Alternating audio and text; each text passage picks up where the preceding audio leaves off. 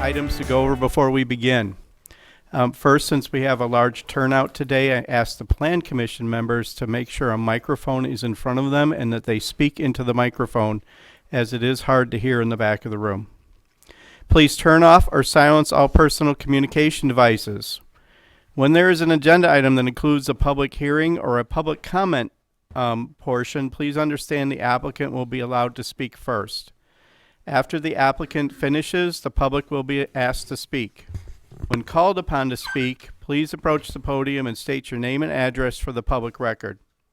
You will have one opportunity per agenda item to speak unless a Plan Commission member requires clarification or wishes to ask you a question. After the public finishes speaking, the applicant will be asked if they have a final statement for the Plan Commission, and then the Commission will take action on that agenda item. Thank you for your understanding. Now on to the agenda. I see we have a quorum, so roll call, please. Ms. Shireman? Here. Mr. Lowenstein? Mr. Nichols? Mr. Bowen? Mr. Kulabali? Here. Ms. Davy? Here. Mr. Kiefer? Here. Ms. Prop? Here. Councilmember Ford? Here. Vice Chair Mitchell? Here. Chairman Perry? Here. 8 present. Wonderful, thank you.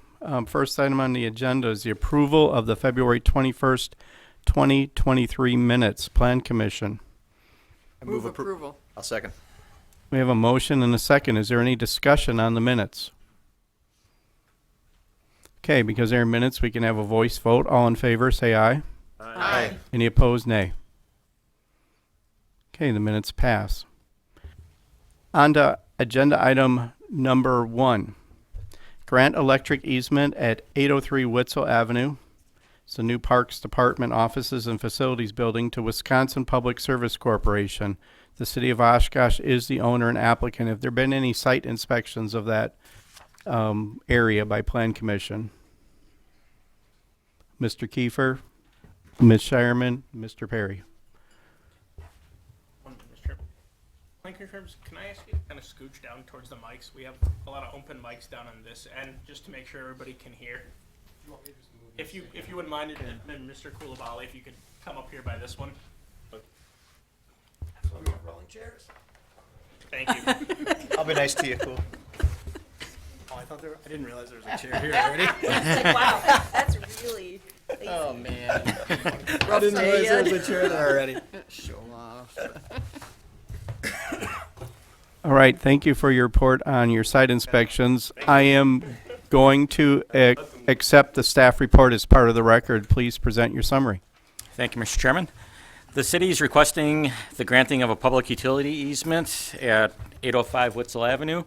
This is the site of the new Parks Department offices and facilities building, which is currently under construction.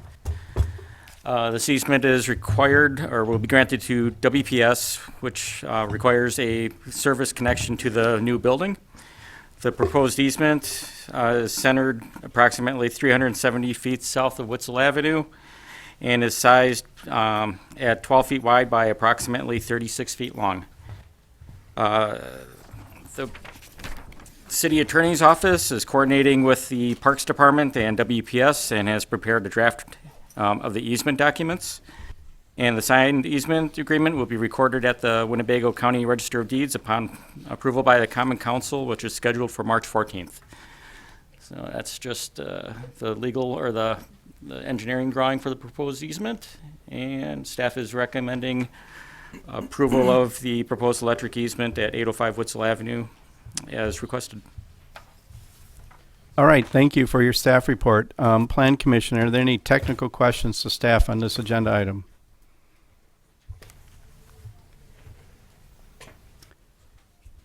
Okay, seeing none, I do allow public comment on this agenda item. Is there anybody from the public that wishes to speak on this? Anybody from the public that wishes to speak on agenda item number 1? All right, having seen none, I'm going to close the public comment period. We do not need a closing statement from the applicant, so Commission, the action is to you. To adopt the findings and recommendations as stated in the staff report. Second. Okay, we have a motion and a second. Do we have any discussion on the motion? Okay, seeing none, roll call vote, please. Ms. Shireman? Aye. Mr. Bowen? Aye. Mr. Kulabali? Aye. Ms. Davy? Aye. Mr. Kiefer? Ms. Prop? Aye. Councilmember Ford? Aye. Vice Chair Mitchell? Aye. Chairman Perry? Aye. Motion carried 9-0. Wonderful, thank you. Item number 2 is a comprehensive land use map plan amendment from light density residential to neighborhood commercial for properties located at 1164 North Keeler Street to 1815 Oshkosh Avenue. The city of Oshkosh is the applicant. Have there been any site inspections of that property?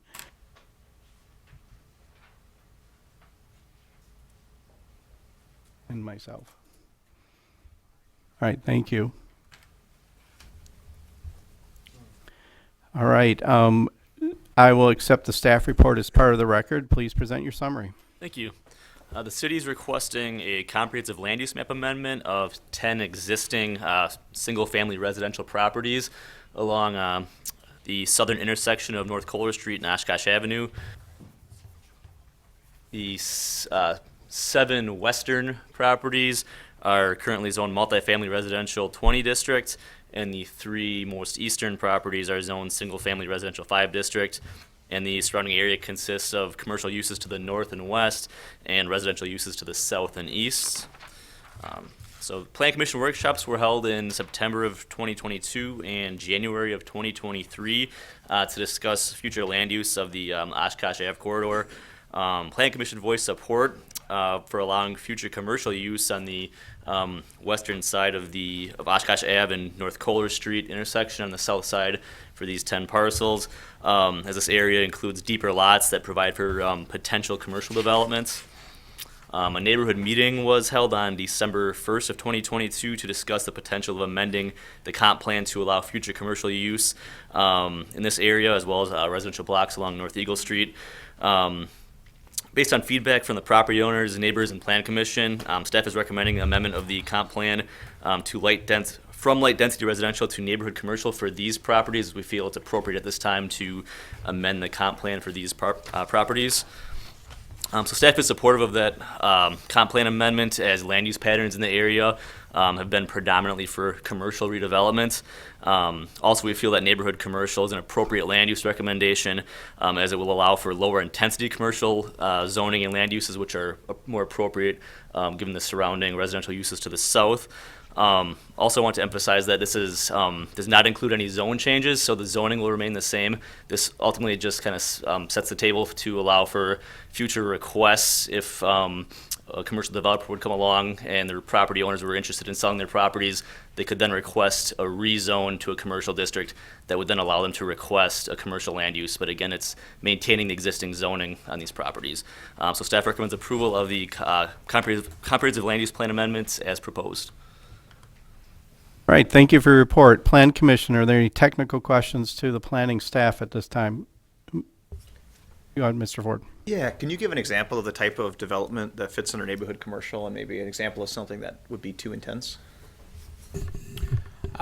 Yeah, happy to do so. And again, that's why we talk about this being just the comp plan. A zone change would still have to take place if this was approved. That zone change would ultimately be the determining factor on what final land uses could be.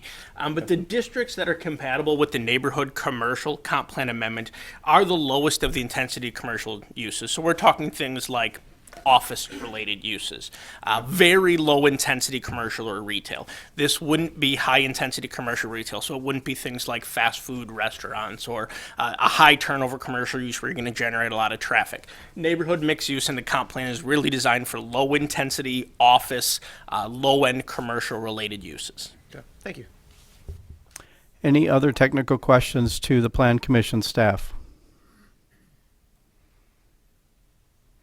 Okay, I see none, so I am going to hold a public comment period on this agenda item as well, and I'm going to open the public comment period. I assume the city does not wish to speak on this, so is there any member of the public that wishes to speak on this particular agenda item number 2? Any member of the public wishes to speak on item number 2?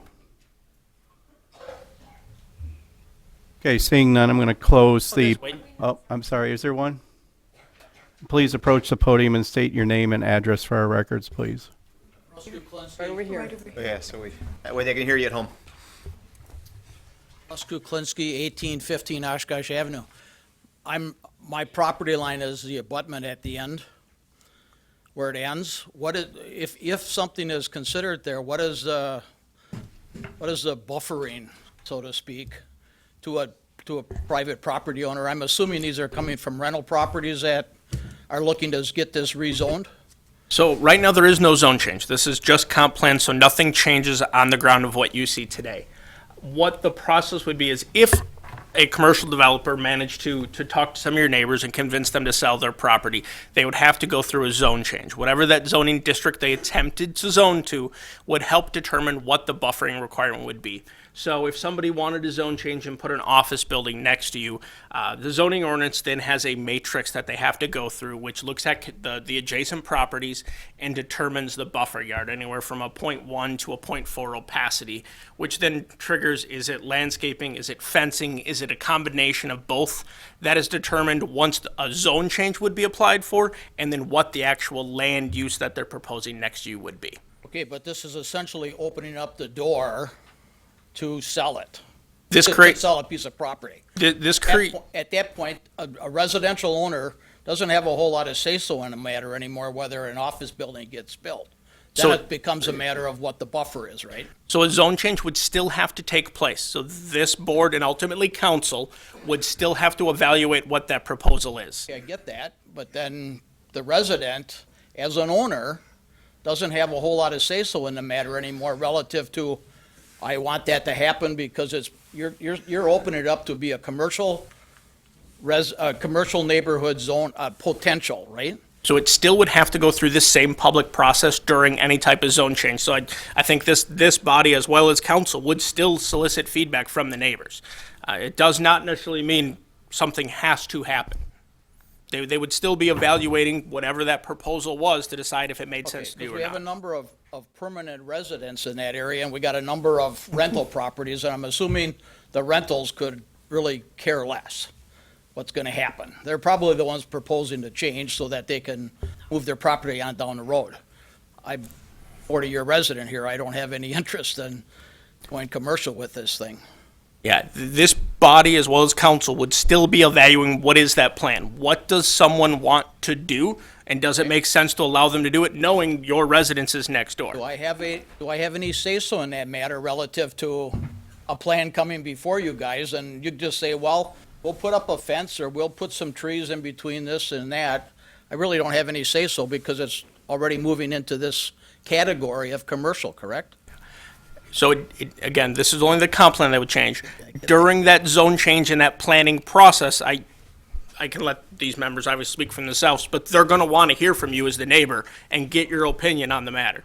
It doesn't just create a clean cut, they can go ahead and do it. This body is still going to want to evaluate that plan and hear from you as a property owner. Mark, can you explain what the comp plan does? Yep. So a comp plan is kind of a 30,000-foot document. It's a high-level document that says, at some point, what is the long-term use for this area and what are potential land uses? What a comp plan amendment does of this nature, it says, long-term, it makes sense that some of this could go commercial. That is land uses that would be appropriate in this area. It doesn't then actually regulate the base regulation document of zoning in the city and how and what can develop there. Those regulatory documents through zoning are still in place and have to be adhered to.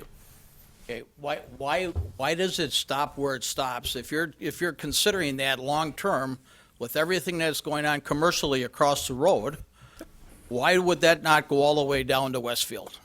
Yeah, so as Brian had mentioned in his opening comments, when this board and the neighborhood meeting took place to look at this area, they felt that the depth of these lots were deep enough that potentially someone could do a commercial development on the street side Right. and be able to provide sufficient buffering and landscaping to the adjacent residents. As you moved north, those lots were much shallower, and they didn't feel that it would be appropriate necessarily that someone could build commercial and appropriately buffer from residential adjacent to it. Okay. I'm not sure what meeting you were referring to, because I didn't get a notice that you were having our area. I went to a meeting about Panoqua when someone was trying to rezone that. So at December 1st, there were letters sent out prior to December 1st that there was a meeting held at the First Weber building. I was there. That Yeah. had to do with something that was going on down by Pinoqua Street. This area was on those maps and also discussed. Okay. All right. Thank you. Thank you. Thank you. Any other members of the public wish to speak on this agenda item? Any other members of the public wish to speak? Okay, I'm seeing none. there's Oh, one one more. more? I can't see the hand. Approach the podium. State your name and address for us, please. Hi there, I'm Aaron Heisey, 1845 Oshkosh Ave. I'm just, so it sounds like it is sort of if this didn't happen and somebody wanted to do some development here, it would be a much steeper climb for them to make that happen. It'd still be possible, but it just would be more difficult. Correct. So someone would be doing this process and a zone change if this process didn't happen today. All right, as of now, city's not really aware of anybody interested in doing anything. No. Okay, and do you have any sort of idea from similar changes in other areas, how long it takes before something happens? It's a bit of a tough question to answer. It really kind of looks at the commercial market and what's going on in the area. Is it an area that developers actively think they can acquire enough property, convince, a number of neighbors to sell property to get a piece that's large enough for a redevelopment? There's areas we've seen it take 2 or 3 years. There's areas where things have taken place and we're 10, 15 years later and nothing has changed. Really, the property control still resides with the individual property owners, and it's a decision they would have to make on if they were willing to ever sell their property. Okay, thank you. Thank you. Please approach the podium and state your name and address for our records.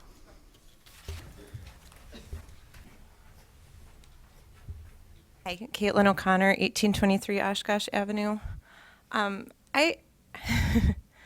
Right across the street, when I moved in 10 years ago, there were houses, right up there. That's all red in the map. So I guess to clarify Aaron's question, what was the time frame between those houses and that commercial development happening? So north side is a little bit different. That area, although there were residents there, was always called for in the comp plan for commercial development. And there was development interest for a significant amount of time before anything actually took place up there. This is a little bit different than it's kind of doing what that area did probably a decade plus ago, where it starts to look at the long-term vision of what is a potential. Okay. And then also earlier when someone asked what kind of businesses would be considered neighborhood commercial, you told us what some of them weren't, but you didn't tell us what any of them were. So again, it's like office use. A small attorney's office or dry cleaning would probably be professional services. Not even dry. Maybe I'd have to look closer for like dry cleaning. That one is a bit of a unique one. But I'm thinking, the things that typically fit into this is like, an attorney's office or a small accounting firm, something of that nature. Given the area, it's not just zoning, it's not just use, it's also scale of use. If somebody wanted to put a 2,000 square foot office building up is very different than if somebody tried to put a 10,000 square foot office building up. Those are the things this body and council is going to look at. It's not just use, but it's scale, intensity, how that use fits in with the surrounding area that they're going to evaluate and look at. Thank you. Thank you. Anybody else wish to speak on this agenda item?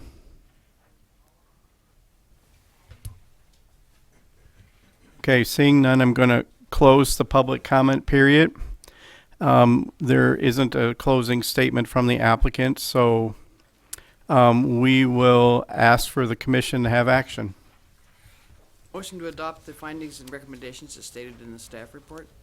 Okay, we have a motion and a second. Do we have any discussion on the motion? Mr. Ford.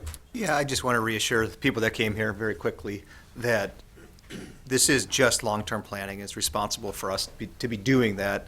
When anything specific comes, when it does require a zone change or any type of specific development plan, there will be an opportunity to discuss all those specifics, and you absolutely will have an opportunity to weigh in on things like buffering and all that. And could I invite the gentleman back up quickly? Yes, you may. I just have one more question. Yeah, please do. Okay, based on everything we talked about, as a homeowner, what things that come into play relative to if I want to sell my house to another resident? Is this downscaling the value of my property because it's zoned differently than? Nope, this doesn't change your zoning whatsoever.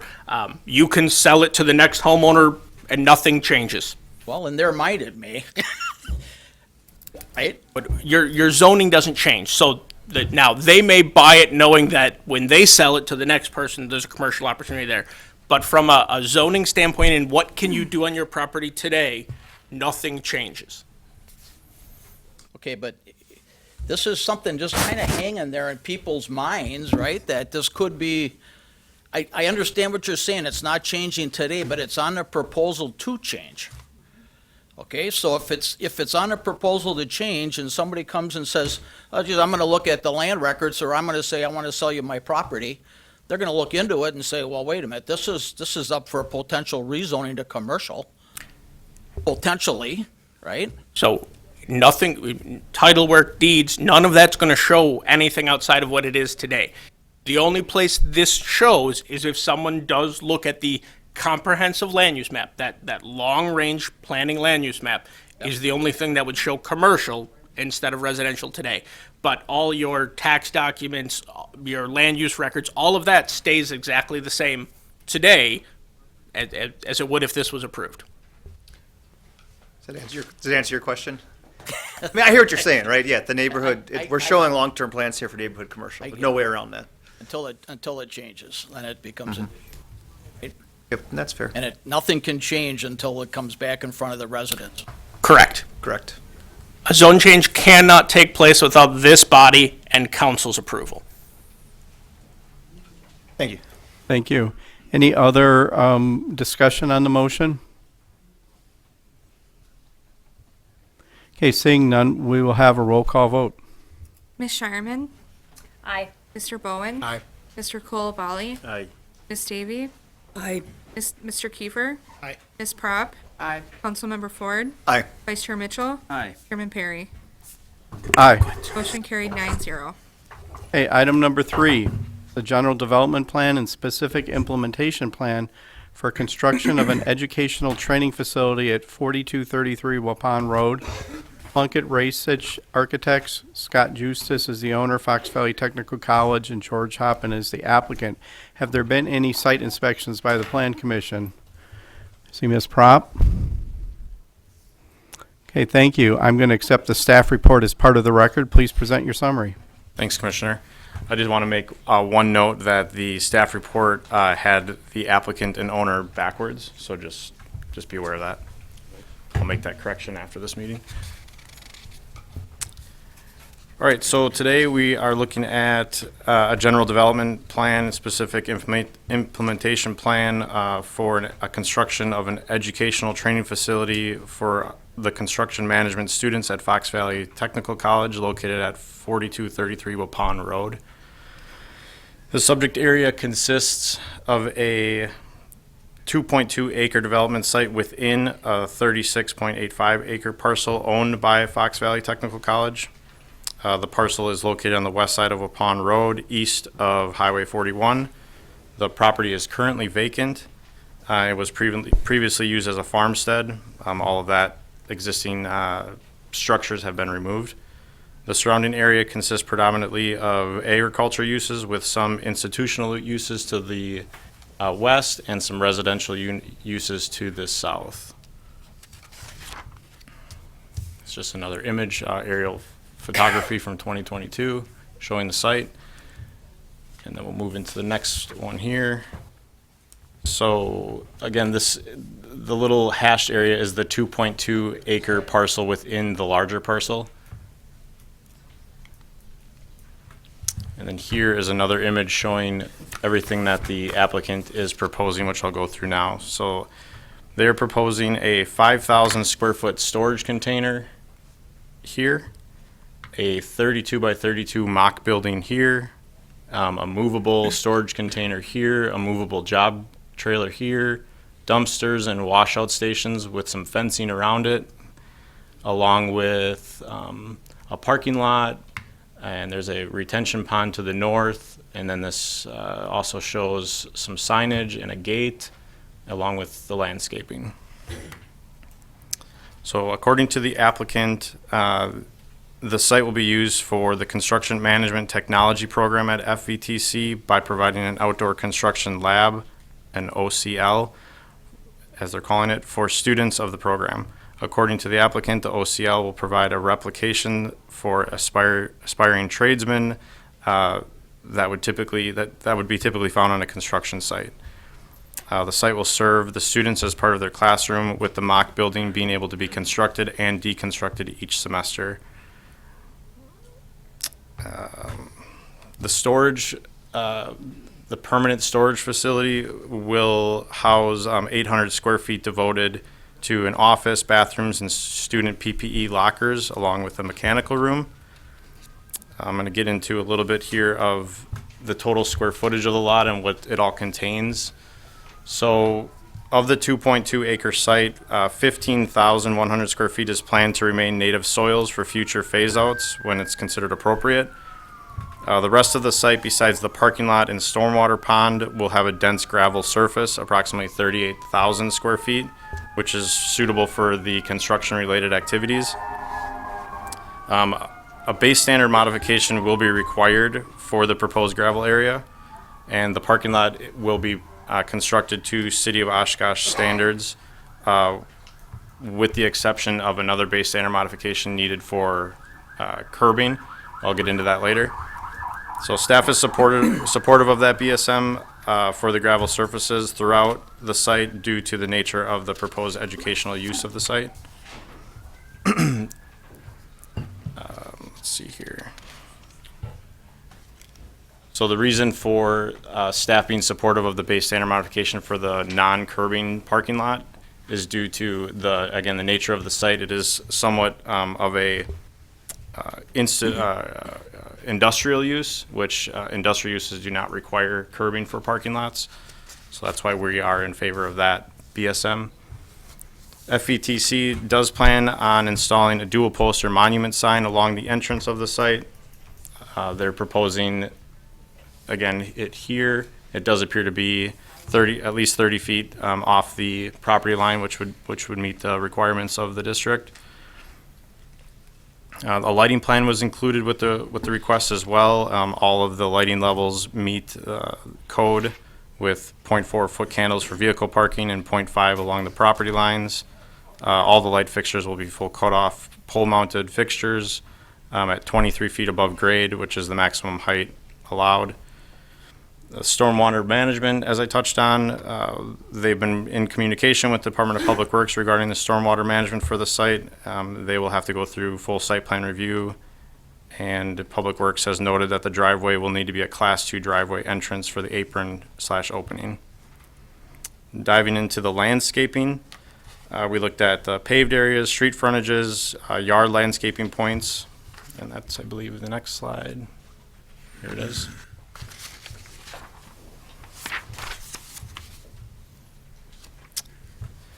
So with the paved areas, the provided landscaping plan greatly exceeds the code required minimum of 350 paved areas, landscaping points per 10,000 square feet. This is because they're maintaining a large amount of existing trees around the perimeter of the proposed parking and laydown areas, and they're also adding new landscaping. So code further specifies that 40% of the required points shall be devoted to shrubs. However, the applicant is not meeting that requirement. Staff is supportive of a BSM to allow 60 paved area points devoted to shrubs, where code requires 140 due to the existing trees around the perimeter being maintained. And the overall site far exceeds the code minimum requirements for landscaping. This is going to be the case as well for street frontage. Again, we're supportive of a base standard modification to allow a reduced medium tree point level, as the existing trees along the frontage significantly exceed the overall point requirement. And we go into the yards. Code requires 20 landscaping points per 1,000 feet of gross floor area, and the provided yard landscaping points meet this requirement. Let me see if we have pictures of the So this is the proposed 5,000 square foot storage building. It is the only permanent structure on the site. Again, it will be used for material storage along with 800 square feet of it for office, bathrooms, student lockers, and a mechanical room. The exterior of the building will be metal wall panels. The city's code does not have exterior design standards for institutional land uses. So given the use of the primary building for storage of materials, staff does not have concerns with this design. The plan set, as I showed earlier, does also have two other buildings, semi-permanent, that are the movable storage container and job trailer. We did not receive renderings for those buildings. And then lastly, the 32 by 32 mock building that's being proposed. The applicant defines that building as a non-building from a building and zoning code perspective, with only the footings and foundations being permanent. The intent of that building is for the students to be able to do all the items that are needed to construct that building fully and then dismantle it and put the materials back away for the next semester. So the overall site, they're requesting a couple of base standard modifications to the surfacing with the gravel, with the parking lot curbing, as well as the landscaping requirements. We are supportive of the proposed BSMs as they're suitable for an outdoor educational site such as this. To offset the requested base standard modifications, the applicant will be maintaining a significant number of trees as well as providing additional landscaping, resulting in about 1,000% of the total landscaping required. Staff is comfortable that the applicant has adequately offset the requested BSMs on the overall site. So with that, staff recommends approval with the findings and conditions found in your staff report. Thank you. Very detailed report. Plan Commission, do you have any technical questions for the staff? Mr. Mitchell? Are there any components of the comprehensive plan that would not support this, or that would, say, support ideas that are not what they're proposing here? Does this counter any existing components of the comprehensive plan? No, I think if you look through the sections of the comprehensive plan, they're actually probably achieving a number of the goals, especially when you look at landscaping. There is a ton of mature vegetation on this site. And Fox Valley Tech was really adamant that they wanted to keep as much as humanly possible, but still achieve their needs of the program. And I think that's reflected kind of in their landscape plan and how they're fitting this into an area where they can do the bare minimum to disturb all that natural existing vegetation. There is the environmental section of the code. I think it's one of the things that talks about preservation of existing landscaping whenever possible. They've really went out of their way in this instance to try to do that to the best of their ability. If I may, they also went through, and the applicant can probably touch on this. They went through I'm not sure who the consultant was, but they actually did a full study of the site and went through literally every single tree, and that was provided with the application. And they defined which ones make sense to keep and which one, like the dead ones, they plan to remove. So they did a very extensive report of all the trees that are on the site. Mr. Mitchell? Additional question. Why are sidewalks not required? This is really a situation where they're not going to connect to anything, and it's such a small footprint along that section that, given the relatively remote nature of it, it wouldn't service a lot of additional area. They own a lot of that additional property, and they wouldn't be required to put it in there. Any other technical questions for the staff? Okay, this will also have public comments. I'm going to open the public comment period, and I understand the applicant is here. Would you like to make a statement? All right. Now I'll open it up for the rest of the public. Does any member of the public wish to comment on this agenda item? Any member of the public wish to comment on this agenda item? Okay, seeing none, I'm closing the public comment period. And since we didn't have an opening statement from the applicant, we won't ask for a closing statement either. Commission, the action is on you. Motion to adopt the findings and recommendations as stated in the staff report. Okay, we have a motion and a second. Is there any discussion on this motion? Mr. Mitchell? I'm not sure if I'm able to ask the applicant questions if you answer. Justin, can you speak up a little bit? Sounds like they're having trouble hearing. Sorry about that. I'm curious how individuals that don't have a vehicle, that can't drive, or maybe lack the financial resources to have a vehicle are able to access this facility. So we are not going to allow the applicant to answer the question on this one because we could have had that possibility during the comment period. So You don't want me to be able to ask him questions? Remember, once we get to this point, it's supposed motion. to be plan commission discussion. Right. You can, if plan commission wants, you can ask him to come back up, but just remember procedurally, do that during the first sections. This is supposed to be the part where it's, a discussion amongst yourselves. Let me say it differently then.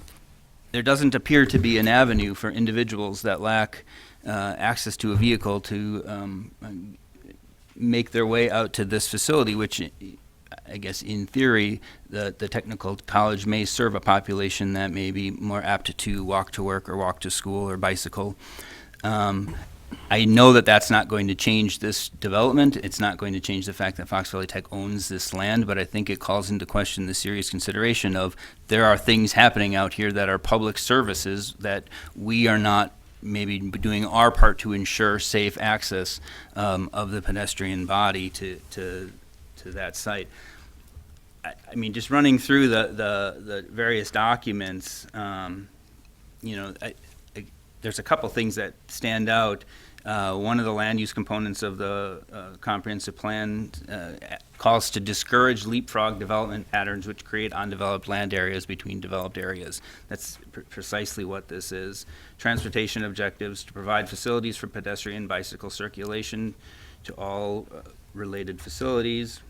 There's no options there. I did a search on the Pabarenzi, the frontage road on the other side, and instantly the street view has a guy walking on the street right in front of the facility. There certainly is a conceivable interest or need for some sort of non-vehicular access.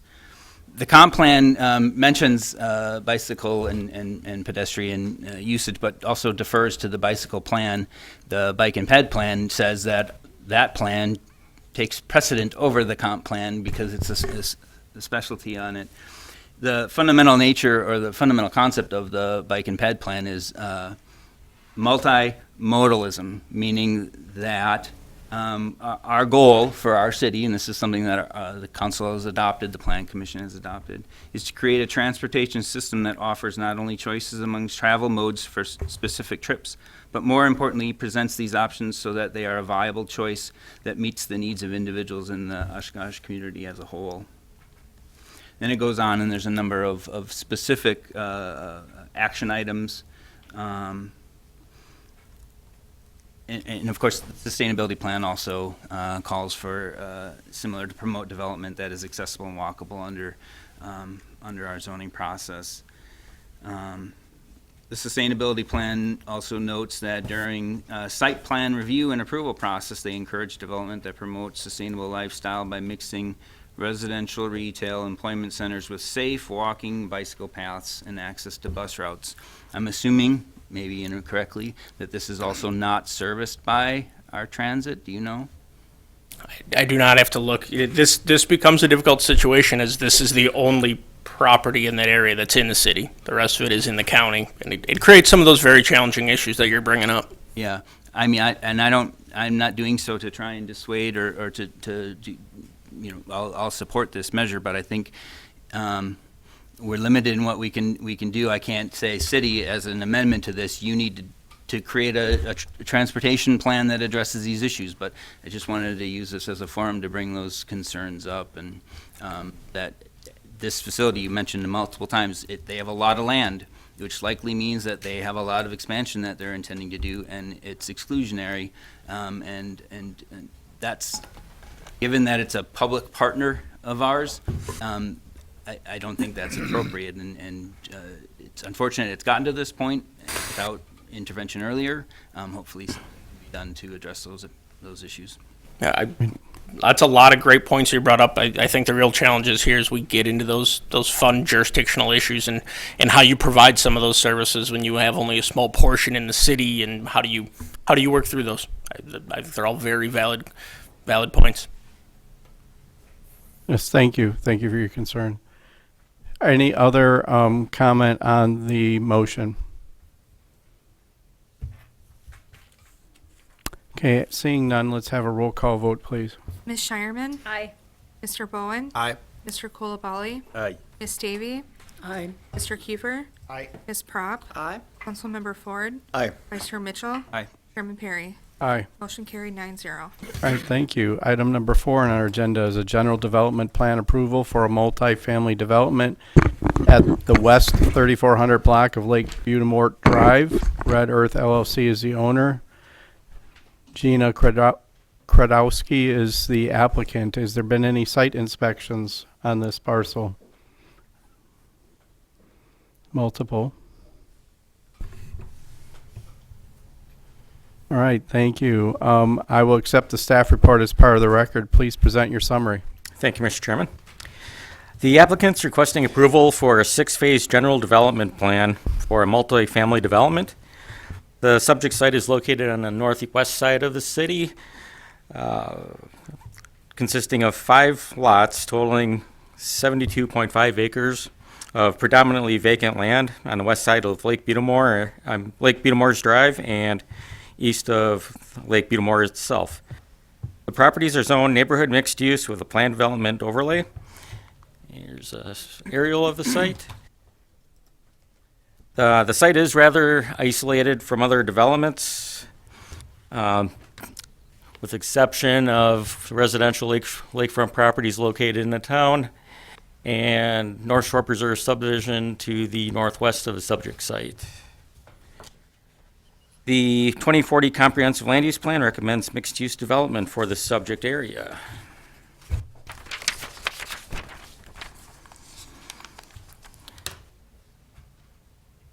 And that is a close-up of the subject site.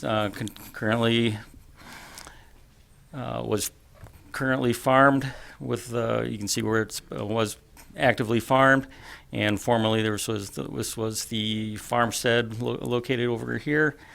Much of the land was originally platted, but Lake Butamor, well, the lots were included some of Lake Butamor. And there's several wetlands located on the property, which you can see by the outline of the farm versus the wetland areas. The applicant's proposing a mixed-use residential development consisting of 5 4-story, 82-unit apartment buildings, 2 4-story, 40-unit apartment buildings, and 8 2-story, 4-unit townhomes totaling 522 units. Plans also show a centrally located clubhouse, several off-street parking areas, and other amenities for future residents.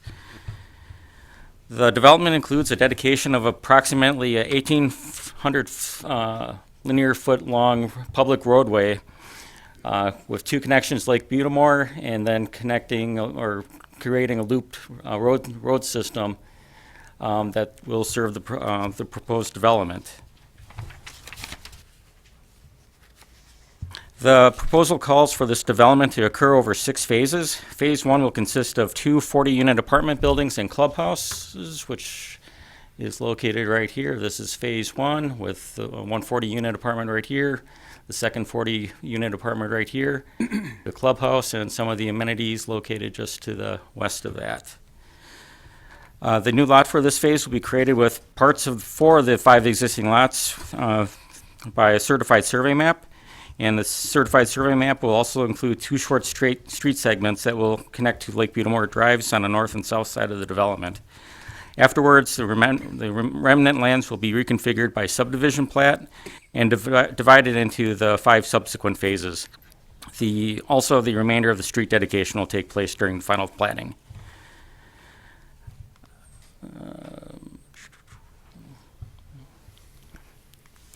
Apartment buildings over 4 units are not permitted by right in the NMU district, so a base standard modification will be required for the proposed use. Also, townhouses consisting of 3 to 4 units, which are shown in phases 4 and 5, are a conditional use in the NMU district. Phase 4, which is down here, on the west side of the proposed public street, consists of 3 principal structures, making this a group development, which also is a conditional use. Similarly, Phase 5 over here, which is split by the future street, both contain 3 principal structures. Staff does not have concerns with the proposed mixed-use family residential uses and supports the BSM as the proposed uses are consistent with the mixed-use comprehensive land use plan recommendation. The site plan meets density and impervious requirements for the NMU district. The impervious maximum is 50% in NMU, and as proposed, they're showing 32% of the lot. Unit density maximum that would be allowed per the existing lot sizes would allow up to 2,632 dwelling units, whereas 522 are being proposed, which comes down to 7.2 units per acre. The amount of parking they proposed on their original plan calls for a minimum of 653 spaces, and 867 are being provided.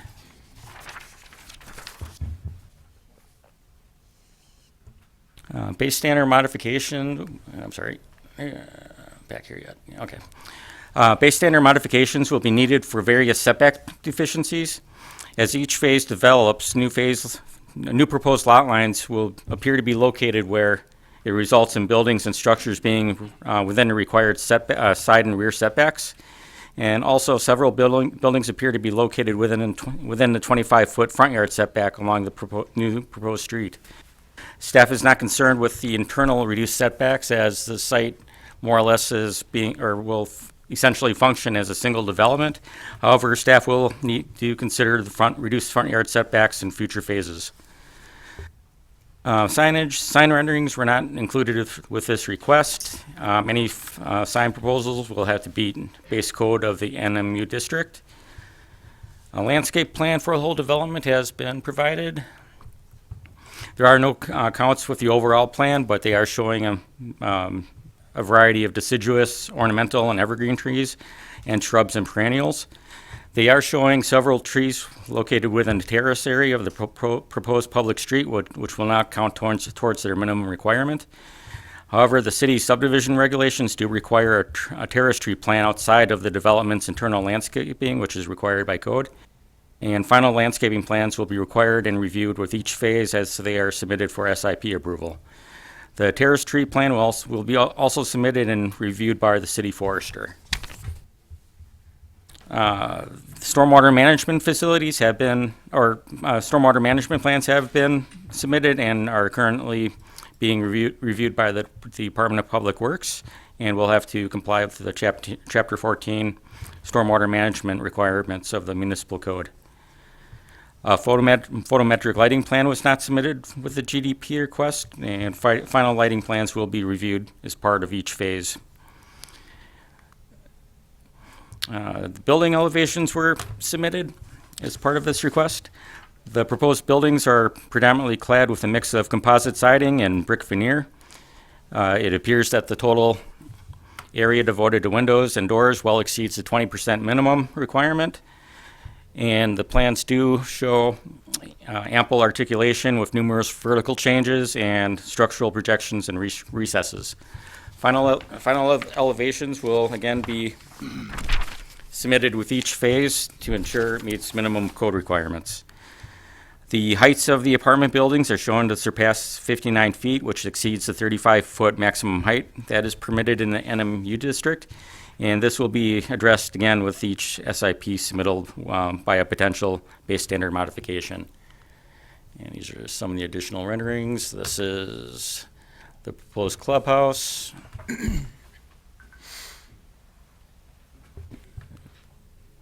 And with that, the staff is recommending approval of the general development plan as proposed, with one condition for the base standard modification for the uses.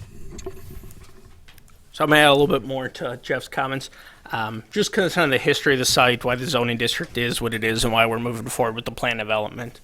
If Plan Commission recalls, a number of years ago, this was zoned suburban mixed use under the 2017 update. At that time, it was envisioned for commercial development. That is actually carried over from the 2008 update, where it called for this to be commercial. Obviously, commercial development never moved forward here, just basically to a lack of access from the highway. So a potential developer approached the city about putting a school out there. It was that private school development. I don't know how many remember that, which is why we ultimately settled on we downzoned it from suburban mixed use at that time to neighborhood mixed use plan development overlay to help facilitate that project. As we started discussions with this developer, there was a lot of discussion on, okay, we could zone change it back to that district and do a PD to help facilitate, or do we already have a PD in place, do we just use the PD we have to accomplish this? That's why you see some of these base area modifications.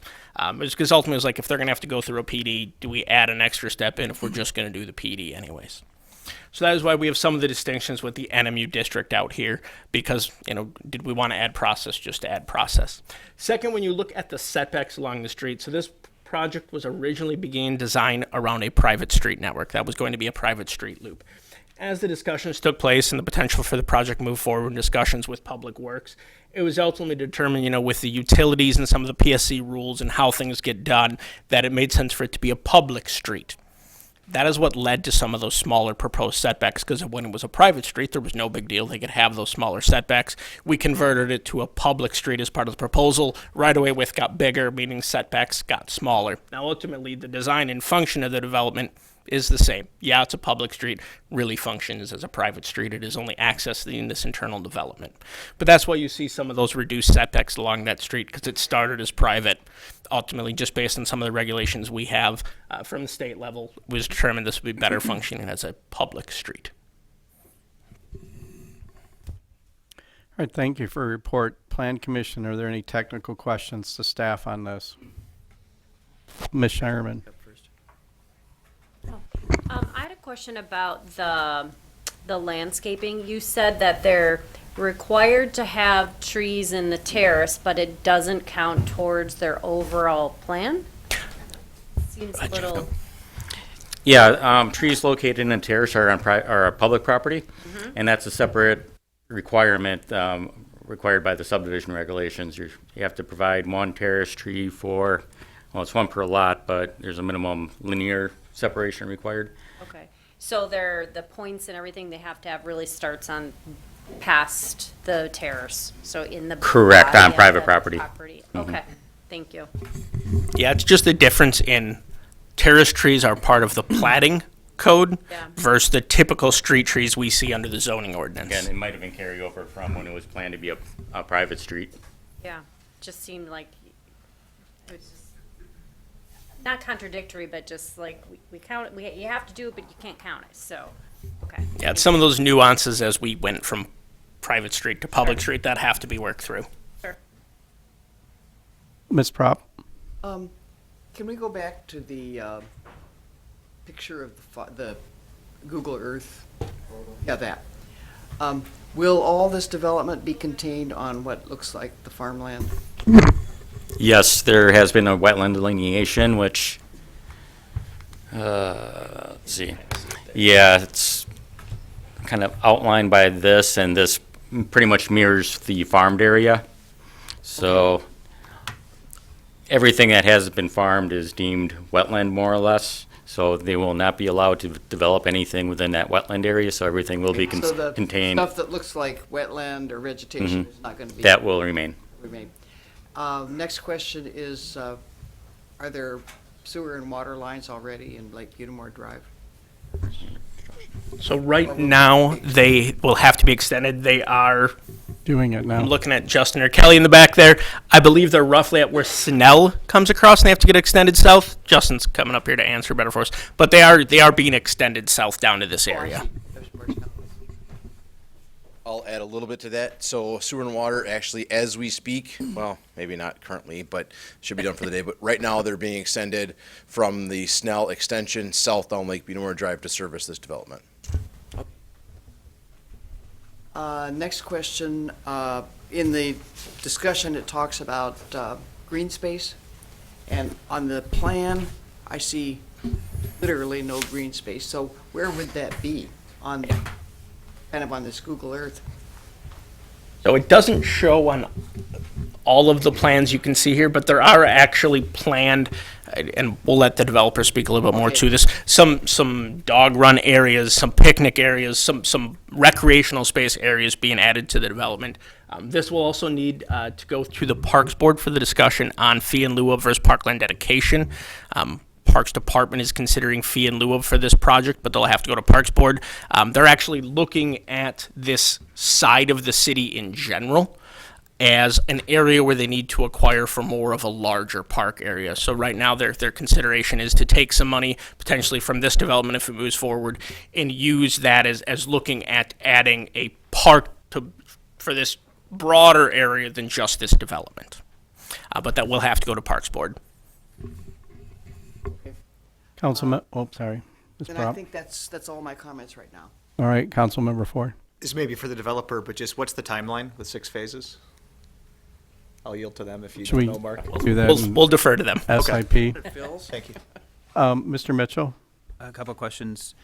You mentioned that the wetlands are not going to be developed on. Is that a provision of what we're doing, meaning that in the future they couldn't come back and say, well, now we want to develop on the wetlands? So I guess twofold there. One is the development plan is approved or proposed now, doesn't include it. If they wanted to, they'd have to come back. The second is just the pure economics and ability to develop those areas is very limited. They could, just cost, and they'd have to come back. I mean, when you have to involve, the DNR and potentially Army Corps of Engineer and all those things if you look at expanding into those areas. One of the pictures showed sidewalks on the street side. Is a circle drive also? Okay. Do we have any information on number of units that are set aside to serve families that may be at or below 30 to 80% county? So during the GDP portion, no, we can definitely ask for the SIP portion. Okay. And then last question, do we know the number of wheelchair accessible units or units that have otherwise accessible features? Same thing, we'll ask during the SIP portion for those. I think those are kind of the more the phase-specific questions. One more follow-up. So when we do modifications, we're saying that, this isn't going to meet code as it's listed or, zoning as it's listed. So we're gonna do some modifications on our end. Are those ever scenarios where we say, because we're giving you all of this leeway, we'd like you to add in a wheelchair accessible unit or serve a family that maybe otherwise can't live in that neighborhood? The answer to that is no. You cannot do that as part of land use and zoning regulations.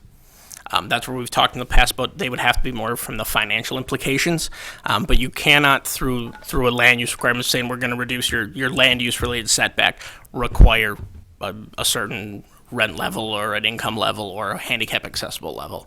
The unit design themselves is not land use related because ultimately the multifamily is multifamily. The economics of who is in there, how that interior is not land use related. So when we do baseline modifications or conditions, they have to be related to the zoning and the land use side of things. Mr. Kiefer? Has there been any traffic studies done, more so on the impact on Butamore and then the surrounding area? So we looked at the traffic count for Lake Butamore Drive, which is 410. Looking at the road network as developed out there, staff does not see the need for a traffic impact analysis just based on the fact that it is such a low volume road compared to what is already designed. It should more than adequately be able to handle the development. Adjoining roads, is it intersections and stuff going forward? I mean, are those adequately? Yeah, based on what we've looked at with the development, there would not be an anticipated need for a TIA for this. Any other technical questions? I have one. You had mentioned in your report you were waiting for a stormwater management study or a stormwater management, not study, but look from the city department on that? Yeah, the plans have been submitted and currently being reviewed by the Department of Public Works right now. Is it premature to consider this at this time without having that information for us? Because I can tell you that it's very wet out there, that especially that north portion, there's standing water right now. And not only are there impervious surfaces that we'd have to consider, but all those rooftops, discharging water.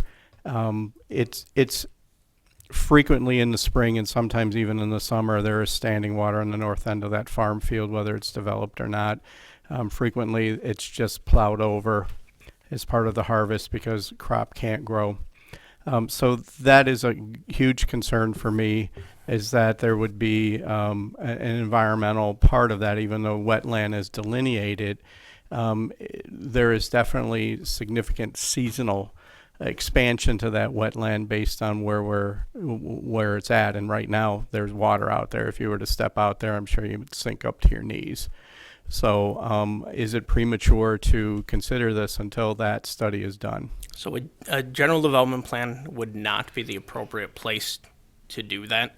The point of the general development plan is to look at the base land use and conceptually say, is this a land use that makes sense out there?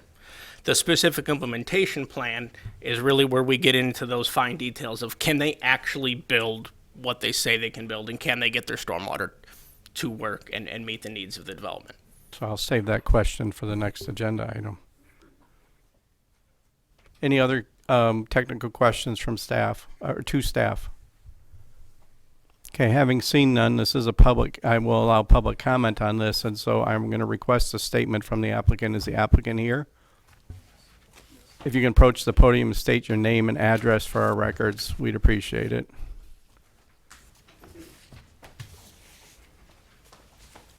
Jake Buswell with Red Earth LLC. First, I'd like to say thanks to the city staff, Mark and Kelly. It's been a long time that we've been working on this project, going on about 2 years now. So I appreciate all the efforts that the city staff has put forth to get us to this point today. I believe this is a perfect use for this farm field. If you go by there today, there's a old farmhouse that's kind of falling over. It's not a pretty site, and we're going to make it a very nice site. I think it's a great site also because it is somewhat isolated. There aren't neighbors on top of this. There's a significant amount of wetland between the farm field, so it's 72 acres overall, but buildable 20 acres. Around the entire property, as you can see there, there's quite a buffer of many acres between us and other property owners. And as far as the wetlands go, I know that was brought up probably for the SIP portion, but if you go back to the site plan, you can see a very large pond kind of in the middle. Can you speak up a little bit, Jake? I'm sorry, yes. Can hear. Yeah, I apologize. Is that better? Yeah, speak maybe right into the mic, speak a little louder so they can hear you, hopefully. All right, I apologize. In regards to the wetlands, no, we're not building on the wetlands. The DNR would not allow that. As far as stormwater management, where the red dot is there, that is a very large pond. That will collect a lot of our stormwater for that whole northern portion of the site. Along with that pond and you're right, sir, the northern part of the site is a little low. So we'll actually be able to utilize those soils to build up around it and to build the grade around it properly so it properly flows correctly. I do have a couple people here with me, Chris with ISG, our civil engineer on the project, as well as Kevin Burrow, the architect and engineer on the project. I just want to hit a couple other points. The timeline, this first phase, approximately 1.5 to 2 years out, so depending when we start, of course. So this is a long-term project. Each phase is a multi-year project. We're talking 10 years, 8, 10 plus years that by the time we see that finished today. So, yep. As far as ADA units, I don't have any specifics for you on ADA units. However, all of our properties have wide enough doors. They're all ADA compliant. They meet state requirements. And we do work with a lot of our tenants. We have multiple properties, over 1,000 units throughout the state.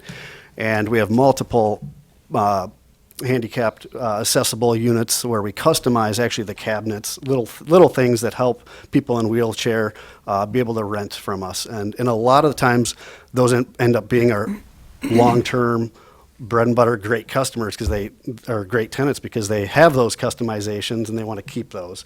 And so I don't have any specific number of units, but yes, we do accommodate ADA needs. And I guess the other portion or thing I wanted to state about this overall development and why we chose this area and Oshkosh in particular. The 2021 housing study that Oshkosh commissioned was really an eye-opener.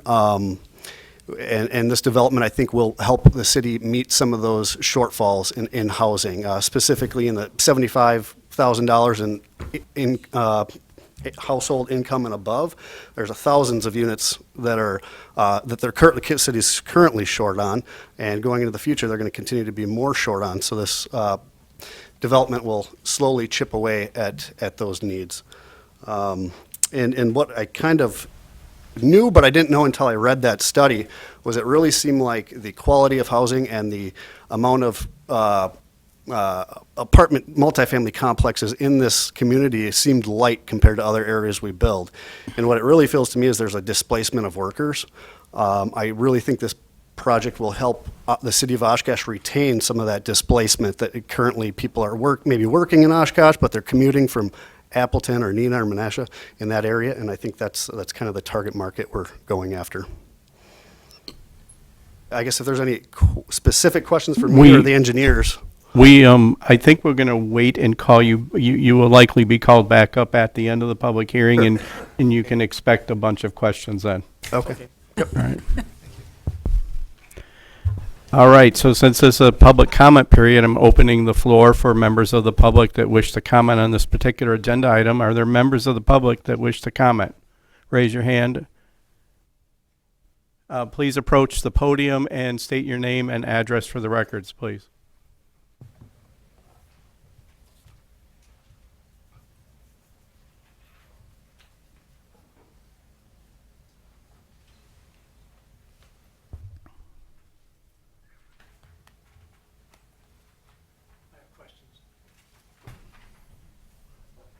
I'm James Rashesky, 3051 Bel Air Lane.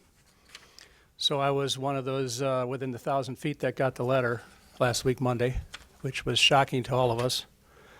Okay, so I have a few statements I'd like to make and observations. Within a half a mile to the southwest, there's 90 of us, single-family units, right down there in the pink on the bottom. Within a half a mile to the northwest, some of it's city, some of it's Edgewood, all the way out to Shangri-La Point, there's about 100 single-family units. So that's almost 200 family units that can see this place, okay? There'll be bright parking lots, bright parking lot lights, not proposed yet, which you mentioned, that will be in direct line of sight to at least half of these single-family units. I don't find that too accessible myself, or too acceptable. Last thing I want to see is bright lights off in my backyard, but all those people that are facing that development are going to see bright lights all the time from those parking lots. You mentioned environmental impact statement. That hasn't been done, right? The DNR? I guess, I don't know why. It should be. Those are very sensitive wetlands that surrounds this. There are thousands of migrating waterfowl every spring and every fall. This is going to disrupt all of that. Okay, I don't know why a Wisconsin Department of Transportation didn't provide a traffic impact assessment yet. I think that would be warranted. This is a huge, high impact, high density development that's going to change the whole character of Lake Butamore Drive. Okay, now here's some numbers. This is from the United States Census Bureau. The U.S. average household has 1.88 vehicles. You multiply that, that's per family unit. You multiply that by 522 units, I can expect to see 981 vehicles in that proposed development. You're saying there's 867 stalls. Where's everybody else going to park? This doesn't include visitors. There's 2.39 persons per household times 522 households. That's 1,247 more people saturating this area. The U.S. averages 5 vehicle one-way trips per household. This is U.S. Census Bureau data. times 522 households, there's 2,610 more vehicles on Lake Butamore Drive in a given day. And also, if you look real close to, you have another drawing that shows the northernmost building. That's in phase 2. 2 parts of that building are in the 100-year floodplain. As a residential owner, I could not change the existing grade to build a house. I had to build on existing grade. You can change grades for a commercial development to make that accessible, but that northernmost building is in the 100-year floodplain. In the 500-year floodplain too, but I could build in that myself, but not the 100-year floodplain. I wasn't allowed to build in that.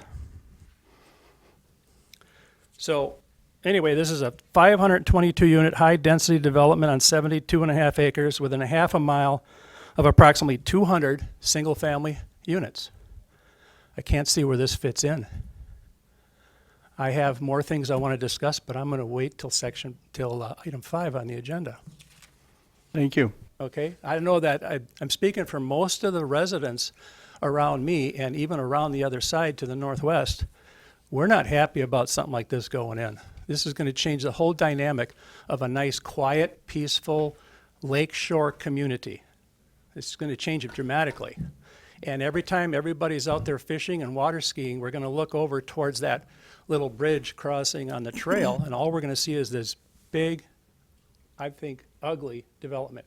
Yeah, you can make the buildings as pretty as they want, but they're still 4-story, high-density capacity buildings. And I don't think any one of us over here are in favor of that at all.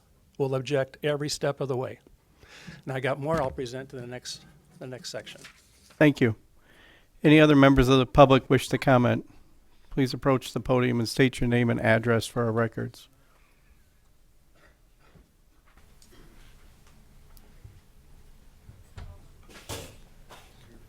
My name's Jody Giacomini, 3061 Bel Air. There's a few things that are on here that are more questions to me than anything because I'm not familiar with this. Because, as Jim had mentioned, I'm new to the community as well. And I just found out about this on Monday. So as I go along, please keep that in mind, that I am one of those residents that in a prior issue, they were asking about selling to another person. I wasn't aware that this was going on. With the location that it's in and where it sits right now, the view from the property, not only where we are looking west, but also to the north, is highly impacted by this.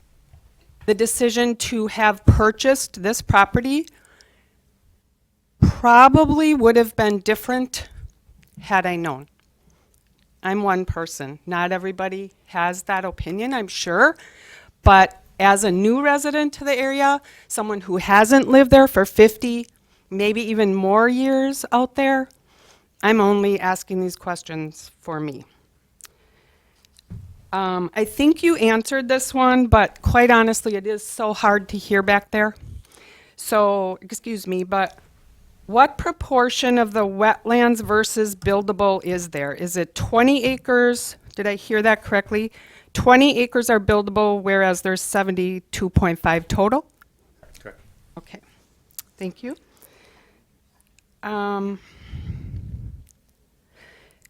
Can anybody answer me the question about how long ago, and I think you might have already, but I missed it. How long ago was the area zoned for mixed-use development as opposed to the lakefront residential housing that was just mentioned in the pink area on that map right there? So I know it was zoned for commercial development since at least 2008. I'd have to go back and check prior to that. What about for what it is now, which is mixed use? So the mixed-use zoning designations were kind of a code change in 2017 when the city updated its zoning ordinance. We went to not just straight commercial districts, but to mixed-use districts in 2017. So that's when the original SMU designation, suburban mixed use, would have had that first change, was in 17 when the city went to a full code update. Okay, thank you. I know that the site use design shows pretty much in 2 sentences what the plan is. So in moving forward from that, some of the, I guess, concerns that I'm seeing just over the past few days that I've been studying this. On page 3 is the development phases. I too am concerned over the transportation plan for those areas, in particular Lake Butimore. And I can comment on this because I belong to a church that is out there, right in that same area.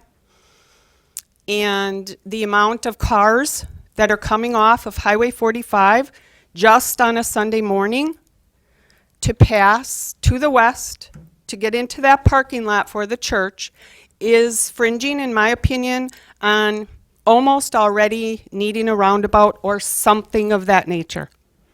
Maybe stoplights, maybe stop signs, something. But that's going on already without any more development out there. Just an observation, and I would say a fact. Okay? I'm also concerned a little bit about what the SIP submittals are. Can you explain that to us a little bit? One of the things I'm seeing on page 3 also is about the dumpster enclosure locations. I could understand that that might want to be as close to the wetlands as possible, which also means it's as close to the residential properties as well. So is there anybody that has anything about that yet? The general development plan is a really loose concept of the development as a whole. Okay. And then the developer will have to come back for specific implementation plan, which is a nailed down plan that more or less will be developed. As far as the dumpster enclosures, the GDP staff report was written first. Then looking closer, the dumpster enclosures are actually going to be in the underground parking area. So there's going to be no outdoor dumpster enclosures at all. Okay, so we already know that then. Yes. Okay, in regards to the SIP then, when those meetings happen, are the people who got the notices this time going to get the same notices via US mail? Correct. Each Okay. time they would come forward with if the general development plan is approved, anytime they would come through with a new phase and need a specific implementation plan, same notice, same meeting at Plan Commission, same meeting at Council. Okay. That same process must take place each time. Okay, so not all of the SIPs have been developed for this first phase yet? No. Just phase 1 is what they're requesting an SIP for on the next agenda item. Phases 2 through 6 would all have to come back through this process if the GDP was approved. Okay, thank you. Phase 1 is this section right up here, which includes, Phase 1 includes these 2 apartment buildings and the clubhouse right in here. So this would be phase 1. Everything else you see would have to come back before this body and approval by Common Council. Okay, thank you. The site lighting plan, I know it's been mentioned. I know that it's part of the phase SIP request now, as stated. My question there was going to be, who or what department monitors that part of this? So multiple departments review that process, including planning, public works, parks department, are all involved in reviewing the specific implementation plan requests. If that plan is approved, they still have to go through final site plan review, which is an internal review where Public Works is checking to make sure all stormwater requirements are met, all utility requirements are met, and all those final plans meet all of the city's various ordinances and codes. Okay. I think that this goes without saying, and I hope it's not misconstrued. But I know that based on the information that was given by one of the neighbors earlier, we're talking roughly 200 residences that are already in the area, whom I have to tell you, and I'm not discounting the price that was paid for your land, so please don't take this wrong, who are committed and also support the fact that the properties out there take a certain amount of financial responsibility. Not only in the time that they're purchased, but a lot of the things that go into it afterwards. So are we particular about our location and our properties? Yes, I think that that's the truth. It might not be 100%, just as I feel something like this might not be 100% of the population caring. First of all, because it might not be theirs. So I would like someone to tell me, based on what I've seen a little further back here, about the estimated cost per, I think, residential unit, or I'm not sure how we're deeming it. How many apartments are there that are going to be leased and rented versus how many units there are actually going to be purchased? And what are they being called? Yeah, we can have the developer help answer that. Okay. So that would be, I think, an important question, because I think that with commitment comes responsibility. And I'm not to say that some people don't find it more beneficial to rent, but sometimes they don't have as much skin in the game as keeping the place nice, which I'm sure you've been accustomed to in your past ventures. So that is a consideration that I think probably a lot of the neighbors in the area could be concerned about. It does say that the planned development project will incorporate appropriate and adequate buffers and transitions between areas of different land uses and different development densities and intensities. Where is that sitting as far as, and I'll just say, between those two residential areas that were shown on the prior slide? In particular, the pink that is to the south and the yellow that is to the north. Can someone expound on that? Yep. In staff's opinion, a large portion of that is the distance and natural areas that separate the two. This is not a multifamily development that is immediately adjacent, being built next to a single-family development. You have some natural area and separation that's there. Okay. How about the one to the south where it shows wetlands? And I think you did a great job of pointing that out to us, which I appreciate because the drawings didn't really show that quite clearly. But if you would just kind of hover over on that wetland area to the south, could you tell me, just as a resident and someone that doesn't deal with this all the time, how many feet is it between the blue line and where the development starts, kind of on that triangular, sort of triangular area? I did measure that. It's approximately 500 feet. Okay. And that would be from the northernmost property? From right there? the western side of the Wayawash Trail to the beginning of the wetland. That's 500. Or the end of the wetland, I should say. Okay. And then do you have any idea moving southward there in the pink area? Let's just say to the next blue line. How far is that? From here? Yes. No, the one north of there. Well, this will be all one lot eventually, or part of a phase, but I didn't measure that one, but looking at the scale bar, probably darn close to about 1,000 feet. So between the easternmost side of the pink lot that sits right there Actually, to the blue line. you'd measure that, Mark? And I want to make sure I'm measuring the right thing on my screen here. You want to measure from here? No, south, right there. So where that corner of the blue line is, across to the west, to the easternmost side of that lot. So in other words, it's the lots that are across the street there that is in the yellow, if I'm not mistaken. So there's lake properties, then there's a street, road. Basically, the distance across the Wayawash Trail is about 60 or From here to here? This distance is... Yeah. Yep. That distance is about 60 or 70 feet. That's It's right. basically what the Wayawash Trail distance is. 60? And the trail is in between there? Correct. The Wayawash Trail exists between those two. And how many feet is that? Or how much land does that encompass? The space where the area where the Wayawash Trail exists is about 60 feet wide. The Wide. actual trail is Long. Sidewalk. yeah, 10 feet wide maybe. So 60 feet is the property that's owned by is it a County. public ownership? County, okay. That is not to be disturbed in any way? Okay, thank you.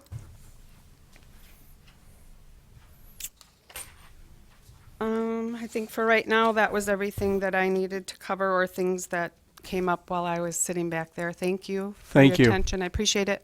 Thank you. Any other members of the public wish to comment on the general development plan? Please approach the podium and state your name and address for our records. My name is Gary Buchholz, 2811 Sunset Point Lane. I just want to comment on one of the aspects that's the traffic on Lake Butamore Drive. If you want to get into Oshkosh from that area at that roundabout, if you want to you want to go between 7:30 and 9 o'clock, in between 4:30 or 3:30 and 5 o'clock, if you're not coming down from Highway 45 or coming out from the city, you sit at that roundabout, and you sit at that roundabout because you got to understand, there's in the morning and evening, there's hundreds of UWO students that are coming through there. You've got the prison with hundreds of cars coming in there early and late. You've got the sheriff's office on Jackson, which a lot of the sheriff's people take that exit. So someone said that the traffic is 409 vehicles. Well, that 409 vehicles might be true if you could space the cars, but you can't. If you add 1,000 cars coming out of there, morning and afternoon, if you are coming off of Lake Butamore Drive, you're going to have to pack a sandwich because you won't get home in time for supper. And to add 1,000 cars to that, to me, seems ludicrous. You just won't, there's just not enough lanes, and there's just not enough traffic patterns to get the people into the city in the morning and out at night. I find that some sort of a change in traffic patterns must have to be thought of. Thank you. Thank you. Any other members wish to comment on this particular agenda item on the general development plan? Approach the podium and state your name and address for our records, please.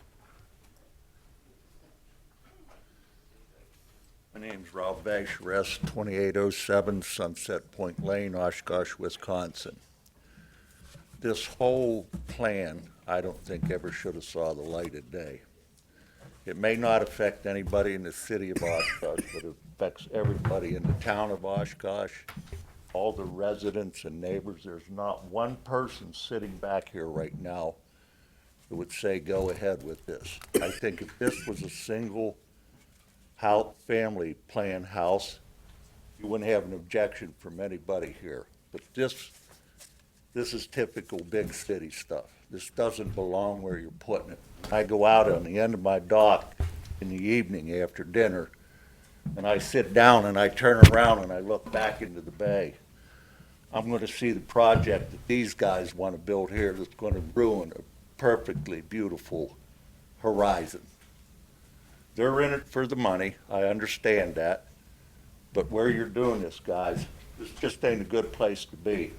Don't belong there. I think, and if all you examine your hearts, you'll know it doesn't belong there either. Thank you. Thank you. Any other members wish to speak? Any other members wish to speak on this agenda item? Hi there, my name is Kristen Miller, and I live at 3830 Shorebird Court.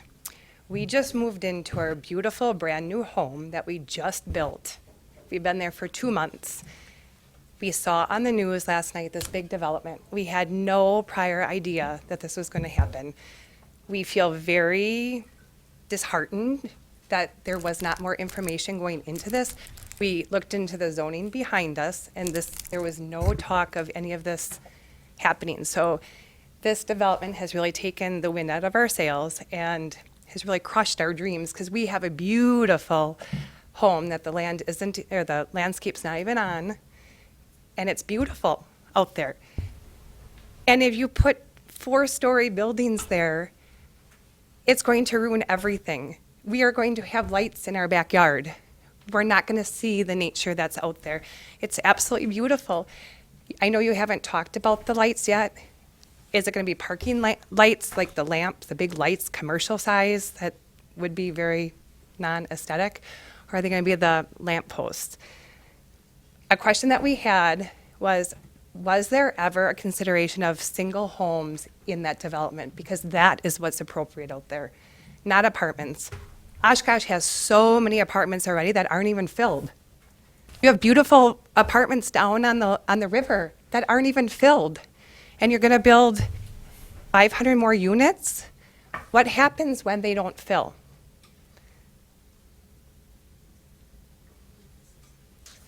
What happens when these don't fill?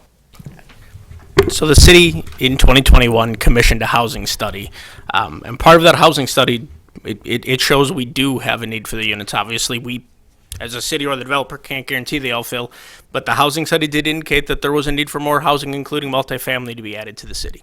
It said that there's going to be 3,200 new residents, but that doesn't include all the residents that are leaving. So you have 1,000 new people that are going to move in there? We just don't see that happening. We did put 2 sump pumps into our house because already our neighbors have drainage issues. Their sump pumps run all the time on both sides of us. How will having underground parking affect our house? Because we were not able to build up. Our builder told us we could not build up any higher, but yet the people behind us can. Yeah, they will have to go through the engineering and the civil design to see if they can do it. But I mean, there are ways to accommodate that. Right, for the apartment step, but not for our house. So then all the So the city has stormwater requirements of a commercial multi-family developer, everyone. In a commercial development, they cannot discharge their water across to the bay over to you. It does have to be contained on site and then discharged appropriately per the city code. Has there ever been consideration for single-family homes there? Because that would be what would be effective there. Was there ever any consideration of that? So this lot, no, this lot has not been zoned for single family. North of here, there is area zoned and long-range plan for single family. This property was not. Could it still be? If this doesn't pass tonight, could it still be? If a single family developer was interested in purchasing and in developing that, I mean, that's a consideration everyone would have to look at and evaluate. I agree with the traffic flow. If you're adding 862 new spots or 800 new spots, that's going to be 800 new cars in a very small area. A traffic study will have to be done. Something's going to have to give because you can't have 800 cars in that small area. I do agree with that. What is the rent price? I know that somebody had said that the target population is people who make 75,000 or more. What's the rent going to be? The developer can answer that. And could you just bring up Shorebird Court? Oh, it's right up there on the top. How far will the development that you're proposing go? Will it be right in our backyard? And From the end of Shorebird to the developable area, the developing area is about 1,500 feet. So it won't be behind Shorebird Court. It doesn't no. go up to North Preserve, Shore Preserve. It stops right about here. And that includes all the phases? Correct. So then what is zoned north of that then, behind Shorebird Court? The area immediately east of Shorebird Court is zoned, Yep. I think, SR5, if Which I can. means? Single family residential. Okay, so single families could come in that area. Okay. Sorry, I'm just looking at my notes. We just got this information last night, so I was just kind of sketching, sorry.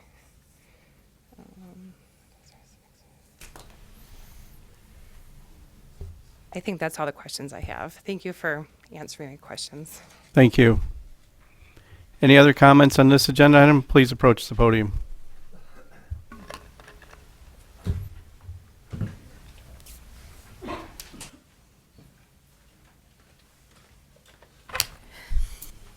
My name is James Stevenson. I live at 3825 Shorebird Court. Excuse me. If 20 acres is buildable and they're going to put 522 units on that property, that's 26 units per acre. Seems kind of high density to me. And given the proximity to the Oshkosh Correctional Institute, I kind of looked at what apartments are available within that range of area in the same distance. And I came across Logan Drive. Logan Drive has seen a crime rate to the extent that the Oshkosh Police Department established a satellite office within the apartment units to try and prevent some of the crime that occurred there. I just think with the density of 26 acres, or 26 units per acre, the potential for the same type of inhabitants and the crime level could occur in this new development. So that's one of the concerns I would have with the number of units. I'm not against the development of the property. It's a beautiful piece of property. As one of your members of the board said, that the north end is wet all the time. Well, the southwest end is wet all the time too. There's a small ditch that comes through there that goes under Lake Butermore Drive. And that part of the property was, I think, drain tiled either a year or 2 years ago, and it's still wet.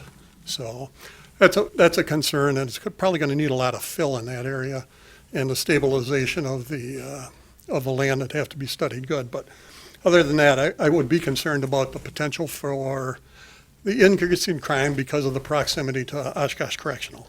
Thank you. Thank you. Anybody else wish to comment on this agenda item?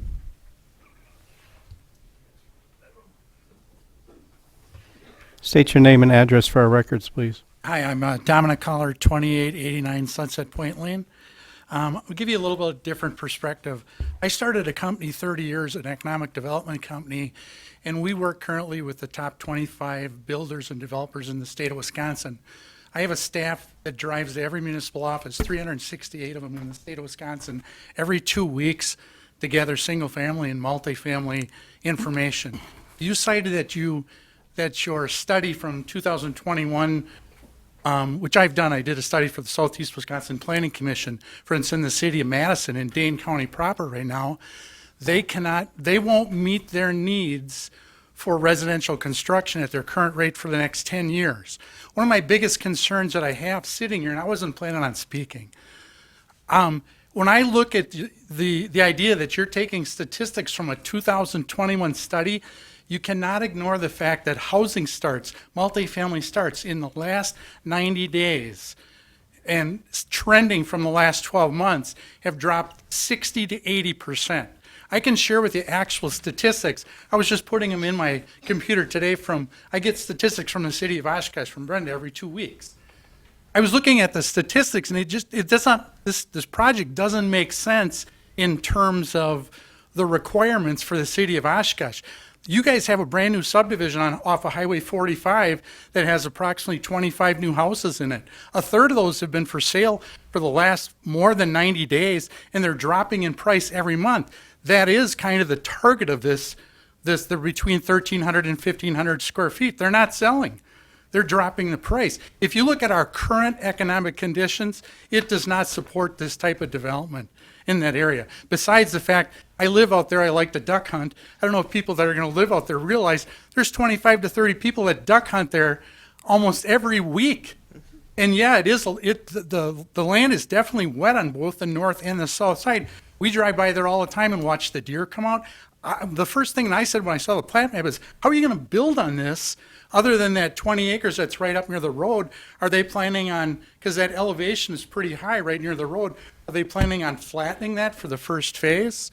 But again, I would like you guys to consider the current economic conditions in this marketplace before you make a decision to jump into a giant facility. I have seen their developments in our other markets. They build a beautiful, don't get me wrong, they build beautiful apartments in their other areas, but they're not in areas like this.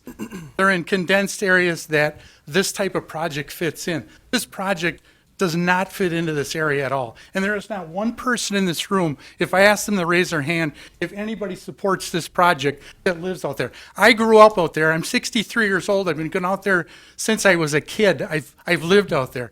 It'll change this area so dramatically. It will just absolutely change this area. And it's not far enough away from either one of the residential areas to say you can put this in there and it's not going to have an effect. And as Gary said, Gary forgot to mention, there's FedEx and there's UPS have terminals right on the other side of the roundabout. When I leave my office in the morning to go to Milwaukee or Madison, as I frequently do, sometimes I'll sit there for 10 minutes. I can't get out of that roundabout. And if you look at the amount of traffic going through here, to do this project, without the environmental study and without the traffic study, and without a real look at the needs in the city of Oshkosh, in my mind, is totally irresponsible. Thank you. Thank you. Thank you. Any other individuals wish to have a comment on this agenda item? State your name and address for our records, please. Tom Castle, 2247 Riff Road. So I own the property to the north. And I also find it necessary to do a traffic consideration. Castle Pierce is also my business right there, and I think to go forward without understanding the traffic implications from a safety standpoint up there at the Riff Road, Lake Petermore Drive, is irresponsible. I can't tell you if I'm actually in favor or not. To talk about the financial implications, I'm not positive if this helps me or hurts me on the land I own. I know it's residential. But I do think that there is a safety issue there on either the north or the south end on that roundabout, as everyone speaks about. I like the idea of it also being zoned single-family residence. I understand that that's a major change. The developers are going to do what they do. But I do think that this group, before voting, needs to understand the traffic pattern if you're going to add through the 5 phases what 1,000 cars could do to that area. I've got regular semis just myself driving from Riff Road down to that roundabout probably 7 to 15 times a day. So, Thank you. Any other members of the public wish to comment? Okay, state your name and address for our records, please. Bill Demler, 4625 Plumbers Point Road, and I'm also a town board supervisor. One of the concerns that nobody really, the one lady brought it up, what happens when you don't rent all the apartments? Is there any chance this will become low-income housing? This is not a tax credit project. They're not going through the tax credit process for Now. low-income housing. That has to be done prior to construction. And then another issue the town has, there's no access to Lake Butimore on the east end except one road, and it's not a boat landing, it's just a road that goes to the lake. And we have serious issues with ice fishermen parking on all our streets. Is there going to be any public access through this property to get to maybe the Wyowash Trail? Because with not that all 1,000 people would be ice fishermen, but I don't need 20 more people looking out their window and going, hey, we can go over there and get on the ice. It's just it's an issue for us, and we've been trying to deal with it. We're working with the county parks department, trying to get extra parking so people can get onto the Wyowash Trail closer to that slough bridge and to access the bay there. And our plan commission is set to convene on March 16th to address this issue. We would ask you to table this until you can hear back from our commission. And I can tell you firsthand, the city, not maybe this part, they had to have no problem holding up a project we've been trying to do for 4 years. So I think you could wait a couple of weeks and at least until you hear from our plan commission. Thank you. Thank you. Question? You may ask one question, yes. You may ask one question, yes. Can I ask a question? Where's your town road that isn't much of a road that just sort of dead ends? Edgewood Lane. It's Edgewood right Lane, up. so it's way See up. that far pink? Yeah, straight up there. So Runs right into the lake. kind Go of up in to- the middle of the development, or where that crosshatch is? Right here. Right there? Oh, I see it. Okay, thank you. And And then that's what you're trying to work on. we're trying to work with the Parks Department on that. And we also had an issue down on West Wind, but that was private property and that got shut off and it just funneled more traffic up to that end. And we also have some fire lanes down on Sunset. Typically, they don't allow good access to the ice because the snow drifts and blocks it all off. So, but it could happen. I mean, early ice before we get any snow, more people, who knows, people just drive around. Nope. We've become a society that sings in one key, me, me, me, and they don't care. They'll cut through people's property. It's an issue. Okay, thank you. And so I do have we have one more question for you. Sure. Yeah, your plan commission meeting on March 16th is to consider the question of or consider some solution to or address the Edgewood Lane access on No, the ice, or is for it? this project. I just got notice of this a week ago Monday at our town board meeting. So we had no idea this was going on. We didn't have time to discuss anything with anybody. So this is something that's on your agenda as a Just our town planning commission. as a friendly advisory to the city? Correct. Thank you. All right. Thank you. Any other comments on this agenda item?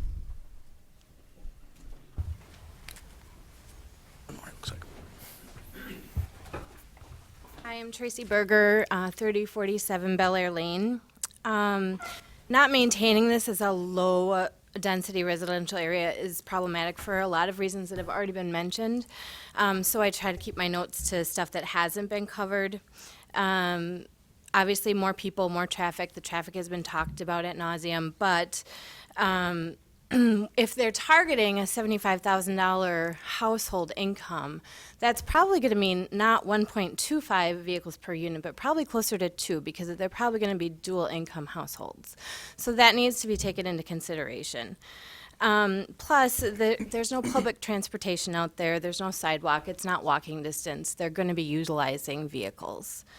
The height is a problem that Weawash Trail, my family, my kids, their grandkids use that trail, enjoy the wildlife. That will all change with the lighting and the height of the infrastructure that's going in. I would encourage everyone to pay attention to the adequate water and sewer infrastructure. I think that I would recommend having it outsourced and reevaluated by another committee, because I've seen projects fail nearby, specifically 2600 Hearthstone area in Vinland and the runoff that comes from that farmland there, and I don't feel like variances were followed. Obviously, the wetlands being impacted is a concern for most people, and I would concur with that. The affordable housing is an issue. I mean, that's a community issue in Oshkosh specifically, and if those units don't sell, then what will we do? And then that, of course, brings into question the impacts of school enrollment, and I don't think that's been brought up either.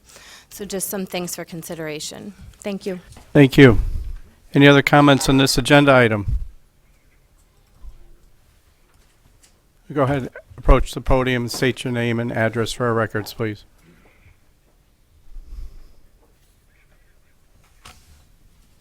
Jim Erdman, 2492 Hickory Lane. I chair the Town of Oshkosh Board. I head the Town of Oshkosh Plan Commission. This was given to us on short notice here or whatever, and I'm just asking that this get tabled here. And these folks here live in the Town of Oshkosh. This was annexed to the city here several years ago. If this wouldn't have been annexed, this proposal would not be on the table. It wouldn't. You said it wouldn't have seen the light of day. It's a political thing here because these folks have no legal standing here on this decision. Their government has no legal standing or a seat at the table here. I guess we're only here to comment and advise. I convened my planning commission today. We don't have weekly or monthly meetings, only when there's an issue. I think maybe a year ago we had an issue. We don't have meetings for the sake of having meetings. It's a big issue. At that plan commission meeting, which is supposed to happen after the council approves this, phase one, is when we're gonna hold the plan commission. These folks will be there, comments will be taken, and then the plan commission, I'm hoping I've chosen some of the better minds in the town. We'll make a recommendation on this. If you don't own the property, you don't control it. It was for sale for a long time, and now there's somebody's coming with an idea. However, I think everybody knew where they lived there. Progress is never the progress for the people that live there. However, it's what kind of progress is gonna be there.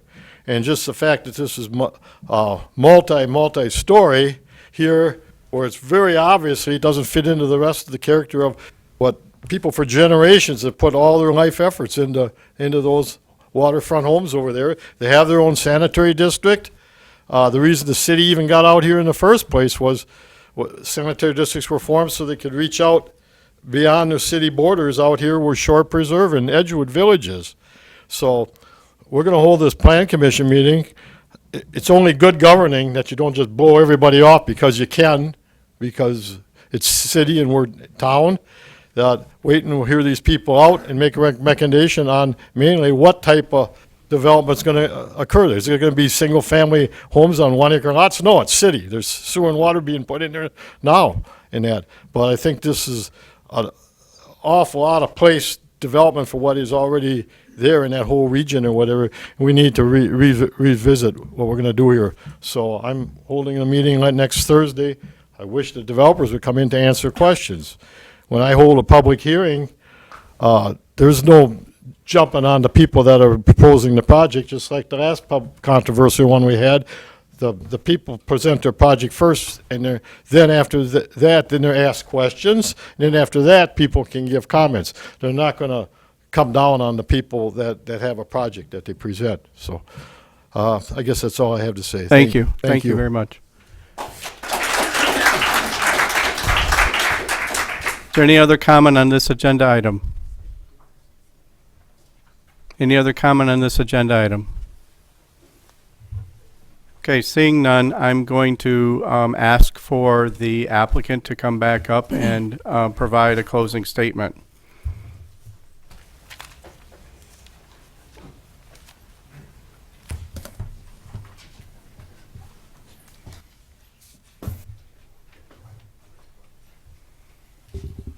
Hi, so I'm Chris Rappi with ISG, civil engineer for the project.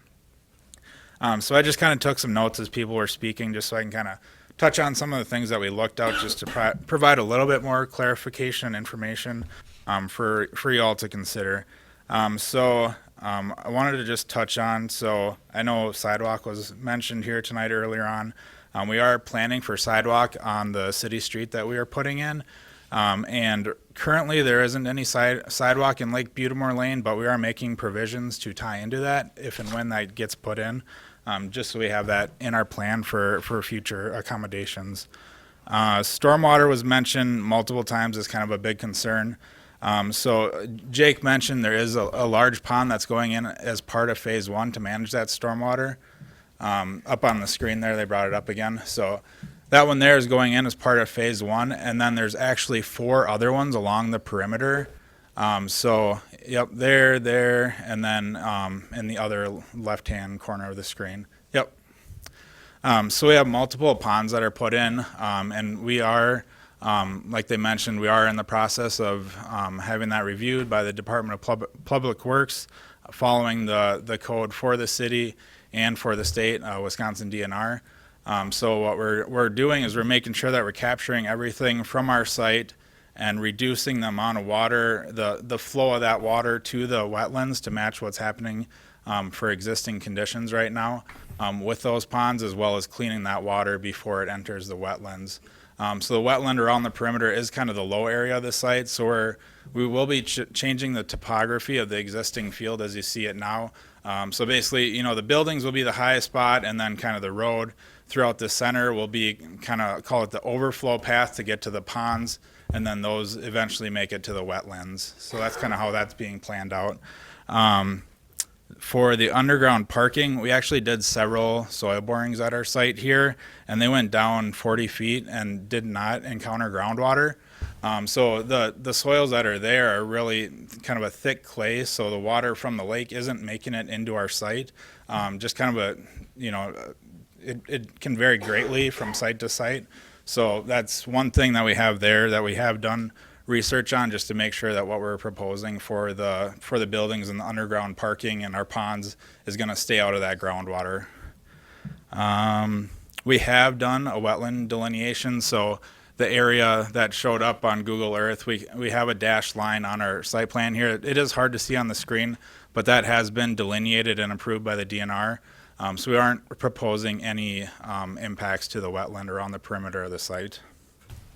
As far as parking, so we do have the 867 stalls proposed for the site, and that's kind of based on as part of the development and looking back at existing developments, kind of looking at the parking ratios that were done for previous developments, kind of based on the clientele for this kind of development. So that's where we're at, just making sure that we have enough parking stalls based on existing data that we have to work off of. I think it was mentioned trash enclosures are going to be within the underground parking, so nothing visible from the site. Lighting levels, so the parking lots that are shown on there are the ones that are going to have some lighting, more just for safety. So we're not overdoing it like what you might see at like a Walmart parking lot or something with the giant poles and tons of lights. It's more for just the residents to be safe, feel safe in their own parking lots and be able to see and get into the buildings adequately. And we are making sure that we meet the city standards for the one that we provided for the phase 1 SIP. I know the access to the lake was mentioned, so in future phases we are looking at providing kind of like a kayak launch for residents from the development here, so they're not impacting anyone else's property trying to get out to the lake, and also looking at a connection to the Wheel Wash Trail from this development, so they're not going through other people's property or anything to get to that. And let's see, it was mentioned too, so sanitary and water is being put in currently by the city right now, and that is what's the sizes that are being put in is adequate to serve everything that we're proposing as part of this development. And I think that's everything that I had jotted down. Hopefully that covered most of it anyways. Thank you. So hold on, there are going to be a few plan commission members that would like to ask you a question, and I'll start. Have you talked to the Wheel Wash Trail people about getting access, period? Because it is very difficult to get. Other places along that trail have tried to get access, and it has taken years to get that permission. That's interesting. I did speak with the county. I can't remember the gentleman's name. It was many months ago. And that access is probably phase 3 or 4, so it's out many years. However, he expressed no objection to it, actually encouraged it and wanted for the use of our tenants to use it, and he thought that area of the Wheel Wash Trail was a great spot and natural amenity for this development. He expressed no issues with it, as well as the DNR. We have a special way of making access to that with not impeding the wetlands, and they also verbally were okay with how we would design that access. Right, so you would have to bridge it because you would be... Exactly, yeah. So that's one thing. I think there's some people maybe confused about the actual location of this site. There's 500 plus feet in between of wetland in between our property and the Wheel Wash Trail. So it would be an extensive, bridge essentially, or deck material that would come across. It'd be fiberglass columns that go into the wetlands. No aggregate poured or anything like that. DNR is very strict on that. So it would be designed appropriate to pass through the state DNR. Yes. Okay, Mr. Bone. To be honest, I think that pretty much answered my question. I think you said a connection to the Wheel Wash Trail would likely come during phase 3 or 4. Yeah, I'm not exactly sure on Either that, way, but something like that, yeah. You're looking probably more on that sort of northwesterly. Yeah, maybe even 5, yep, 3, 4, or 5, yeah. There's one. Oh, There's one. okay, I There's didn't two realize those were potentially shown. shown Okay. on phase 4, 1 on 4 and 1 on 5. Okay, sorry, I didn't realize that's what those were. Yep. Being shown on there. Thank you. Mr. Mamadou. Let's say phase 1 is approved. Would you still go on with the project knowing that the other phases may not be approved? Yes, yeah, we would have to move, yeah. We Yep. confine ourselves to phase 1. It's to phase 1, yep, and that kind of leads me to what I was going to mention about the concerns on filling the units. That's the beauty of phased developments. Obviously, if we don't fill our first 80 units, we're not going to build another 80 units that sit empty. It's going to be a long-term project, like I mentioned. We're very confident in our product that we provide our communities, and we're kind of proud of it. And I think the city did their due diligence with us as landowners. They properly vetted us. They came to our property a while ago and saw our properties. Is there any other questions from the Plan Commission? Mr. Mitchell. There's been a little bit of talk about lighting not being submitted yet, but I didn't want to miss the opportunity with them here, and I don't know who the proper answering party is, but can somebody talk about lighting overflow and what the city requires not to happen regarding lighting at a site like that? Can we do that during SIP? Yes. Well, I didn't want to miss if they were the ones that had to answer a part of it. Yep. A lighting plan has been submitted for the first phase, not an overall lighting plan for the entire development. Yeah. So requirements of the city when it comes to lighting, which I think was Justin's going. There are a couple of minimum and maximum requirements when it comes to lighting. The city code requires that you not have more than 0.5 foot candlelight of light at your property line. Now, this development with 500 plus feet from edge of development to property line is going to vastly, I mean, they're going to be at 0 feet by property line, but code minimum is 0.5 at the property line. Additionally, the code has a minimum requirement of the parking areas. They have to be lit to a minimum of 0.4 candlelight, so it's even actually less than that is the minimum lighting level. But those lighting levels in their photometric plan will be shown around the develop area, and they're going to be 0 foot candle by the time they reach the property line. Additionally, above that, there are maximum heights of lights, so parking lot lights cannot be more than 23 feet in height. It is a 3 foot base with a 20 foot pole.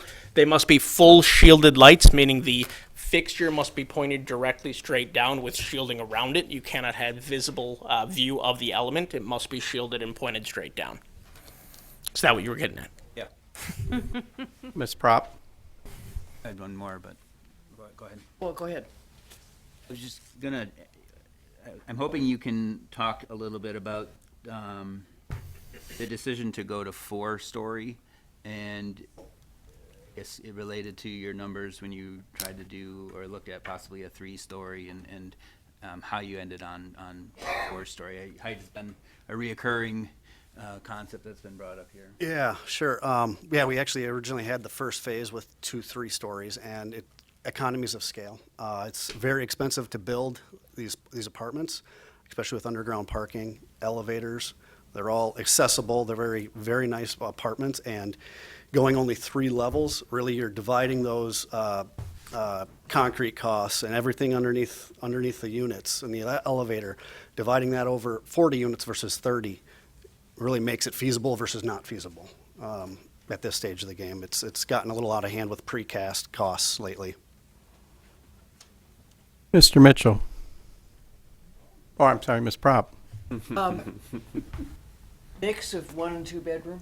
Yeah, studios, 1 bedroom, 2 bedroom, and 3 bedrooms as well. So there's quite a diverse offering. Some 3 bedrooms also? Correct. Yep. I think so this first phase, I have it somewhere here. I've got it. There's going to be 4 3-bedrooms. I have it jotted down, sorry. So you can find it first. Yeah, really? Yeah, off the top of my head. Okay, 4 3-bedrooms, 12 1-bedroom, and 24 2-bedroom.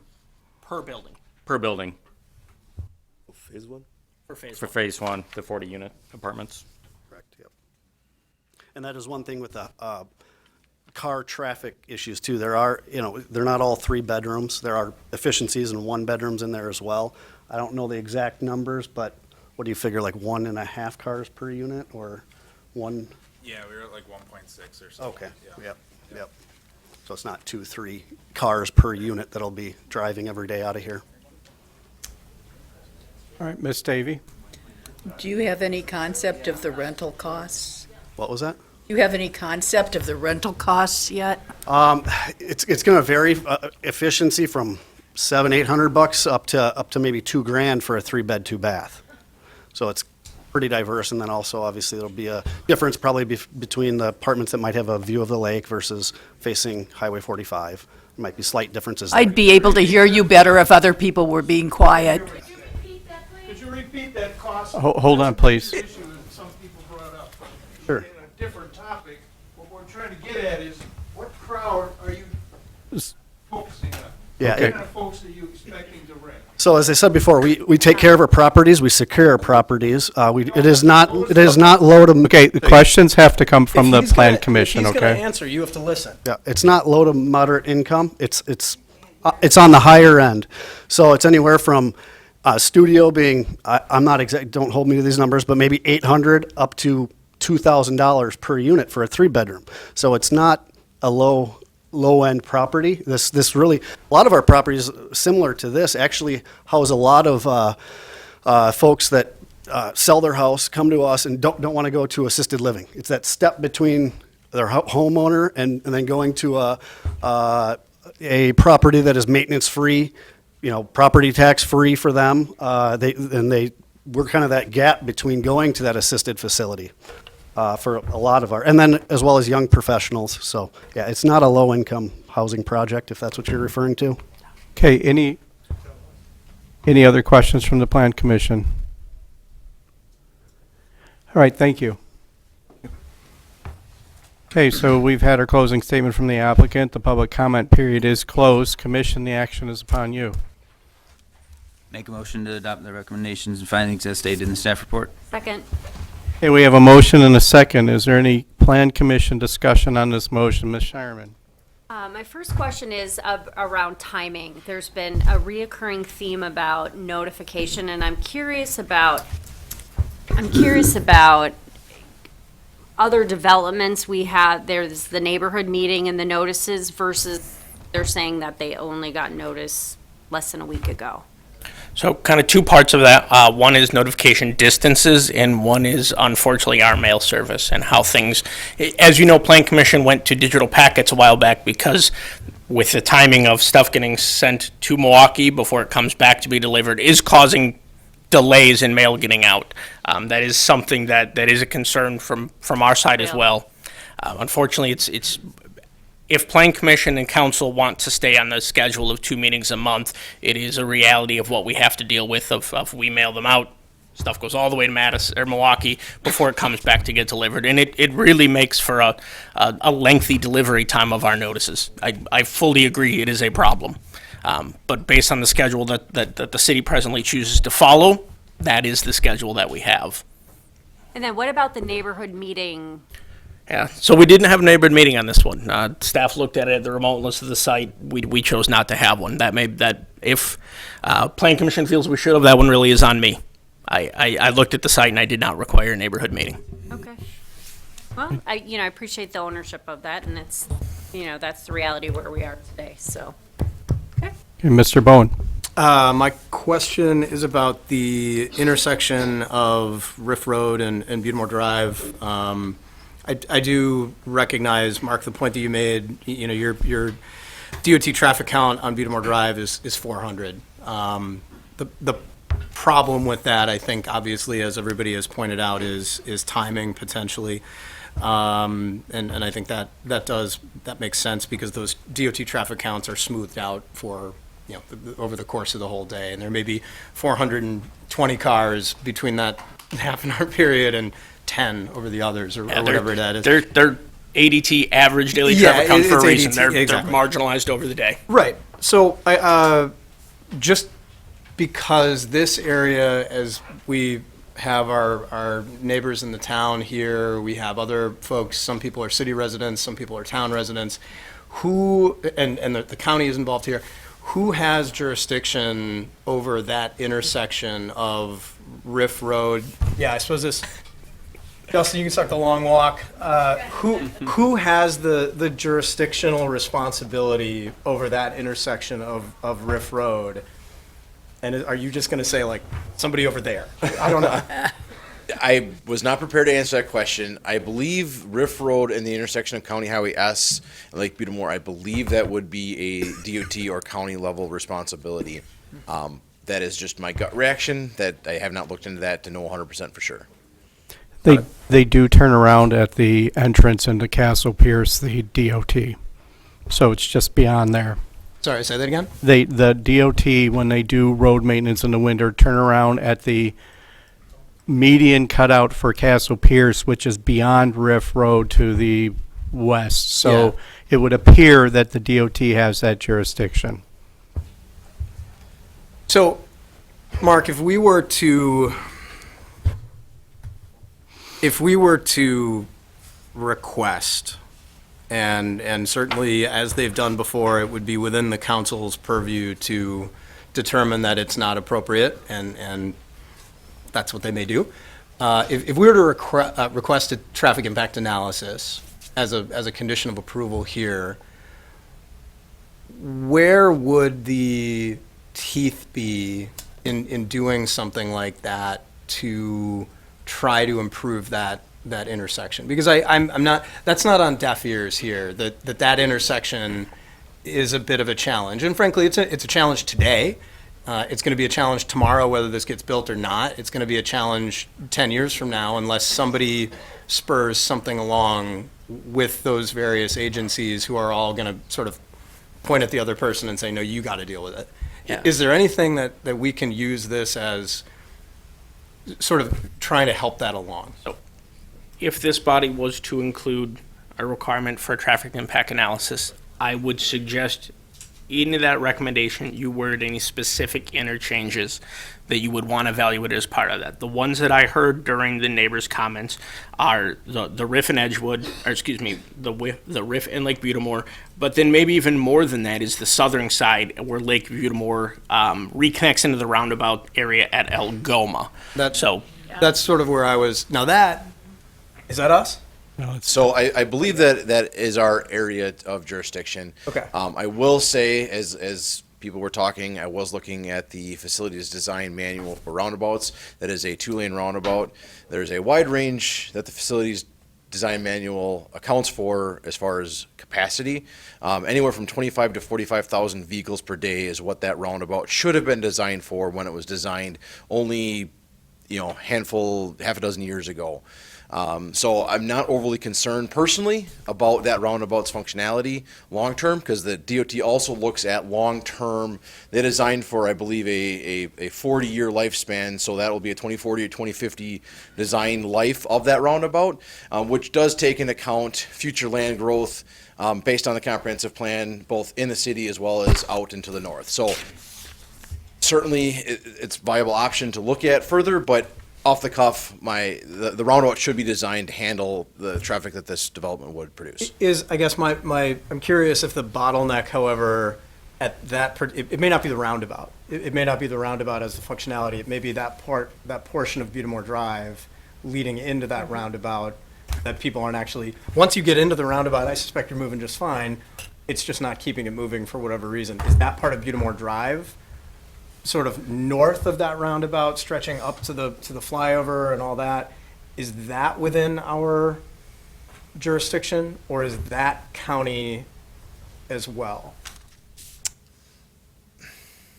I believe that is city jurisdiction, but I would have to look into that further. Okay. Got it. Any other? Those are my only questions. Thanks. Any other discussion on the motion? Ms. Prop? Yeah, I'm bothered by the density. I'm bothered by the 5-story. 5 buildings at 5 stories? And these 2, 3 stories, no, 4 stories. These are 4 stories. Are a lot, but as a whole, all those buildings together, I'm bothered by it. And I don't like to say that because the developer looks like an excellent person. I would like the developer to build in our community elsewhere, this kind of development. Hold on, please. And I'm not catering to the neighbors. This is just how I'm feeling that it would be stark sitting there. And so I'm inclined not to vote for this because of that. Okay, thank you. Any other comments? Councilmember Ford. Yeah, I'll just say as a rep of the city, I have no problem with the project itself. You know, you talk about fear of low income, that's never going to move me. You know, we're a city. I don't fear density. But I do think we have to be cognizant of the fact that this is a project that borders the town. So while I'm happy to support this tonight, I do hope that whether it's us having a presence at that plan commission meeting for the town, but this is an intergovernmental relations problem, I think, less than it is a land use problem.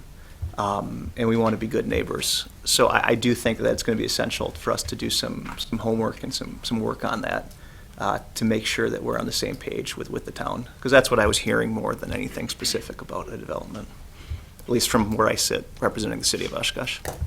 Thank you. Dr. Kubali? So we are voting on the entire project now. So this item is for the general development plan, that concept level plan for the whole site. Okay. All right. Yeah, I feel more communication needs to happen. So, I feel bad about the fact that the neighbors were taken by surprise. So whatever the procedure is, I feel that's something that needs to be looked at before I approve that. All right. Any other, Mr. Mitchell? Voting on the full general development plan, but the next item on the agenda is to move forward on just the first phase. Correct. Meaning that the remaining phases will come back. Correct. And if something were to go atrociously wrong with phase 1, there's no obligation for us to approve phase 2, 3, 4, or 5. Correct. You'd have to evaluate those and the merits of them at the time. Mr. Bowen? I think initially I was going to suggest that we, apparently this is my thing now, that we require traffic impact analysis.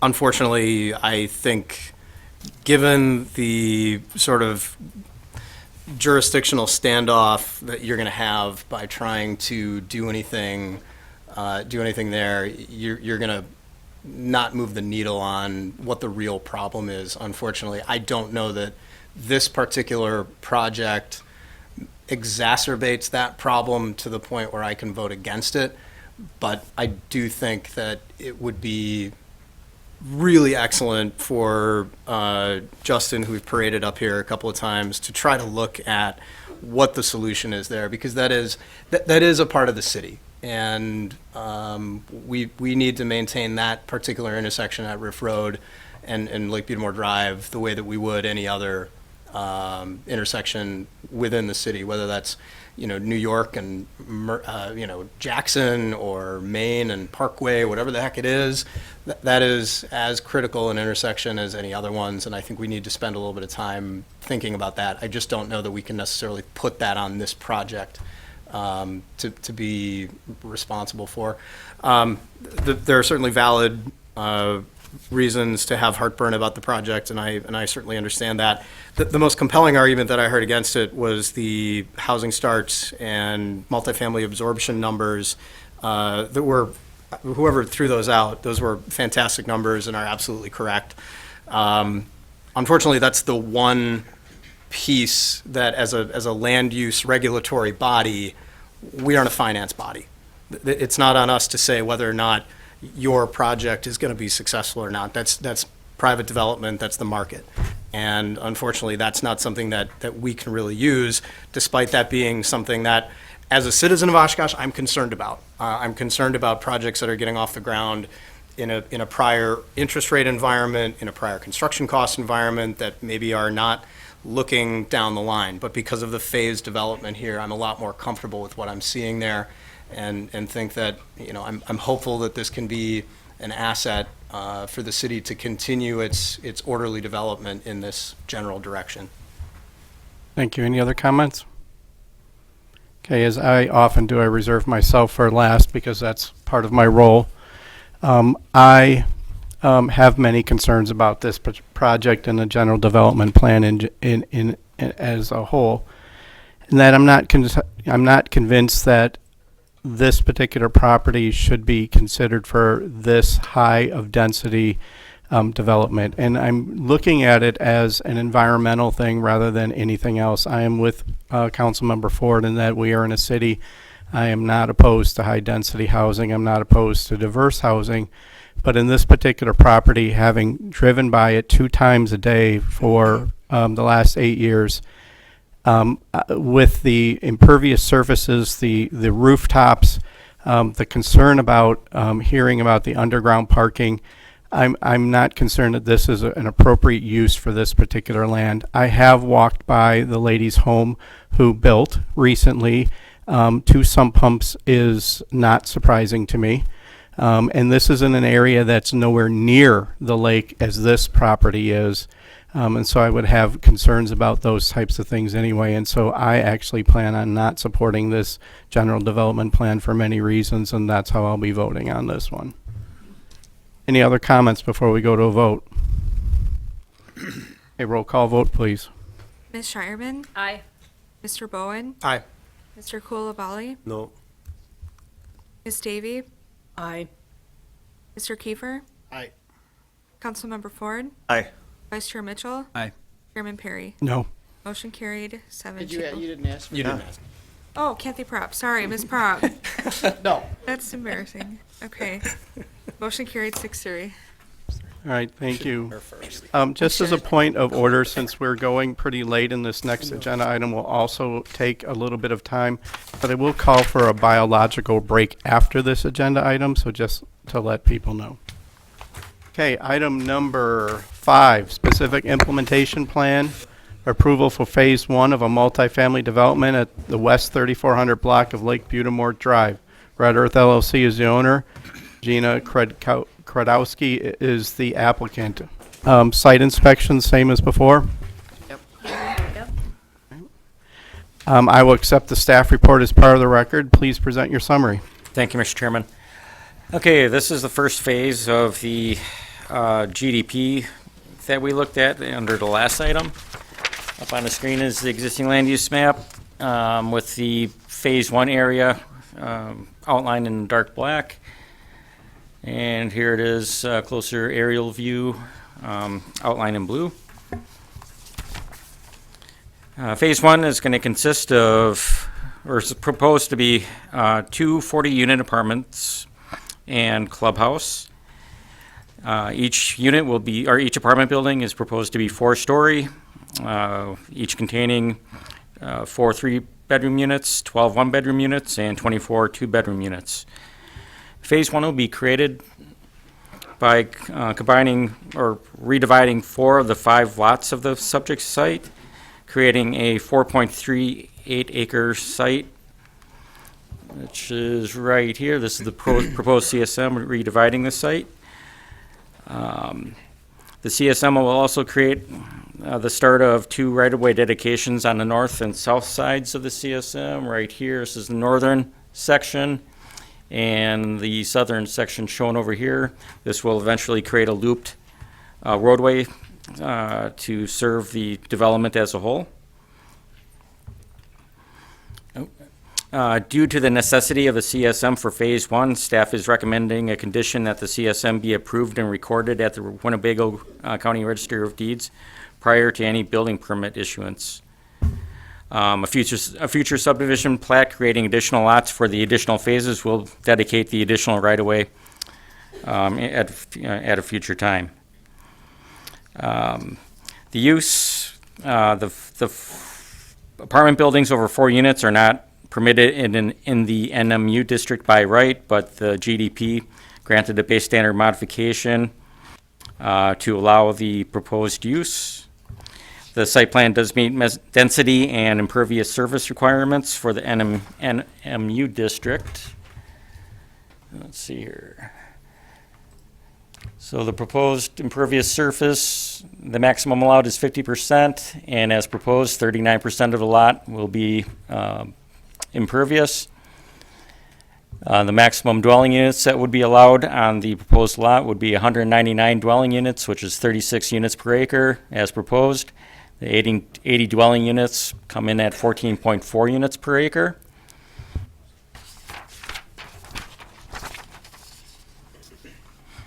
As far as parking, per code, which was recently updated, a minimum parking requirement of 100 stalls is required by code, and they are providing 159 stalls, 64 of which are underground and 95 surface parking. When the site design began development under the prior code requirements, the previous code required 2 parking stalls per unit plus one guest parking stall per 3 units, which would have required 191 parking stalls. The new parking code requirement only requires 1 stall per unit plus 1 additional stall for every 3 units for guest parking. So this may be an opportunity to reduce the amount of surface parking that will be provided on site. This is a proposed site plan. The principal structures, which include the 2 apartment buildings and clubhouse, meet dimensional setbacks. However, the 2 parking lots, the northern one here and the southern parking lot down here, they are within the 25-foot setback requirement. The northern one being set back 15 feet, and the southern one being set back 20 feet. This will require a base standard modification, but staff does not have concerns with granting the BSMs, as the original development had this being a private road instead of a public road, and the street is more or less serving the entire development as a whole. And the base standard modification can be offset with additional landscaping requirements.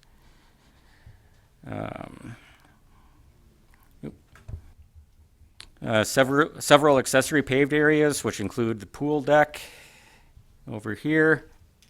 Walkways, parking lots, and driveways are all located within required rear and side yard setbacks, again, are many of which have a 0-foot setback.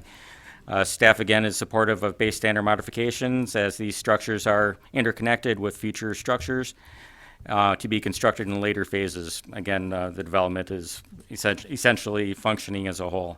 And again, this will be, or can be, offset with additional landscaping requirements. As previously mentioned, there are no dumpster enclosures located on the site plan, as they will all be located within the underground parking areas. This will visually enhance the overall site. Based on 72 bedrooms per building, 3,800 square feet of outdoor recreational space is required for its residents. The site plan shows over 20,000 square feet of recreational space with a pool area, basketball and pickleball court, dog park, and green areas for sport activities.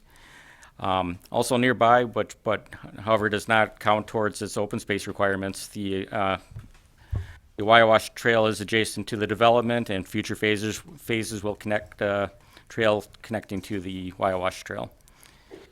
Sign renderings were not included with this request. There is a ground sign located on the site plan right here, which is outside of the setback area. More or less, any type of sign that's submitted will have to meet the base standards of the NMU district. This is the proposed site or landscape plan. The proposed plantings by far exceed the minimum required. With building foundations requiring 425 points, they're providing 702. Paved areas, 475, they're providing 1,065. Street frontage plantings, 900 points, they're providing 990. And then yard plantings, 650 points, they're providing 919. So they're exceeding the landscaping requirements by 150%. Street trees are also As mentioned in the GDP, they are showing street trees within the terrace areas of the public road. Those will not count towards their landscaping points. They will have to be moved on either on the private property side, and at a later time, a treescaping plan will be required and approved by the city forester.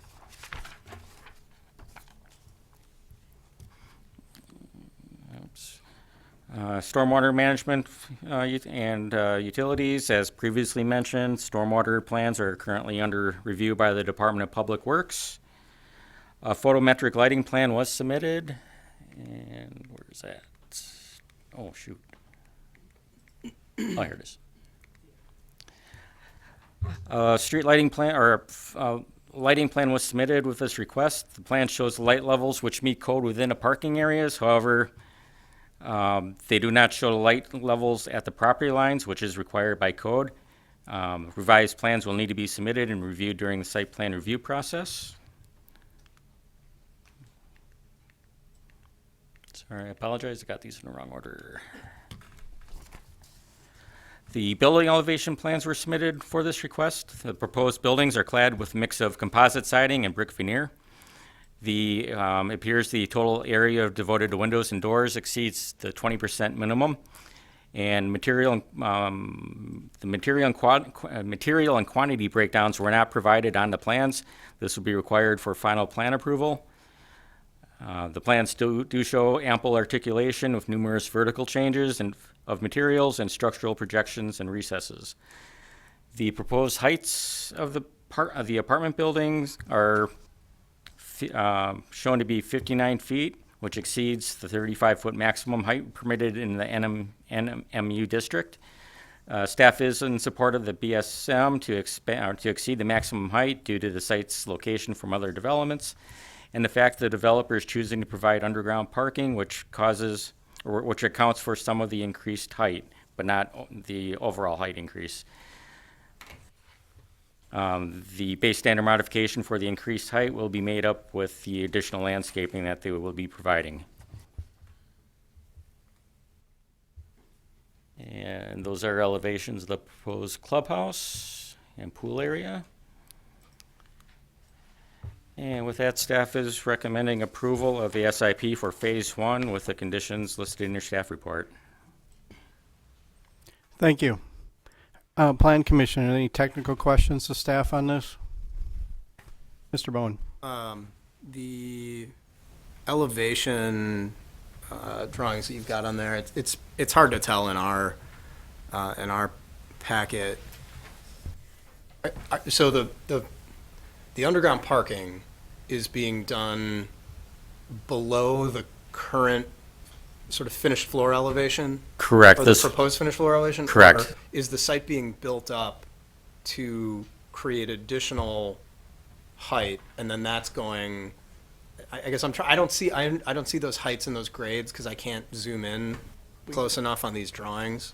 We can double check with the developer in a second when they come up. I believe my understanding is the finished grade today is the start of the first floor. You can see there, like, some of them have walkout balcony units. I don't believe they're building it up to accommodate that parking, but we can verify that. That's kind of, I'm more curious is the sort of the rendering, if I'm interpreting the rendering correctly, the underground parking is below there. It's not a It's not that, sometimes we see that half grade type thing. I don't believe that is in the intent That's, here. I guess, what I'm trying to understand to make sure, because I can't make out those numbers on the, so can you, in our packets going forward, can you ever just include like full size, like just give us those as a single page?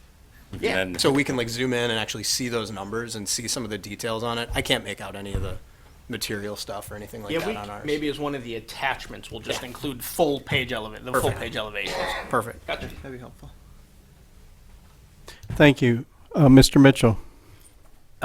We talked about this the previous session. I saw a photo again. Sidewalks are or are not being built at this stage? Sidewalks are being built around Mary Lane. So sidewalks are included on the new circular road that's going, and sidewalks are included. I will add one caveat to that. In a future phase, there's a small portion where sidewalk is only planned for one side instead of both. It's where the retention pond goes on. It's actually this phase down here. There's one small portion where sidewalk is only on the east side, not on the west, because one of the retention ponds circles it. But they are planning sidewalk along. Is it still Mary? Is that the current name? No. I think that had to be renamed. Let me correct my question, sorry. Along the frontage road, Along Lake Butamore, it is being graded for sidewalk to be added in the future, but sidewalk not added during this phase. Does that answer your question better? thank you. And follow-up question or separate question. So the previous item, I was told that we cannot impart any sort of requirements. Is that still present during the SIP when Correct. we're granting a waiver to go 30, 20, whatever feet above the standard for height? We can't then say, in exchange, we expect 5% of your units to be wheelchair accessible with roll-in showers and whatnot. Correct, you cannot. This is still land use. You're looking at the multifamily nature of this and how it compares to the GDP. They have to be land use zoning related metrics. Ms. Prop, did you have your hand up? Yes. The green space that we've been talking about, dog walk and all that, I don't see anything like that on this plan. Is that for the entire development?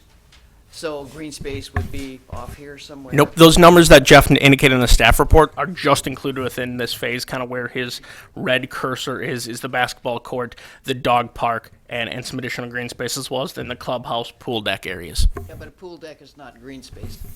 So there's two requirements. There's recreational space that is required of a development. That is the pool space and the deck included that. We then have the basketball and the green space and the dog park there. There's other green space on the site as well, but those are the ones that are specifically called out that meet the bare minimum requirement for the green space. And that is, like I said, again, all contained within the phase one development. They're not counting green space elsewhere towards this. This development on itself has to meet those requirements. Okay, thank you. Mr. Bowen? One more that I forgot to ask. Because of the phased nature of the project, especially given that we're talking about, I think you mentioned potentially like 8 to 10 years, future phases, the area where that construction is going to occur during phase one, will we require, per our code, that any land that's sort of to be constructed, will that require to be seeded and stabilized as part of that? Or is that something that's dealt with under our code? Or is that something that we would need to put as a condition here to make sure that future phase areas will be seeded and stabilized while the other construction? Yeah, so they will have to be code compliant with the other areas in terms of that nature. Could some of it continue to be farmed until subsequent phases? It could be. Sure. That is something that will have to work through with the remains. They can't leave it as a unfinished construction area per se. Right. It will have to be finished. You will see on this plan there are two temporary cul-de-sac bulbs that would need to be constructed, obviously because phase one only includes a portion of the road dedication. So you would see two temporary cul-de-sac bulbs on each end of this development because that's all that is required as part of the first phase. I guess I'm just trying to make sure that we don't have to do anything special here to make sure that the rest of the land just doesn't sort of sit unattended and it's treated however it would need to be to prevent erosion, to prevent. Correct. Erosion control, stormwater runoff, all those things still apply. They can't just ignore the rest So of we the don't site. need to do anything here specially. Our code would capture that. Correct. Thank you. Any other questions? Okay, I have one. Does the Plan Commission staff know about these large retention ponds? Do retention ponds have to have an outflow? Yeah, any of their stormwater management will have to meet city standards. So that includes an outflow usually? I'm going to wait for Justin to walk up here to better answer that question. I guess, what do you mean by an outflow? I guess I just want to make sure. When it gets too full, what happens? So any of the phases of this development will have to meet code, and what that means is they will have to have an outfall to either right-of-way, easements, or waters of the state. Okay, so that means that if it fills and needs to go somewhere, it's likely to go into the wetlands because that's the closest and easiest thing to do. Correct. Okay. I mean, I'm just asking because I live on a property with a retaining pond behind me, and 3 times in 7 years it's gotten to the point of being filled where I was concerned, and 1 time within 3 inches of being extremely concerned. So, and it has an outflow. Correct, yeah. The state and the local code have those same requirements for any development in the cities. It has to meet one of those metrics. Thank you. Any other questions? Okay. We will have public comment on this, and I will open the public comment period with request a statement from the applicant. This is on the specific implementation plan. Does the applicant wish to make a statement? Okay. So the applicant is choosing withhold statement, so I will open the public comment period for the rest. Please approach the podium and state your name and address for our records. Hi, I'm Dominic Collar, 2889 Sunset Point Lane, Oshkosh. As I mentioned before, I'm 63. I grew up there my whole life. And you guys are from the city of Oshkosh. We're from the town. That piece of property to us is the town of Oshkosh. You dropped a bomb in our neighborhood 5 days ago without any notification of anybody here. And my wife said I'm not supposed to swear, so I won't, and you shouldn't do that in public. You guys had your mind made up before we ever stepped in here. How can you look at these people who have spent years and years? I spent 63 years out there maintaining my property, making sure I work with Jim at the town to make sure I don't have cement between the road so that there's proper grade. I had to do a mitigation with the DNR before I built my house. I had to go through 13 months of building meetings before I could get a permit to build my house. And you can just drop this bomb within the vision of everybody there? I implore, look at, you guys vetted a great company. I have nothing wrong with this company. And as I said to you, I have companies that I work with across the whole state of Wisconsin. We're the leading economic company for residential multifamily construction in the entire state of Wisconsin. I work with 25 of the largest builders and developers. I can guarantee you, and I have brought projects to them from the Oshkosh area, and every time of them, we look at the school district, the enrollment, the manufacturing sector. This project is not supported by the Oshkosh community. Housing starts are down 60 to 80%, and that's just in the last 90 days. I have builders right now that used to build 750 houses a year. They're projecting on building 100 houses. In 2007, when the economic crisis hit the state of Wisconsin, we lost 60% of the builders. They never came back. Since 2007 to last year, we've only come back to 67% of the amount of houses built in 2007. I'm telling you, we are at the precipice of an economic collapse in the housing industry. Mortgage applications are at the lowest point ever. So when you go to approve somebody and listen, again, this company is a great company. I drive by the projects all the time. They build a beautiful building. That is not the question with me. The question is, how the hell can you approve this when you drop it in the town of Oshkosh just because you own the property? It's not appropriate for this site. It's so out of scope. I can't imagine that you would stick this property on that piece of, or stick this development on that piece of property. It's just so out of whack. I don't understand. You guys had to come in here ahead of time thinking, if you made this decision based on a 2001 economic study, I can tell you every one of your decisions is flawed, dramatically flawed. This project will never come to fruition under our current economic conditions. The areas around Oshkosh do not support this. And like someone mentioned before, if you want to put this someplace else, I see their developments all the time in higher density residential areas. They're beautiful. They fit in. They meet a need. There is no need for this project here. And there sure as hell isn't it a need for this project to put it right there in my backyard. It just does not belong there. Thank you. And tell your wife you came close. Any other members wish to speak?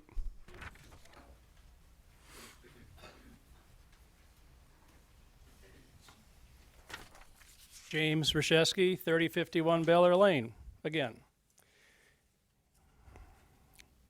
You guys had a 2040 comprehensive land use recommendation. that's been on the books for how many years? It's 2017 maybe? 2018. Okay. 5 years. And a couple of those recommendations are no building is to exceed 35 feet, right? No. That's And- not part of the comp plan. And no unit would be more than four families, 4 units, right? That's what I read in it. I mean, this was referenced also in the write-up, the 20-page write-up on this. Oh, sorry, are you talking about the zoning ordinance or the comp plan? I just want to make sure I understand. Little difference there. This was your neighborhood mixed use 2040 comprehensive land use recommendation. Yeah, so the comp plan dictates long-term land use. The Right. zoning ordinance limits the height and the conditional use permit for group and large development, all of those things. Just a little bit of there. More than 3 buildings on a site isn't prohibited in the zoning ordinance at all. It requires this body and council to look at them and approve them through a conditional use permit or a plan development for group and large developments. But more than 35 feet height has to be approved as well, Correct. as well as more than 4 units per building has to be approved. Correct. That's what this body and council exists for. And that's what you guys just did with the last item. You approved all that, right? Correct. Okay. Going to item 5, we're on item 5, page 7, part G. Okay, I'm an engineer, I like statistics, I like reading things. And I like to read every word of everything. G says, the proposed architecture and character of the proposed plan development project is compatible, keyword, with adjacent nearby development. I'd like to know what the hell you guys think the word compatible means. You're putting a 522 unit in the middle within a half mile on each side of 200 single family units. How is this compatible? I don't get it. Somebody has a distorted sense of what the word compatible means. All right? Go to the next one. Part H. It's right in your handouts. The proposed plan development project will positively contribute and not detract, keywords, from the physical appearance and functional arrangement of development in the area. Again, how do you define will positively contribute and not detract? I believe you guys make beautiful buildings. I've seen it. I've been on your website. I have dug into a lot of different details here, and I have no problems with the quality of buildings. This is not the right spot in the city of Oshkosh to build it. Part I, the next part. The proposed plan development project will produce significant benefits in terms of environmental design, significant blah, blah, blah, blah, blah. What does will produce significant benefits mean to you? I don't get it, why you would all vote for this. What are the significant benefits? I can only think of one thing, cha-ching, tax money. Because it's not helping us at all. You got 200 residents out there that I wouldn't be surprised to start seeing for sale signs go up pretty soon. Once other people find out this project's going in, they're not going to be able to sell. It's not going to help our values. This is not a positive, significant benefit. All the residents around us, we don't want 60-foot buildings. Stay with the 35 max, okay? Stick with the 2040 Oshkosh strategic plan of 4 units per building. We have no problem with single family, dual family, even sticking with your 2040 strategic plan, nothing more than 4 units. You can build probably 40 of these 4-unit complexes out there. I'm sure that would fly by most of us. Compared to what this is going to be an eyesore. And the 2 of you that voted down, thank you. The others that voted, thank you. 3, thank you. The others, if I lived in the city, I would vote you out of office because I'm sorry, this does not fit this area of the town at all. It doesn't. As 3 of your board members said, it's the wrong development. I love the developments. I love the high density, but not there. It's not suited for it. It just doesn't fit. And I can't believe you'd all vote for this. So hopefully you vote this down. I mean, this is kind of a disgusting turn of events here. I didn't expect to see this, but anyway, stay with the multifamily, four units per house for a building. You could probably put 40 of them in there and make a bundle of money. That would help the tax base too. But that's not the high density. It's more a medium or low density, like the rest of the whole surrounding area, a mile, half mile each direction. This is not going to be a pretty picture when half of the 200 residents can see this project right out their window. Thank you. Thank you.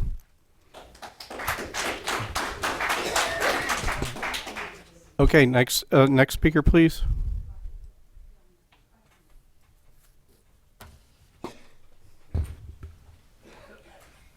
I'm Kristen Miller, and I live at 3830 Shorebird Court. 2 questions. One, they might be frivolous, but they're a question. Are they pet friendly? Yes. So that's a concern. You're going to have all kinds of barking dogs, which is not in our neighborhood now, but you're going to have the cleanup after dogs and pets, which is a concern. We moved out to that area because it was quiet. Had we known and not been blindsided, last night on the news is where I found out on Fox 11 News that this development was coming. Had we known, it's been 2 years in the making. I also believe you already had your decisions made up. We would never have moved there. Not ever. Not ever. Secondly, has anyone contacted the Oshkosh Area School District to see enrollment? Yeah, we include them in our review. Okay. And what did they say? They didn't respond. It is declining enrollment. Yeah. So where all these numbers are coming from, it is declining. Yeah. All we can do is reach out to them. We can't make them answer us. They rarely Then that- respond to anything. Right, then you have inaccurate and insufficient information that you are making decisions on, which is irresponsible. Thank you. Thank you. Yes, sir.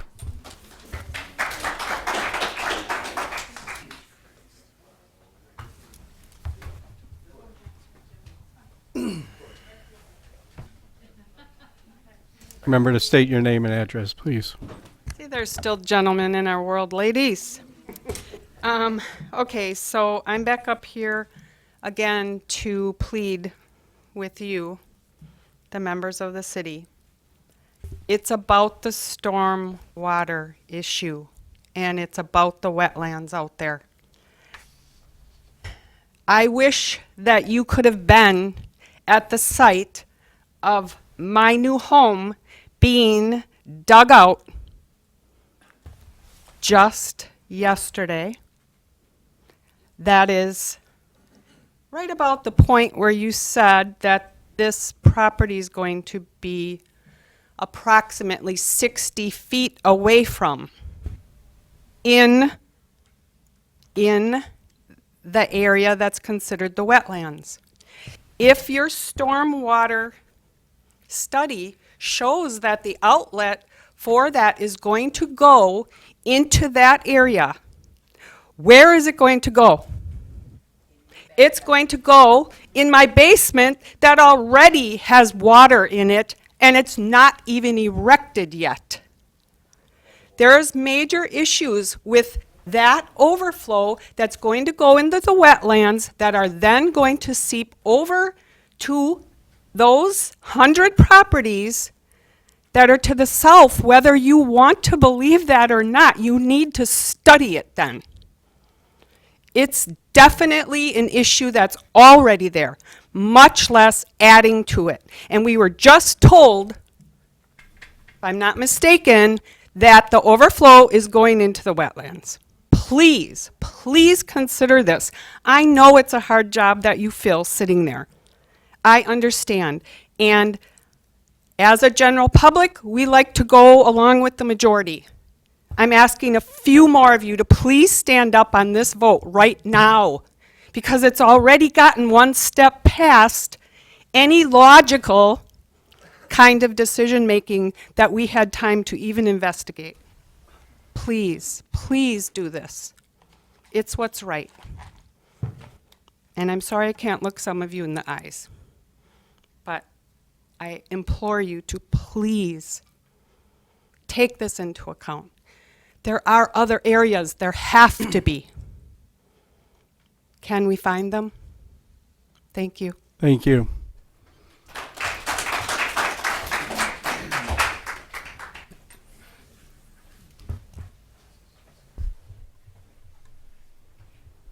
Jim Erdman, Town of Oshkosh Chair, Plan Commission Chair, and I reside at 2492 Hickory Lane. I don't live right there. I live in the very opposite corner of the town. There's some issues here as far as soils. We say you went down 40 feet. I used to do a lot of piling work. I've done a lot of excavating in that. And these areas here, there's a lot of sand and gravel on the surface, and there's kind of underneath. I'm sure there's all clay. Maybe whether it goes down 40 feet or not, I don't know. However, you got some issues. Right across the highway, it's the Fountain Tavern. There's a reason they called it the Fountain 100 years ago. There's land to the east of the Fountain Tavern. It's all high ground. There's a sand vein underneath there, and there was artesians there. There's artesians there.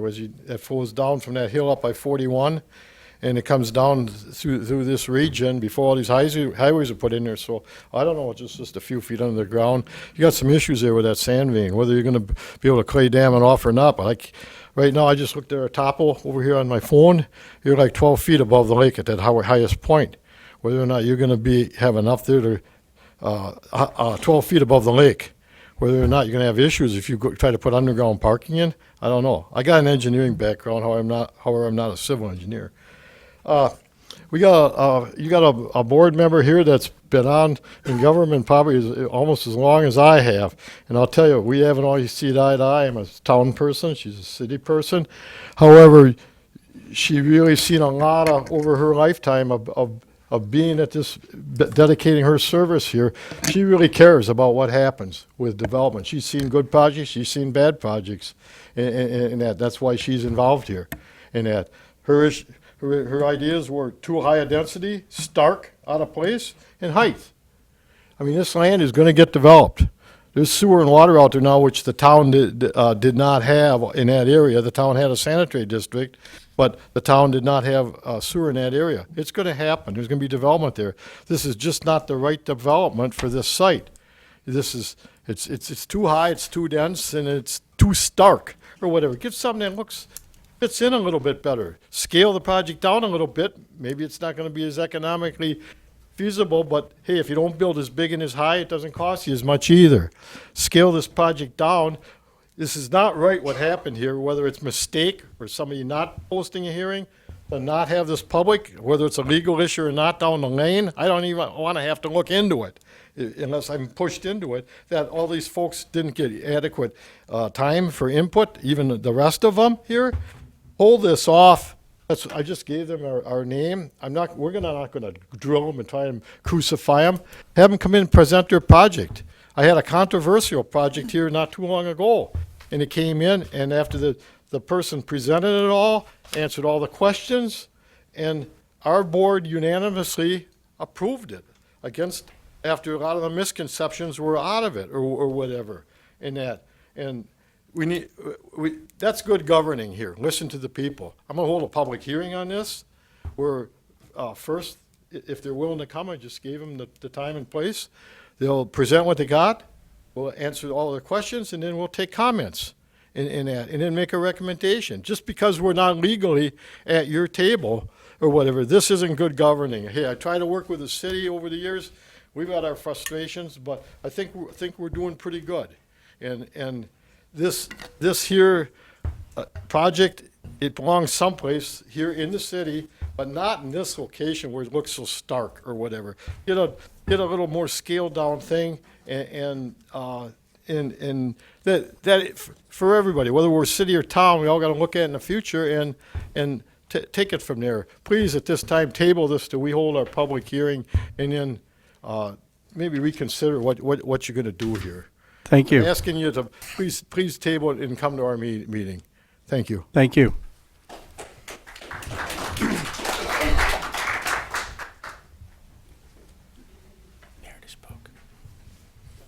Sir, did you already speak? Yeah. James Orszewski again. Sir, Oh. if you've already spoken once, we only allow one opportunity to speak, so you'll have to take your turn. And if a plan commission member wishes to ask you a question later on, they can. Okay. Thank you. Any other individuals wish to speak on this item? Any other individuals wish to speak on this item? Okay, seeing none, I'm going to close the public comment period. I'll ask for a closing statement from the applicant if they choose to make one. Can I make a comment? Sure. I think there's a misconception about what's going on here.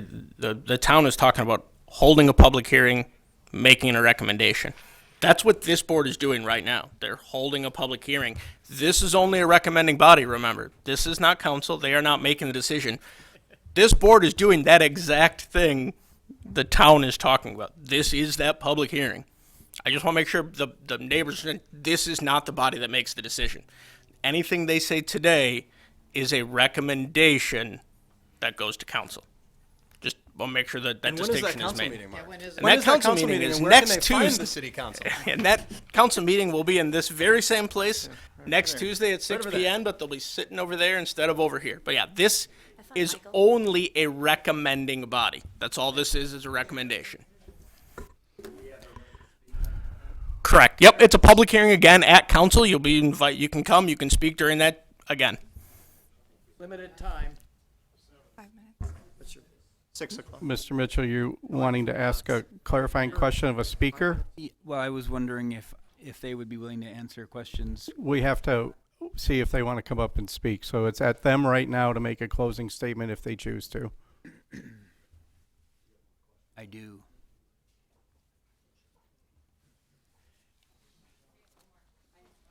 Somebody want to speak? Go ahead and make your closing statement.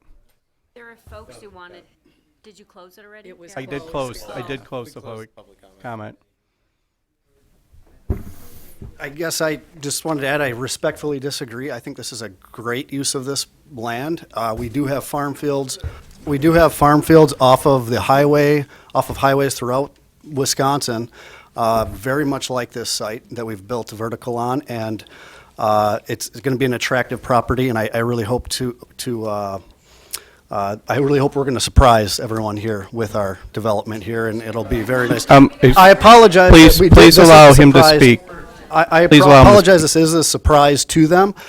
I had no idea that this was going on here. Otherwise, we would have reached out to you, certainly. For that, I do apologize. Mr. Mitchell, There's an apartment complex in my neighborhood called the Bella Vista. And one of the things that they have that the rest of our neighborhood seems to lack or not have as an amenity is public meeting space. And so they have a nice kitchen and lounge, and they host our neighborhood meetings.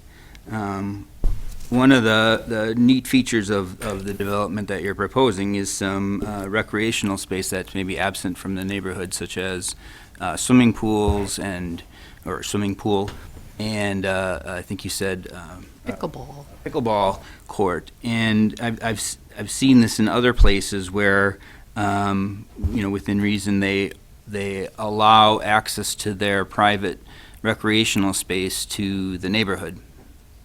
And I'm curious to hear if that's something that you would entertain.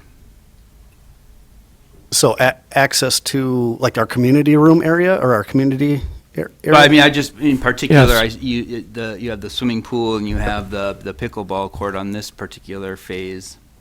And I'm curious if, there might be you have like 200 neighbors, it's not like you're going to have an influx of 50,000 people. And I'm curious if you've given consideration or would entertain the possibility of opening up your facilities within reason to the neighborhood. I guess we haven't considered that quite yet. That's not off the table. Typically, our community spaces are blocked with a fob access point, secure entrance there. Actually, we had spoken to the Parks Department about putting a community park in, but it was kind of deemed that it would only benefit our property. More than willing to have that discussion again if like a public park was a part of this. Certainly, that's right. Like the Bella Vista, for example, is a private facility that's locked. And, right.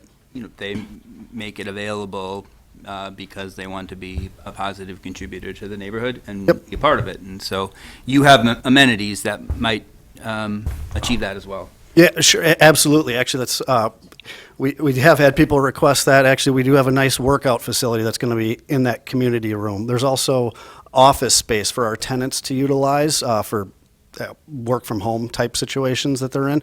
All of those amenities, yeah, they could benefit the surrounding community, but at this time, this is the first time it's been brought up. Sure. So. I'd be curious to hear, follow up on that. Second thing is, you mentioned the 2021 housing study, which I think was an exceptional, thorough report that was produced here. An additional report that comes out on a regular basis is our impediments to fair housing. Basically, what in our community is a barrier for people who live here? What's a barrier for them accessing housing? And as you're probably well familiar, the housing stock here is quite old. And so either you have enough money where you can buy or live in a new construction facility, or you may live in a less than desirable kind of rundown apartment that maybe doesn't meet your needs. So the number one barrier identified, every report, and maybe there's a new one out, but like the last decade, is lack of access to housing that meets the needs of individuals with mobility, accessibility barriers. And it sounds like you are willing to, accommodate, but I'm wondering if you would voluntarily commit to 5% of your units being designed as wheelchair accessible. That would be units that have, roll-in showers and would fulfill all of the various needs for individuals that may be utilizing a wheelchair. So on an 80-unit development, that's approximately 4 of your units. I'm just curious if you're willing to entertain that voluntarily. So I can kind of answer for you. State law is very, very clear on what is the minimum amount that would be as part of that 80 units. I do find it cumbersome and not in the best interest to have a developer commit to that promise right now. But I think that the state law probably puts that many in, if not more. Of wheelchair? Yes. Wheelchair accessible, not just universal designed? Yes. I asked that question several years ago and received copious amounts of information about that because it was a standard question that I consistently asked on any new development. You've mentioned that you develop units all over the place. So if you develop a 100-unit development, you put in wheelchair accessible units that have roll-in showers on all of them? That's news to me. Not all. Not A certain percentage. On all developments. As a reminder, whatever his answer is here, we can't require him to do it. Voluntarily. So I just want to make sure that the city. If demand is there, that we're interested in meeting the city's demand, the housing demand here. And so that's kind of what it boils down to. We take, most of our projects, we take deposits and we don't sign the lease until it's actually, we gain occupancy. But we'll take deposits all the way up months prior to actually gaining occupancy. And those types of discussions with the new tenants come up all the time. But I mean, at that point, that's already designed, right? That's why well, I'm asking the little things like swapping out like a bath or a different style cabinets. Those little things get tweaked all the time. So, yep, there's usually time for that. Yep. Thank you. Are there any other questions? All right, thank you very much. All right, Commission, it's time for your action. What do you have? Motion to adopt the findings and recommendations as stated in the staff report. We have a motion, a second. What is our discussion on this motion, committee?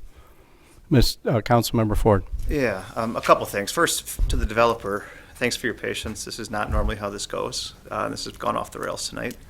I appreciate the statements of the town.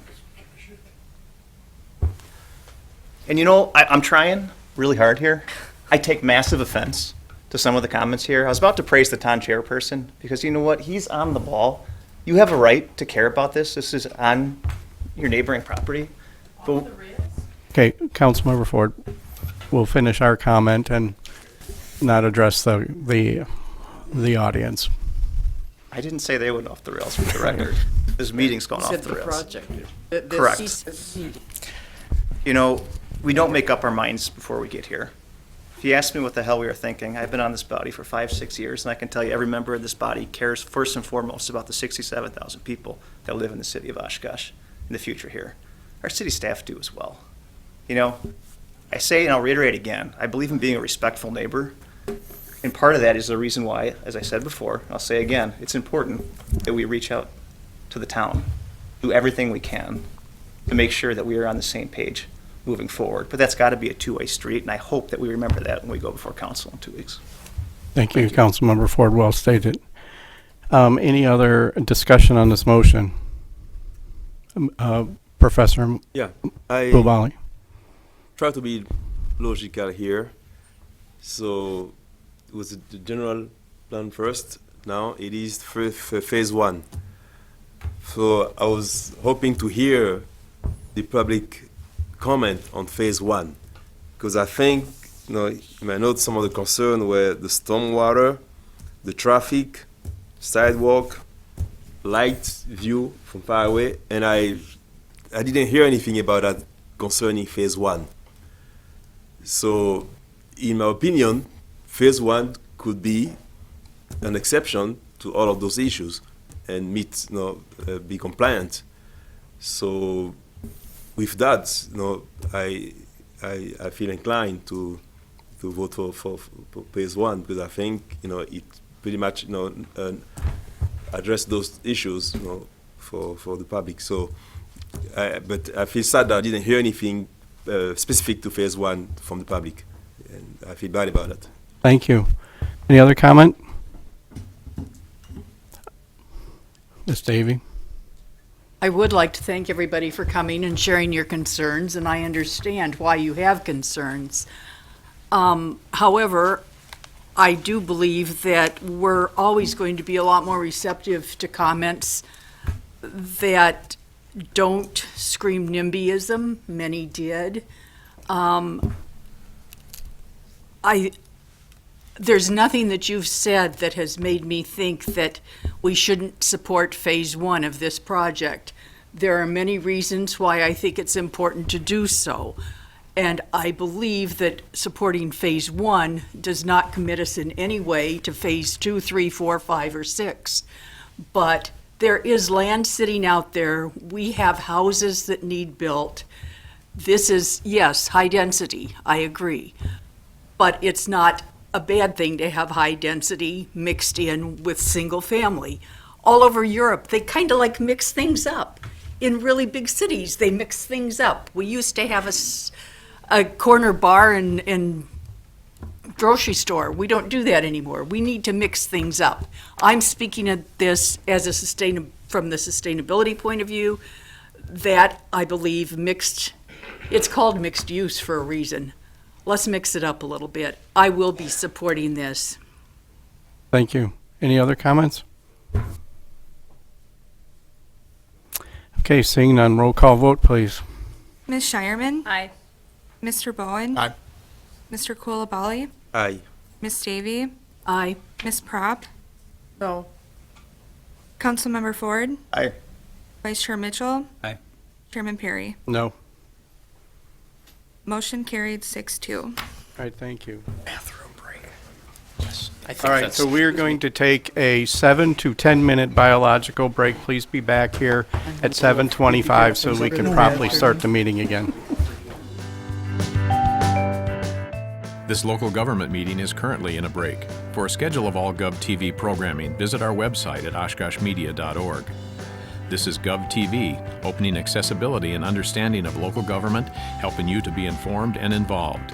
Also streaming live and on demand at oshkoshmedia.org and radio simulcast on Oshkosh FM 101.9. Like us on Facebook at our Oshkosh Media page. For a schedule of all GovTV programming, visit our website at oshkoshmedia.org. Please stay with us. Coverage will resume shortly.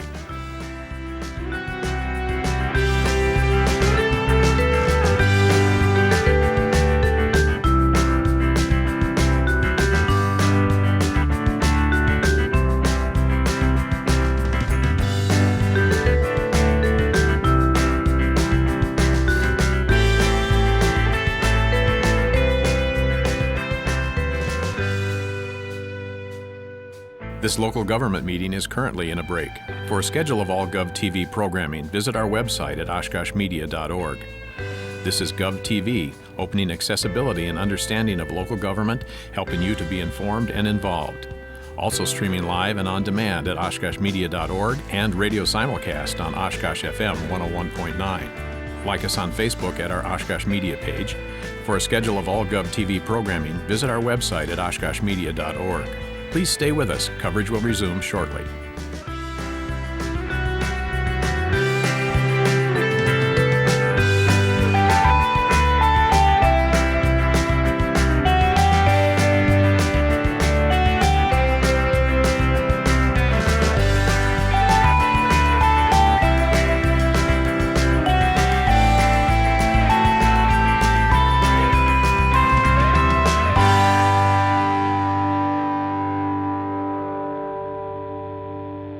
This local government meeting is currently in a break. For a schedule of all GovTV programming, visit our website at oshkoshmedia.org.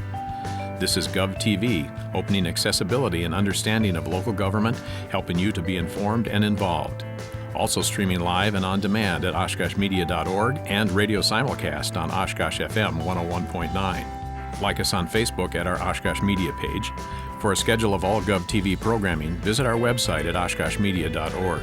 Please stay with us. Coverage will resume shortly.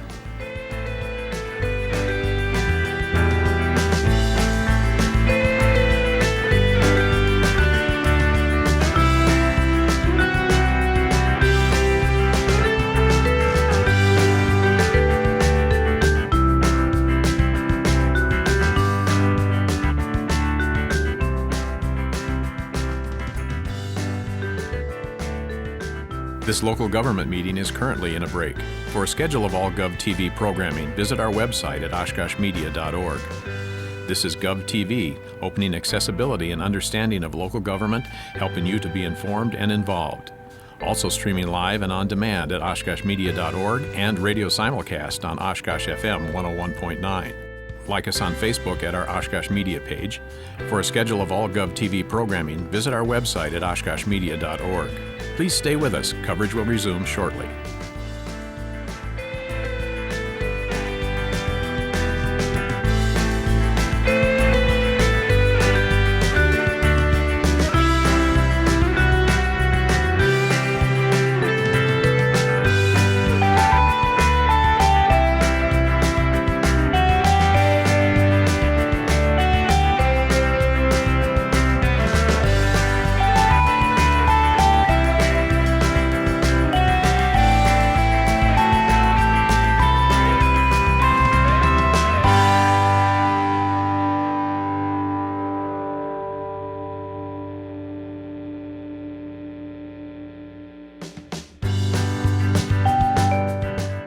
This local government meeting is currently in a break. For a schedule of all GovTV programming, visit our website at oshkoshmedia.org. This is GovTV, opening accessibility and understanding of local government, helping you to be informed and involved. Also streaming live and on demand at oshkoshmedia.org and radio simulcast on Oshkosh FM 101.9. Like us on Facebook at our Oshkosh Media page. For a schedule of all GovTV programming, visit our website at oshkoshmedia.org. Please stay with us. Coverage will resume shortly.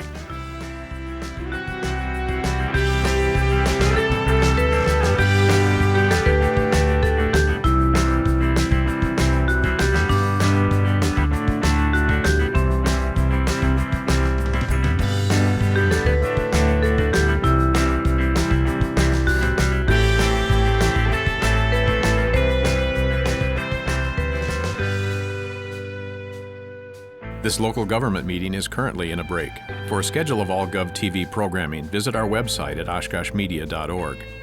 This is GovTV, opening accessibility and understanding of local government, helping you to be informed and involved. Also streaming live and on demand at oshkoshmedia.org and radio simulcast on Oshkosh FM 101.9. Like us on Facebook at our Oshkosh Media page. For a schedule of all GovTV programming, visit our website at oshkoshmedia.org. Please stay with us. Coverage will resume shortly.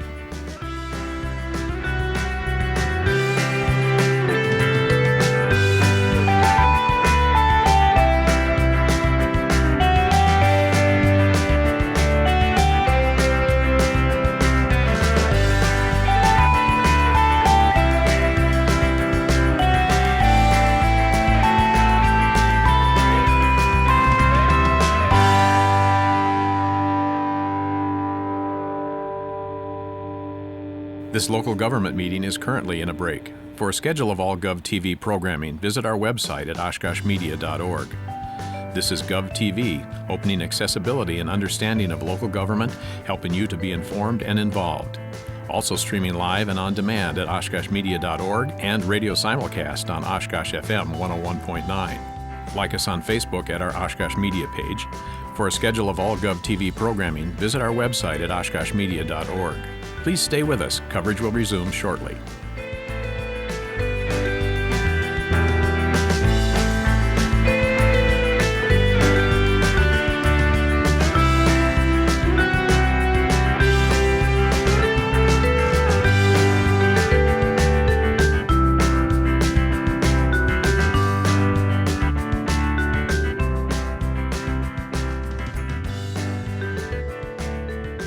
This local government meeting is currently in a break. For a schedule of all GovTV programming, visit our website at oshkoshmedia.org. This is GovTV, opening accessibility and understanding of local government, helping you to be informed and involved. Also streaming live and on demand at oshkoshmedia.org and radio simulcast on Oshkosh FM 101.9. Like us on Facebook at our Oshkosh Media page. For a schedule of all GovTV programming, visit our website at oshkoshmedia.org. Please stay with us. Coverage will resume shortly.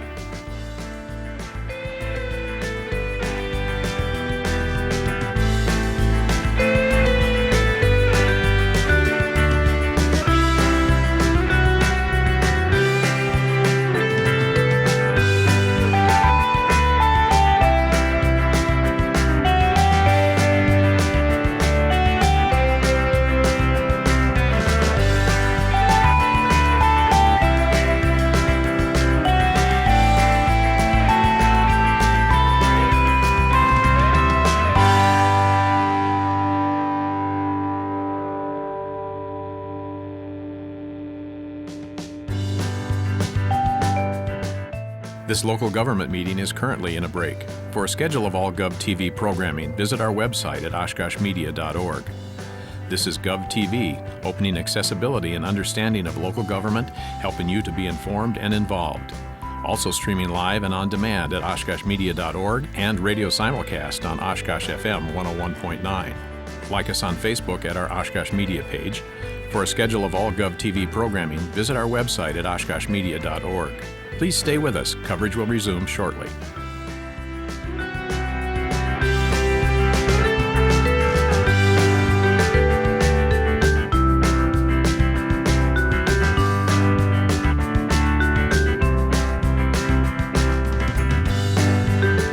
Was the individual that was here for the workshop still here?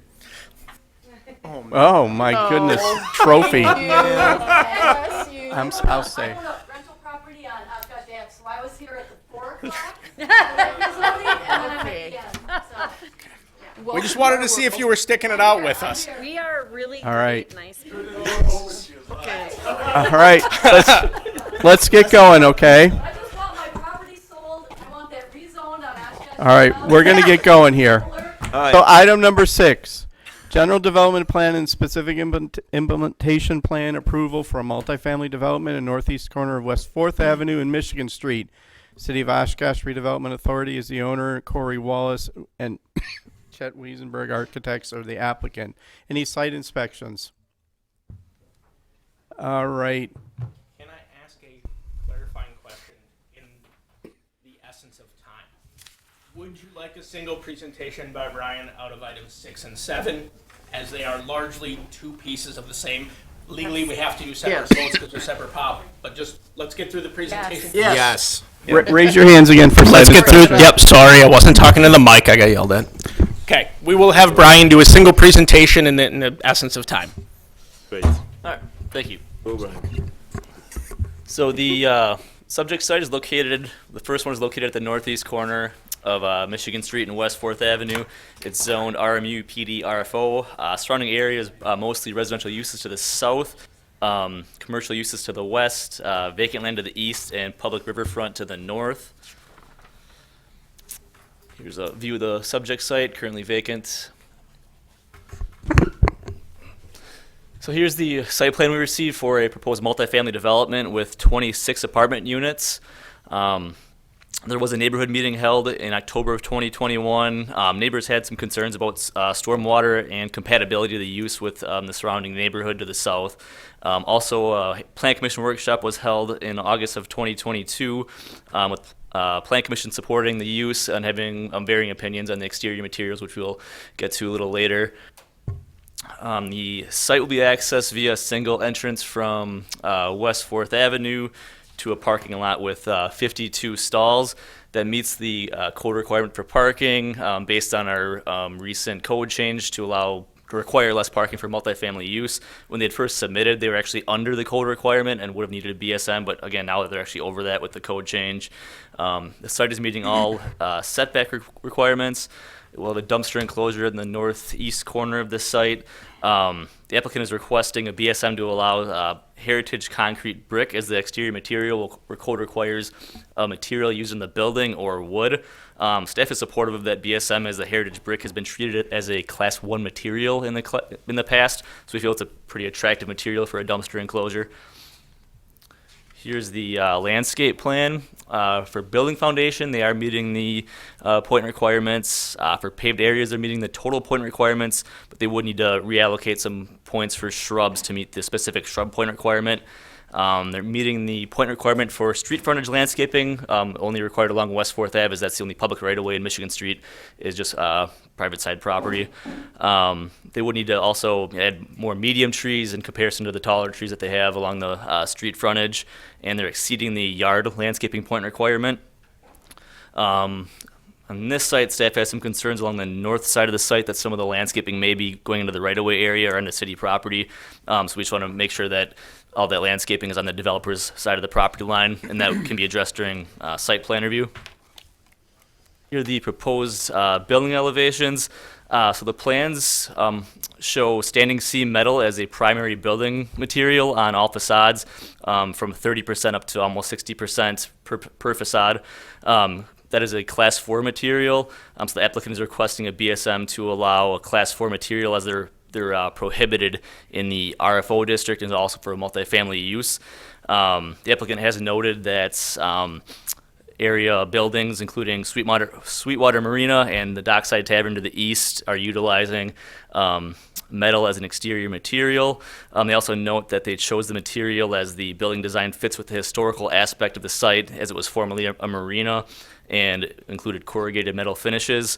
Staff does have concerns with utilizing a Class 4 material as a primary material in the Riverfront Overlay District. Here are the other building facades. So the applicant had noted that there are buildings, again, Dockside and Sweetwater, that are to the east that are similar materials.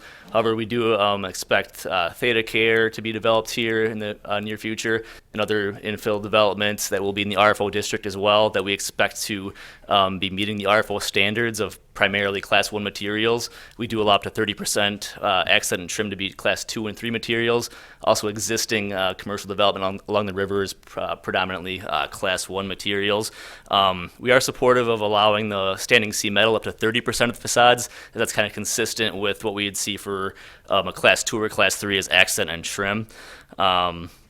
So again, we are proposing or requesting a BSM to allow 30% Class 4 materials, where code actually allows 0% Class 4 materials.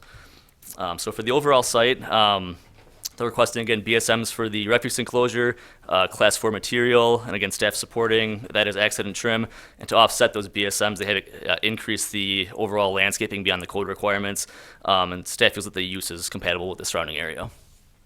I want to quickly touch on the building exterior materials, kind of what Brian's talking about there. So presently, the primary building material they're recommending is not allowed. It's 0%.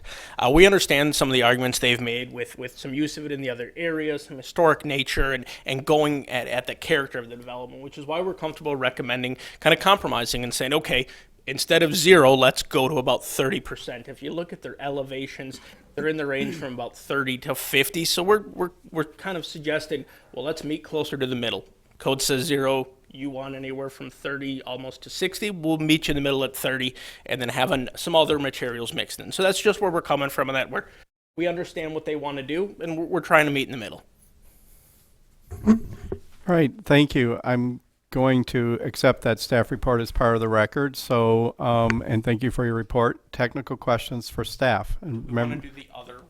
this is going to be, this report is for 2 agenda items.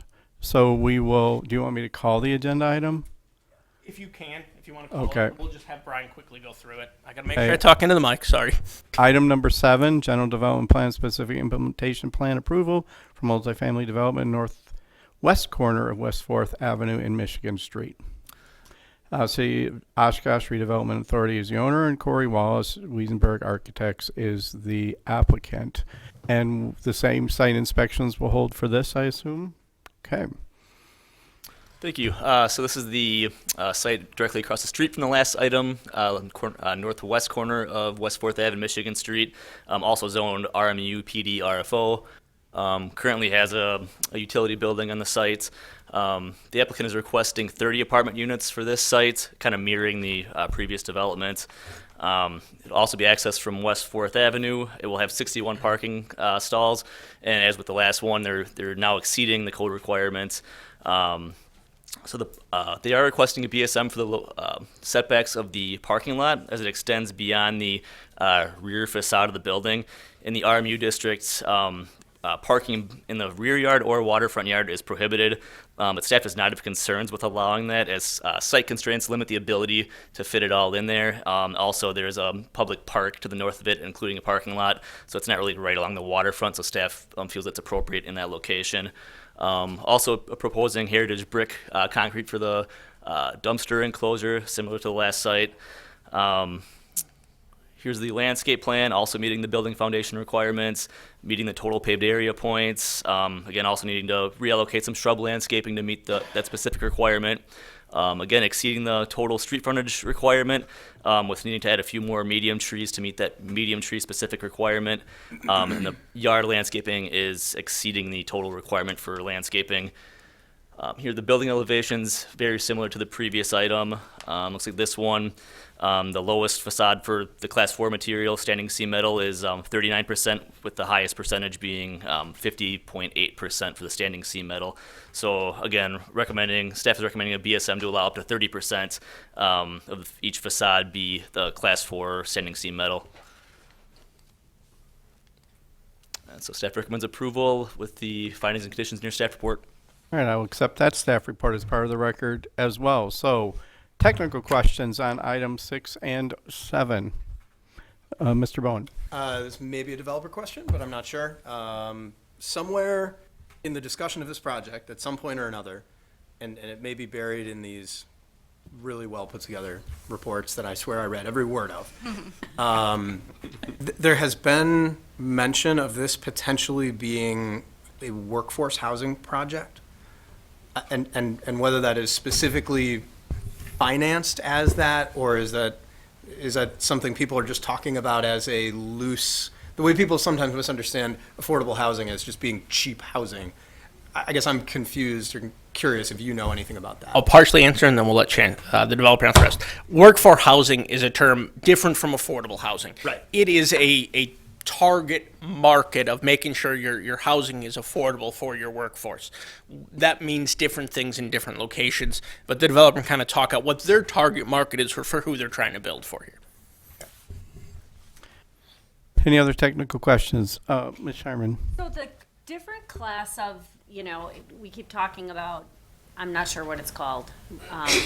Materials. The materials, but is there a distinction that the lower the number means something versus the higher the number? Is it aesthetics? Is it durability? It's a combination? So in the broadest terms, the code looks at the 4 categories of materials and looks at those 2 factors you mentioned, durability and aesthetics.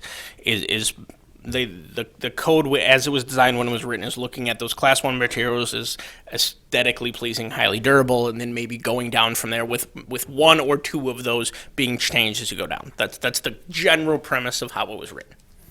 So for me, because I don't know a lot about that, 50% versus 30%, it feels like we're splitting hairs here. And we just want, as a city, we're going to dig our heels in and just say no way and ask the developer to go, or should he just give in and be like it's only 20%? No, 100%. So our recommendation to you is going from 0, Zero to which is 30. what 30, which is compromising and, Right. and moving the needle. Yep. But they want 100. No, they're not asking Developer for. wants 100. And they All right. Miss Davy? I think that the aesthetics part of that is obviously very subjective. I like very much the way these elevations look. I think it suits the place. Have we asked about durability? I mean, I guess stone or something is probably into infinity or something. But if standing seam metal is good for 50 years or 100 years or whatever, do we know that? And would that affect the durability and our idea of how much of it we should allow? So the code specifically calls out standing seam metal as a class 4. Now, there's a lot of variation there as what is standing seam metal, and it gets down to gauge and thickness and all that is where your durability, your structural integrity, a lot of that stuff comes from. The code, as written, specifically called out standing seam metal as class 4. No matter how good it is, Correct. or not?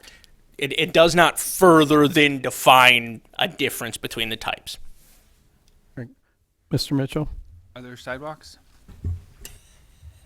So there are sidewalks along the only The other side? street frontage, which is Michigan Street. Internal is technically just a city. Sure, but there will be on On Michigan, yep, sidewalks on both. Nice. That was part one. Part two, is there a city staff person that oversees or assists with waterfront development specific to the frontage immediately along the water line? Or do we just leave it to whatever, the DNR permits and? I guess, what specifically, like we as planning staff, community development, even our public works staff, all get involved in looking at riparian rights and DNR requirements and stuff like that. So is there something specific? Well, a lot of our plans, comprehensive plan, they talk about being wanting to protect, enhance our very vulnerable environmental areas, and shoreline is probably far and away the most vulnerable environmental area of land that we have. Right, the removal of it has resulted in 80% of our species loss in Wisconsin. I mean, it's staggering, and so I'm just curious if there is somebody with staff that provides guidance. I think we had this conversation that the county has a program for providing financial assistance for a natural shoreline installation for private owners. I was curious if there was somebody from the city that actually does. I mean, the city does not have a specific person dedicated to that. It's really the planning staff looking at evaluating, like this site. A portion of that is all contaminated and has to kind of remain natural vegetation area. Kelly's coming up to answer further. Sure. So I guess, Mark, there's a difference between like the shoreline zoning that's in the townships versus what's required in the city. Correct. So yeah, when you look at shoreline preservation and shoreline zoning in the state law, areas that are in the county, the state law treats very differently than areas within the municipal boundaries, and what is required and what you have to be done. But I think you're looking at more of, is there a specific staff person within the city that's promoting or further evaluating beyond just the planning metrics? Is that fair to? Yes. Yeah. Yeah, so obviously, the closer they get to the water, there are DNR requirements, and then they do have specific, types of plants and things like that they recommend. When we do our river walks, we are subject to that. So we don't have a specific staff person here, but we certainly have resources at the city with our Parks Department. We have a city forester. They obviously maintain quite a bit of shoreline in our city, and then just working with different consultants and everything. So in this certain situation, the area to the north is actually City Park. That's where the Riverwalk is and everything. On the east side, on the west side, they don't have any riparian rights, but on the east side, to the north of that is the park area, and then, as Mark did say, there is some contaminated areas in there that we are working with the developer on. All right, any other staff questions, technical questions? All right, seeing none, I'm going to have an open public comment period. I'm going to request a staff statement from the applicant. Does the applicant wish to speak on these two items? We're combining them for the purpose of brevity on the comment. Hey everybody, Chet Wiesenberg, 240 Algoma Boulevard.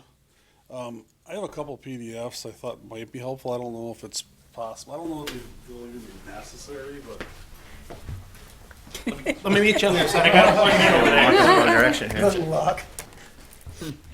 I'll tell you what they just if the issue comes up with what materials are where, there's a little bit more detail to show than just the elevations you guys are seeing on 8.5 by 11. Huge that screen. Show password. So we've had a workshop about this. We've all had a chance to talk about it. Why we picked this material. We picked this material because we like it. We really do. I've worked on a lot of different projects where I've used class 4 materials with, corrugated metal, with exposed fasteners, and I worked on a 17-story project in downtown Madison that we did it. It turned out beautiful, So working with that architect 25 years ago really kind of opened me up to that product, and I've been using it for quite a while. So I am familiar with class 4 materials. I like them.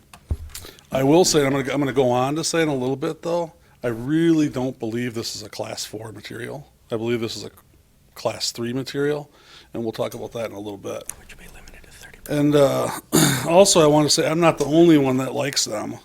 So as a member of the AIA, I pay my dues every year, and I get a magazine sent to me. For everybody in the AIA gets it, and it's a really internationally renowned art magazine, architect magazine, and they have residential design awards, and the residential design award is a class 4 metal. So I'll just pass that around. It's not an exact example of what we're proposing, but that building is 100% class 4 metal. Do you have the PDF up? Over there. Over here. Oh, okay. Is there some specific you want on it? Well, I think I want to start with this here. I'm going to pass this around to everybody. And there's one copy in there there's 12 copies. I don't know if that's enough. Is that this one? This one you're talking so this about? page right here, yep. So, Mark, you said that the code specifically defines standing seam metal as a class 4, and I disagree. I don't think that this does that.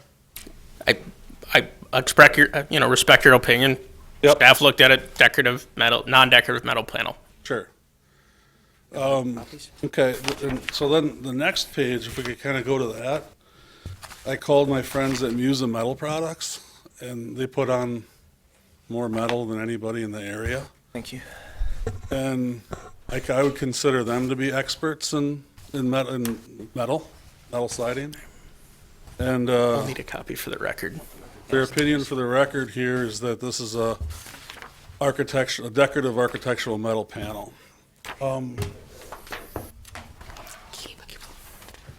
So, stepping back a little bit, like that's my, and we didn't choose this to save money.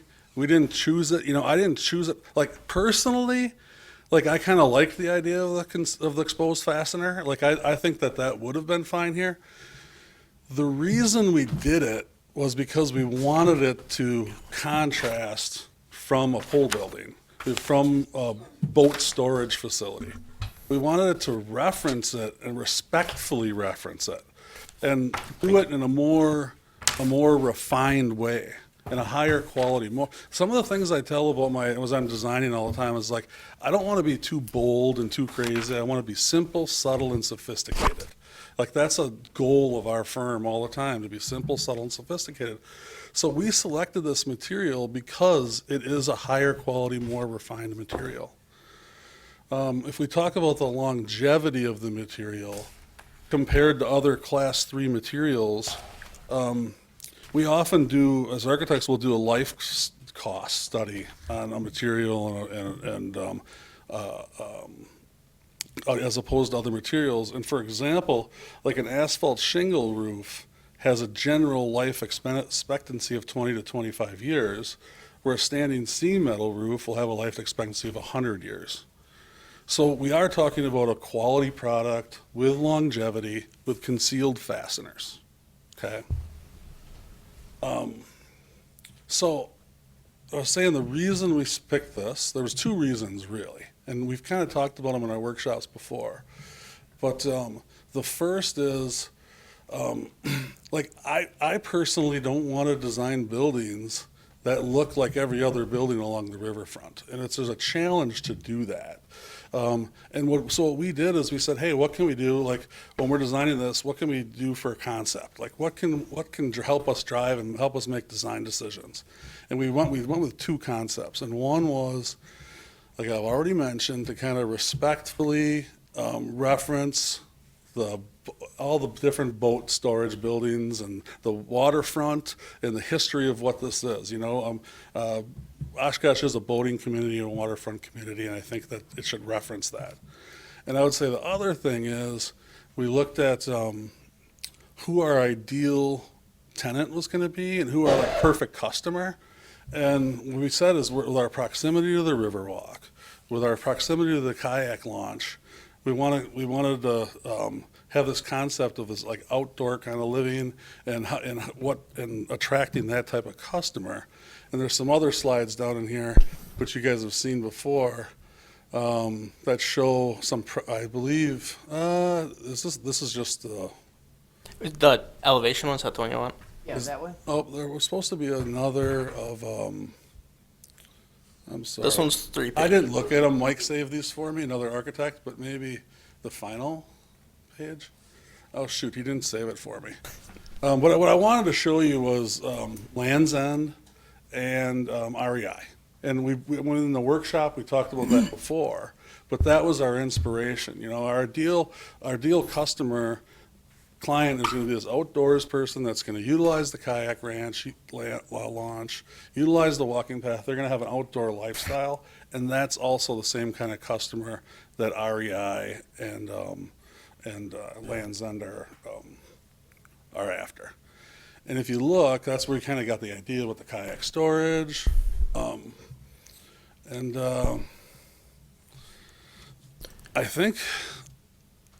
I think that's about sums up what I have to say. Right. Thank you.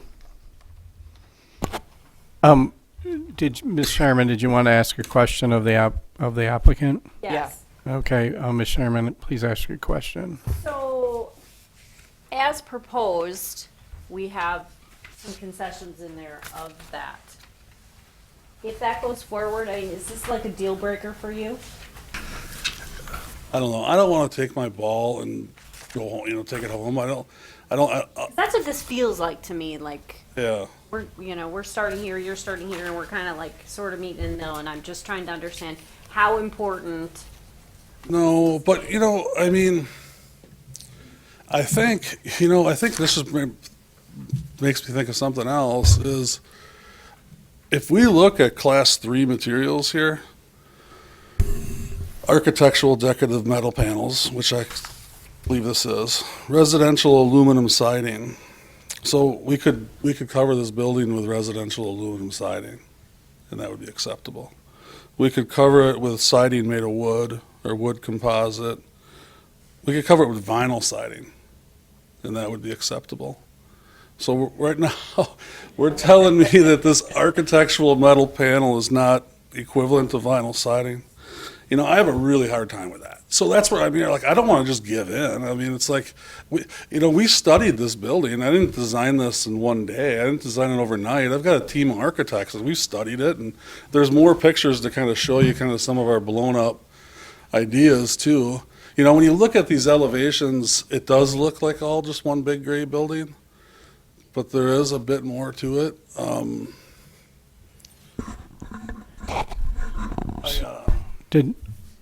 I don't know if I can approach up here, but Yeah, sure. Speak loudly if you can. Don't touch the screen though, because it's a touch Yeah. screen. All right, Yeah, but don't just- completely so this screw is- up. So Screen, you're I done. did some, so our intention is to have all the colors match and have it treat with different textures.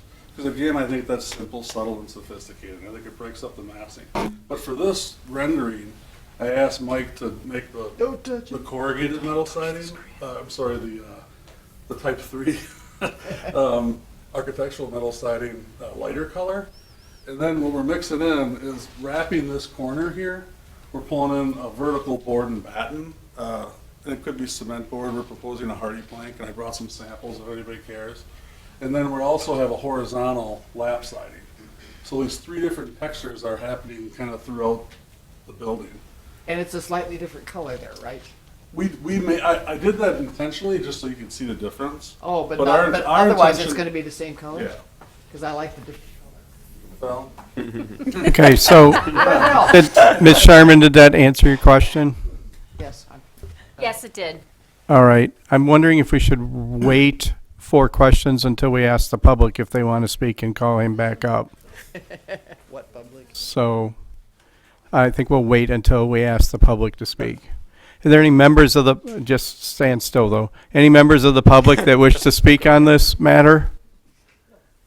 Any members of the public wish to speak? All right, you can do your closing statement now in which, and board, the plan commission may ask you questions.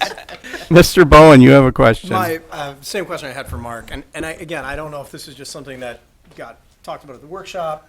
There was a reference at some point, and it might be in one of the articles written about the project. At some point, someone referenced workforce housing. Yep. Is that so? You are financing this using a WIDA product that will require workforce housing. no, it's not correct. Okay. So this is a Tim Hess thing, and Tim could only make it till 6:30, and he had to bail out. Wish I was Tim. What we recognize, and I think everybody here recognizes, is that there's a need for workforce affordable housing. You know, what is the definition of that? So you can kind of go after different grants and different things. What we're saying is the rents that we're after are within the rents of workforce affordable housing. So like we're hitting that. Like we're not gonna, we don't want to, I don't want to tie myself to anything else. You know, I mean, there's no need for it. But the point is that, and it's like, you know, I mean, we lost that Sawdust Cities or Sawdust project a couple years ago, and it still burns me, you can tell. But it was like we hit different markets. We hit condos, we hit high-end apartments, and then we also hit workforce affordable apartments. And it's like we recognize there's a need for that. Nobody else is doing it. So when the comment gets made that this is workforce housing, it's not necessarily workforce housing from like the technical WIDA definition of workforce housing. It's more of a workforce-friendly rental rate point. Sure. Is that? Yeah. Okay. Yeah. It's Okay. yeah. It's providing a product that nobody else is. There's technical differences Right. there that I'm trying to make sure Yeah. that I understand, because there are requirements that come along with workforce housing that get into development standards and things like that. So I'm just trying to make sure Right. I know what the deal is there. Thanks. All right, thank you. Any other questions? Mr. Mitchell? 2 questions. First, all of those patios look like they have a step up. Are all of your units in your building in general, are they all step entry? So all of the first floor units are going to be accessible. Good enough. And then They'll be type B level units. one of the things that stands out, like kind of calls out attention to the panels and gives it kind of like a shed-ish look, is the flat surfaces that appear as flat surfaces with no interruption of window or build outs or anything. So in particular on that screen, the lower right side of it, one of the nice things about maybe a steel versus a wood panel is that you can probably put some sort of arborvitae or something to break up that. Is that, I mean, I don't know what, if you have a landscape plan, but is that something that is being Yeah. entertained? I mean, if you're talking about REI people, no one that's gonna live there is going to care about having a nice tree breaking up the flat, extended surface that doesn't have any other interruptions. Yep. Yeah, so we've hired one of the most talented landscape architects I've had a pleasure of working with. He's working on this for us, and he's done an outstanding job. There is a detailed landscaping plan you can look at.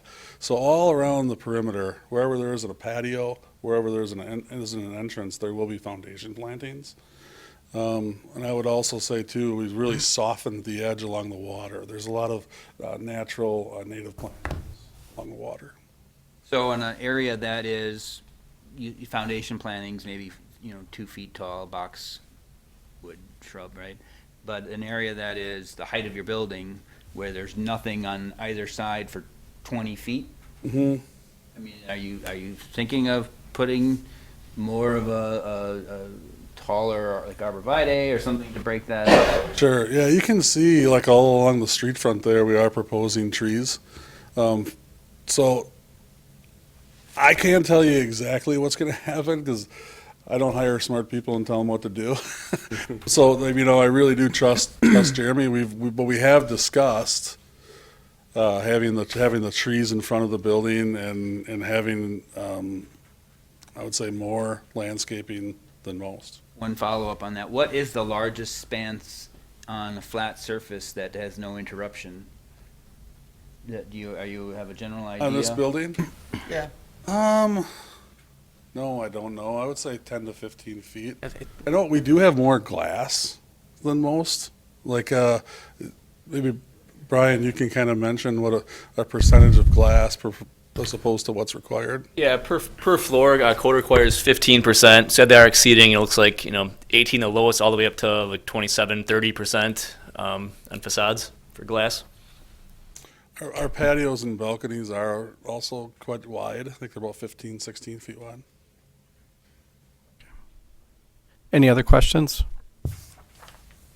Okay, I do need to clarify before I dismiss Chet this is public hearing for items 6 and 7. So if you want to speak on those, say so now. All right, I'm closing the public comment period.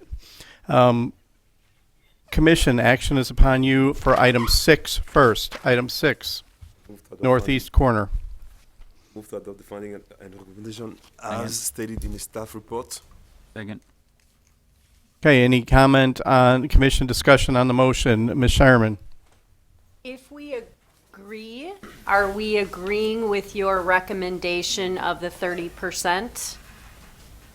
Correct. If you wanted to modify that, you'd have to make additional conditions or modifications. Have to amend it. Thank you for your question, Ms. Davey.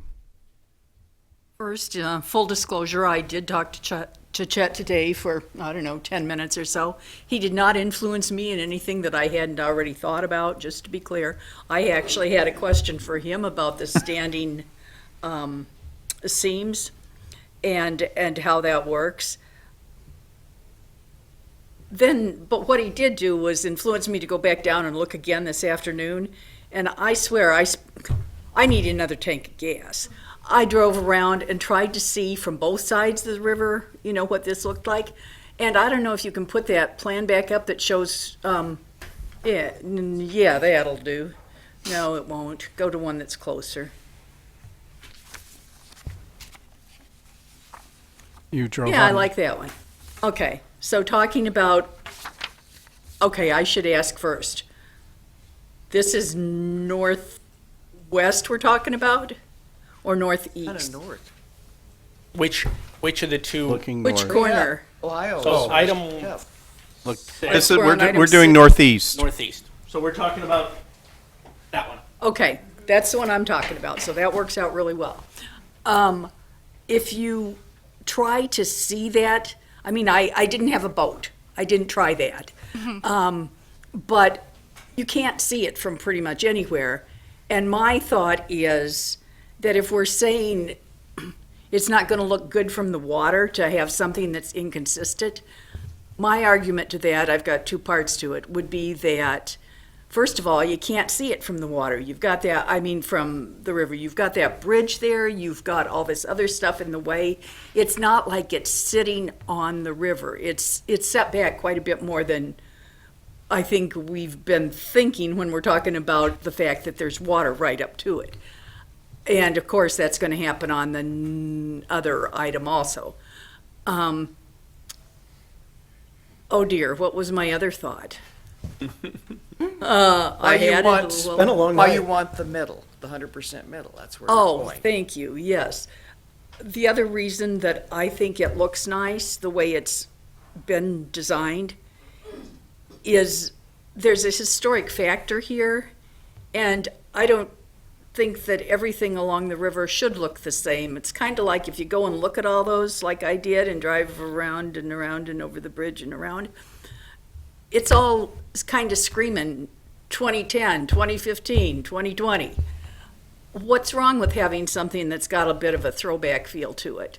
And that's what, as I understand it, that's kind of what Chuck was thinking when Chet, why do I do that? Chet was thinking when when this was designed, but I like it. I just have to say that I would like to see it built as planned. And make an amendment. Okay. Any, Mr. Mitchell? I have a question. Sorry that I didn't ask this earlier, but you're recommending a modification to allow rear parking in what is called waterfront yards. Can you elaborate a little bit about waterfront yards? Yeah, and this site has, to Margie's point, there's a bit of a nuance because this is in the RM. I'm going to use the other screen. This is not the one we're talking about, though, is it? It's technically on the other one. Can we wait till we talk about the other one? Yep. Okay, other discussion on this motion? Mr. Bone, did you put your hand up? I did. Okay. Chet was busy today. I too talked to Chet for a while, and had a good conversation with him. I respect his position and believe that he's coming at this design from a very authentic place, and that he is trying to sort of honor the past to some degree. I think my comment that I made to him is that I think we can do that, and I think that we can find a compromise point here to use a material that I personally don't dislike. I've had numerous arguments with Mark, and this is going back to like Darren, when Darren was still here. Darren and I used to argue about the use of metal on buildings constantly. I think it's a misunderstood product. It's a disrespected product. It's something that needs to be considered, particularly from a sustainability standpoint going forward, as a higher grade of material. That said, I think context is key with any architectural material, frankly, and I believe that the REI building, the Dreyfus building that we're being shown pictures of here, those expanses that are covered in metal are different from what we're seeing because those have some drag and release. They have some projection. They have some different angles. This is a flat surface covered with metal, and while I believe that there are ways that we can use that material, this particular drawing, in my mind, doesn't quite get there as it sits. I think limiting it to 30%, which I think is a fair compromise, to be used as an accent material, that we can look at some other types of materials that can be in there that can maybe encourage some diversity of those materials. I think that's a fair compromise. I think that we've done a lot of investigation as a city, as staff, in terms of going to the public when we do these riverfront overlay districts, for instance, when we do, going back to the Marion Pearl district, we had public meeting on public meeting on public meeting in which we brought people in, members of the community who are not architectural professionals. They're just the people who pay their taxes. They come in, they look at drawings, we ask them to rank them 1 through 10. And invariably, the lowest ranking material is always metal. And for good or bad, that just tends to be what it is. I have a hard time looking at that sentiment that we're sort of, to some degree, once we get into these subjective questions of, well, what material do you like, what material do you not like, which is where we are, because we're no longer in the objective realm of you're not allowed to use this material, because that's what we're talking about. We're talking about material that you're not allowed to use. What we're saying is we're now in subjective territory. And in my mind, that subjective compromise is we can use this as an accent material because it does pay that sort of homage to the past and things like that. I like what can be done with this type of material going forward. I'd like to see it explored more. But that drawing as presented doesn't get me there, unfortunately. And I think the farthest that I can go is probably that 30%. So I'm going to support the motion for both the GDP SIP for both of these sites. I don't believe that I would support any amendments that would increase it. Chet, I love your project. I love everything else about it. You know, I told you this when we talked. When we talked about Hold on. You can't talk now, buddy. You can't talk now. I'm sorry. Can't talk. Chet, Can't talk. Public Can't meetings talk. laws. Public meetings laws. Please. We can't. Public meetings laws, Chet. We can't. We have to follow the process. Thank you. Thank you. I like what I'm seeing here. I love everything else about the project. I like how it's sited. I like the connectivity to the river, to the water. I absolutely do. I don't want to see it go away. I don't want you to take the ball and go away. I don't want that to happen. But I do think that this body has an obligation to the public trust that we respect the wishes of those people when we decide these pieces within the zoning code, once we start getting into the subjective nature of materials approval. All right. Any council member Ford? Could I ask the applicant a question? Yes, you may. I think I heard a bird talk about vinyl siding. Could you expand on what that bird was saying? That's what I'm saying. Staff has made an interpretation that this is a class 4 material, and it's not. It's not. Look at the intent. Look at all the materials that are class 4 materials. It's raw concrete block.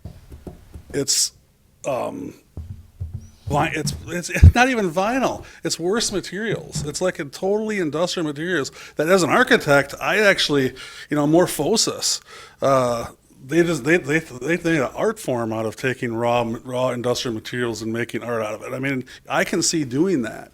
But I cannot sit here and be told that this is a class 4 material when it's not. And I have a letter from Musa saying it's not.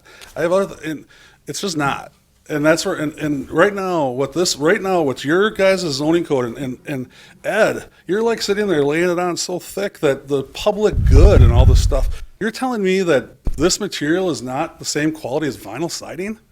Thank you. But vinyl siding is a level 3? That's just crazy. Thank you. Thank you. I hear your point. Thank you. We've had this conversation on many occasions about materials that we feel may or may not be suitable, but Ms. Shireman, go ahead. I'm going to end the same way I started, and I'm still confused because is it subjective? I mean, is it a 3 in some communities and it's a 4 here? And I mean, is there that level of subjectivity? Because here's where I'm going. I remember in the last 60 days, we didn't allow somebody to come forth. There was a building out off of Jackson, I think it was, over by the sheriff's department. But it was a durability. It kind of aesthetically kind of looked okay, but everyone who knew material said that we didn't allow that material on that building because it was a durability. Are you talking about the storage building on Jackson? Yeah. So that was an aesthetic discussion. That was a discussion related to wanting to preserve a higher aesthetic right on Jackson, holding the commercial corridor, versus moving to more industrial look off the corridor. I remember Carl talking to me about the durability of the product because he was going to do a sturgeon spirits. It's fine. So for me, it goes back to the same question. Is this open to interpretation what class it is? No. I can only speak to our code in this instance. In my position, which includes reading interpretation of the code. That's what I have to do by my job duty. My opinion, and planning staff looked at it, our opinion is it's class 4. Okay. This body can more than definitely tell me I'm wrong and we should categorize it as something else. That is what this body's for. My position is to read the code and interpret it. That is where we're at. Thank you. Miss Davy. I'd like to tell you you're wrong, Mark. I've Won't- always won't wanted be the to. last time. So, I do, in reading the information that Chet brought in here, I mean, I can see where, I don't really see where it says that it's not allowed. You have some code book somewhere, I know, that says that. okay, Metal, non-decorative metal. Yeah, this is So, literally what- exactly the code. Okay, so what we're doing is arguing over whether these metal panels are So- non-decorative or decorative. Is Dead that on. it? Dead that's on. it. And that's subject to interpretation. We've had people in here arguing that EFS was class 1 material. So just to keep in mind that there is a lot of opinion and a lot of thought about these types of things. You guys can write this down because you're never probably going to hear me say this again, but I agree with Mr. Bowen 99.97% of everything he said. I think that it is a really good project, but I do believe that it has to be, in order to get that look like the examples we've shown, it has to be broken up and have more contouring and things like that. Somebody will come and argue with us in the future and say, well, you allowed it on these buildings here, let me put my storage containers up because I painted them, they're decorative. And that metal is thicker. So I really do believe that the city is not off in their recommendation, and I'm going to support that rather than if there is an amendment. Is there any other discussion on this motion? One more question. What would architectural or decorative metal panels look like? Some things that other developments have used that have been interpreted and listed as it is, you think of Oshkosh Court had architectural metal panel that makes up a significant portion of that building. That's the easiest example I can think of. I've not been real close to that building yet. How does that differ from the standing seam? Again, it's subjective. I fully understand that. The type of material, the look of the material, it is not typically used in accessory use type applications, I think is a difference. Standing seam metal is typically used in an accessory garages, shed type development. Now, that opinion of, and to Ed's point, we do these preference surveys when we write the code. And people come in and they rank it and they give an opinion. That's community engagement. That's what we're supposed to do when we write these codes. And standing seam metal is to Ed's, like he said, is one that is always rated very low on the opinions of the public when the code is written, which is why it ended up where it did. Now, has that opinion changed over the years? I think as you've seen from a roofing standpoint, it's becoming a more commonly used and sought after product for roofs as opposed to sidings. And I think there's some distinction there. This body went as far as making a code amendment to allow standing seam metal as a acceptable roofing material, understanding that the dynamics in this country have changed and that has moved to an acceptable material. Ultimately, if this is a product that this board council feels we should look at, we can change that if there's an opinion on how we should. At this time, staff is required to look at it and make an interpretation and make a decision, and that's what we have to do when we do these things.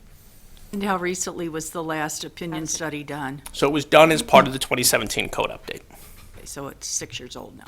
Yep. Okay, any other discussion, Mr. Mitchell? Part of the condition of this development is that it's a planned development, which kind of inherently means that there's aspects of it that just aren't conforming to code. And I think the city even has a handout that says, if it can't conform to code and you have special circumstances, let's consider it. And you've gone up to 30%. I'm in favor of doing the minimum that they have on it, which is I think 39.1. but I don't know if there's been some opposition to any sort of amendment, and a couple people have stated it, but I would be favorable of amending to allow what they had on their bottom threshold, which was the 39.1, I thought I saw. You had a chart here of the amount of metal. Yeah, I have it, so it's a little bit different based on the site. 39.1 on the east, and so And then the west is 30.41, is the lowest. Oh, so you're saying instead of, so you would make them bring the other ones down to, instead of 30 and saying, hey, you gotta change 0.41% of that elevation, upping it to one of their lowest, and the rest of their elevations would have to come down to that number? Right. I just wanna make sure I'm. I didn't understand that. No. So, I'm sorry, I can't split that here. so essentially what Mr. Mitchell is saying is, right now this is at 0.41%. Instead of telling the developer, you gotta change 0.41% of this elevation, is he could keep this elevation as is, and these would all have to be brought down to that number. Right. Otherwise, right now, they all have to be brought down to even below that, so it just seems like on that building, and then on the other building, it was the 39.1. Any other discussion on the motion? Okay, so on item number 6, we have a motion to approve as stated in the staff report. There's no other discussion. We'll have a roll call vote. Oh, sorry. Ms. Shireman? No. I'm sorry? No. No. Mr. Bowen? Yes. Mr. Coulibaly? Yes. Ms. Davy? No. Ms. Prop? No. Councilmember Ford? Aye. Vice Chair Mitchell? Aye. Chairman Perry? Aye, yes. Motion carried 6-3. Okay, item number 7. We have any, do we need commission action on item number 7? Did we make a motion yet? Oh. Gotta make a motion, and then I go. Motion to I adopt move, the, yeah, go ahead. motion to adopt the findings and recommendations as stated in the staff report. Second. Okay, we have a motion and a second. Commission discussion on the motion. Mr. Mitchell. I was asking about the waterfront parking. Yeah, so this is a bit of a code nuance where this property is somewhat unique. This is one of the only properties I can think of that is zoned RMU RFO. That then technically doesn't actually sit on the water. So the code treats their north side of this site as a waterfront yard, even though it's not on the water and there's a property between it. So technically, the way the code is written with the RMU RFO overlay is saying we have to treat this as a waterfront yard, which means there shouldn't be parking in it. But in the reality of this site, which is why staff supports the parking, is there's a whole nother parking lot for the park above it on a property. So although it is RMU RFO zoned, it's one of the only interior properties within that zoning designation. And can you give context as to why? I mean, I kind of understand, but if just for the body. Yeah, so the typical, the reason that exists in the RMU RFO is you typically don't want your waterfront property being taken up by a parking lot. It's back to more of the aesthetics, the highest, best use. Do you want the building along the water, or do you want a parking lot? The goal of that provision is say, don't put your parking lot along the river, have your building placed on the water side. Sure. Well, are we at discussion? Yes, that's what you've been doing. Well, he was answering technical questions, so. That was like an hour and a half ago. when we did the shoreline study, when Ontario did the shoreline study and the Miller's Bay study, one of the provisions that they had cited as the greatest concern was everywhere that there was pavement up near water, because that is the greatest source of water pollution is direct untreated flow. And so I'm fine with that. I just don't want the precedent to be set like, oh yeah, it's cool to put parking and other pavements directly along the waterfront because there's no consequence. And beyond the aesthetic aspect, there are serious pollution consequences of doing that. And I'll kind of mention, this is somewhat of a city created hardship. If you recall, just a couple of meetings ago, we zone changed this to RMU, RFO, and that was done for consistency with his other phase on the other side. So instead of having a separate zoning district here, he can play with one set of standards on both sides. Typically, you know, an interior lot like this wouldn't be that district. All right, any other discussion on the motion? Okay, seeing none, we'll have a roll call vote, please. Ms. Shireman? Aye. Mr. Bowen? Aye. Mr. Coulibaly? Aye. Ms. Davy? Aye. Ms. Prop? I've forgotten how I voted on the other one. I think I voted no. No on the other one. Okay. Councilmember Ford? Aye. Vice Chair Mitchell? Aye. Chairman Perry? Aye. Motion carried. Sorry, my brain just stopped. 7-1. All right, last item. Wait, I accidentally lied on the other one. It was 5-3. Okay. Someone Thank you. left. The last item on the official agenda is the planning manager's report. So very quickly, I just want to mention, during the prior plan commission meeting, the Sawyer Creek Crossing General Development Plan went through. This body chose to add an additional condition for a traffic impact analysis be done prior to coming back for SIP. Council at their meeting last week ultimately chose to remove that TIA requirement. So that development no longer has the additional condition that Plan Commission placed on it for including the TIA. Wow. All right, last item on the agenda before workshop is adjournment. I have a motion. Move to adjourn. Keep going. Second. All in favor, say aye. Aye. Any opposed? My We're adjourned. Workshop.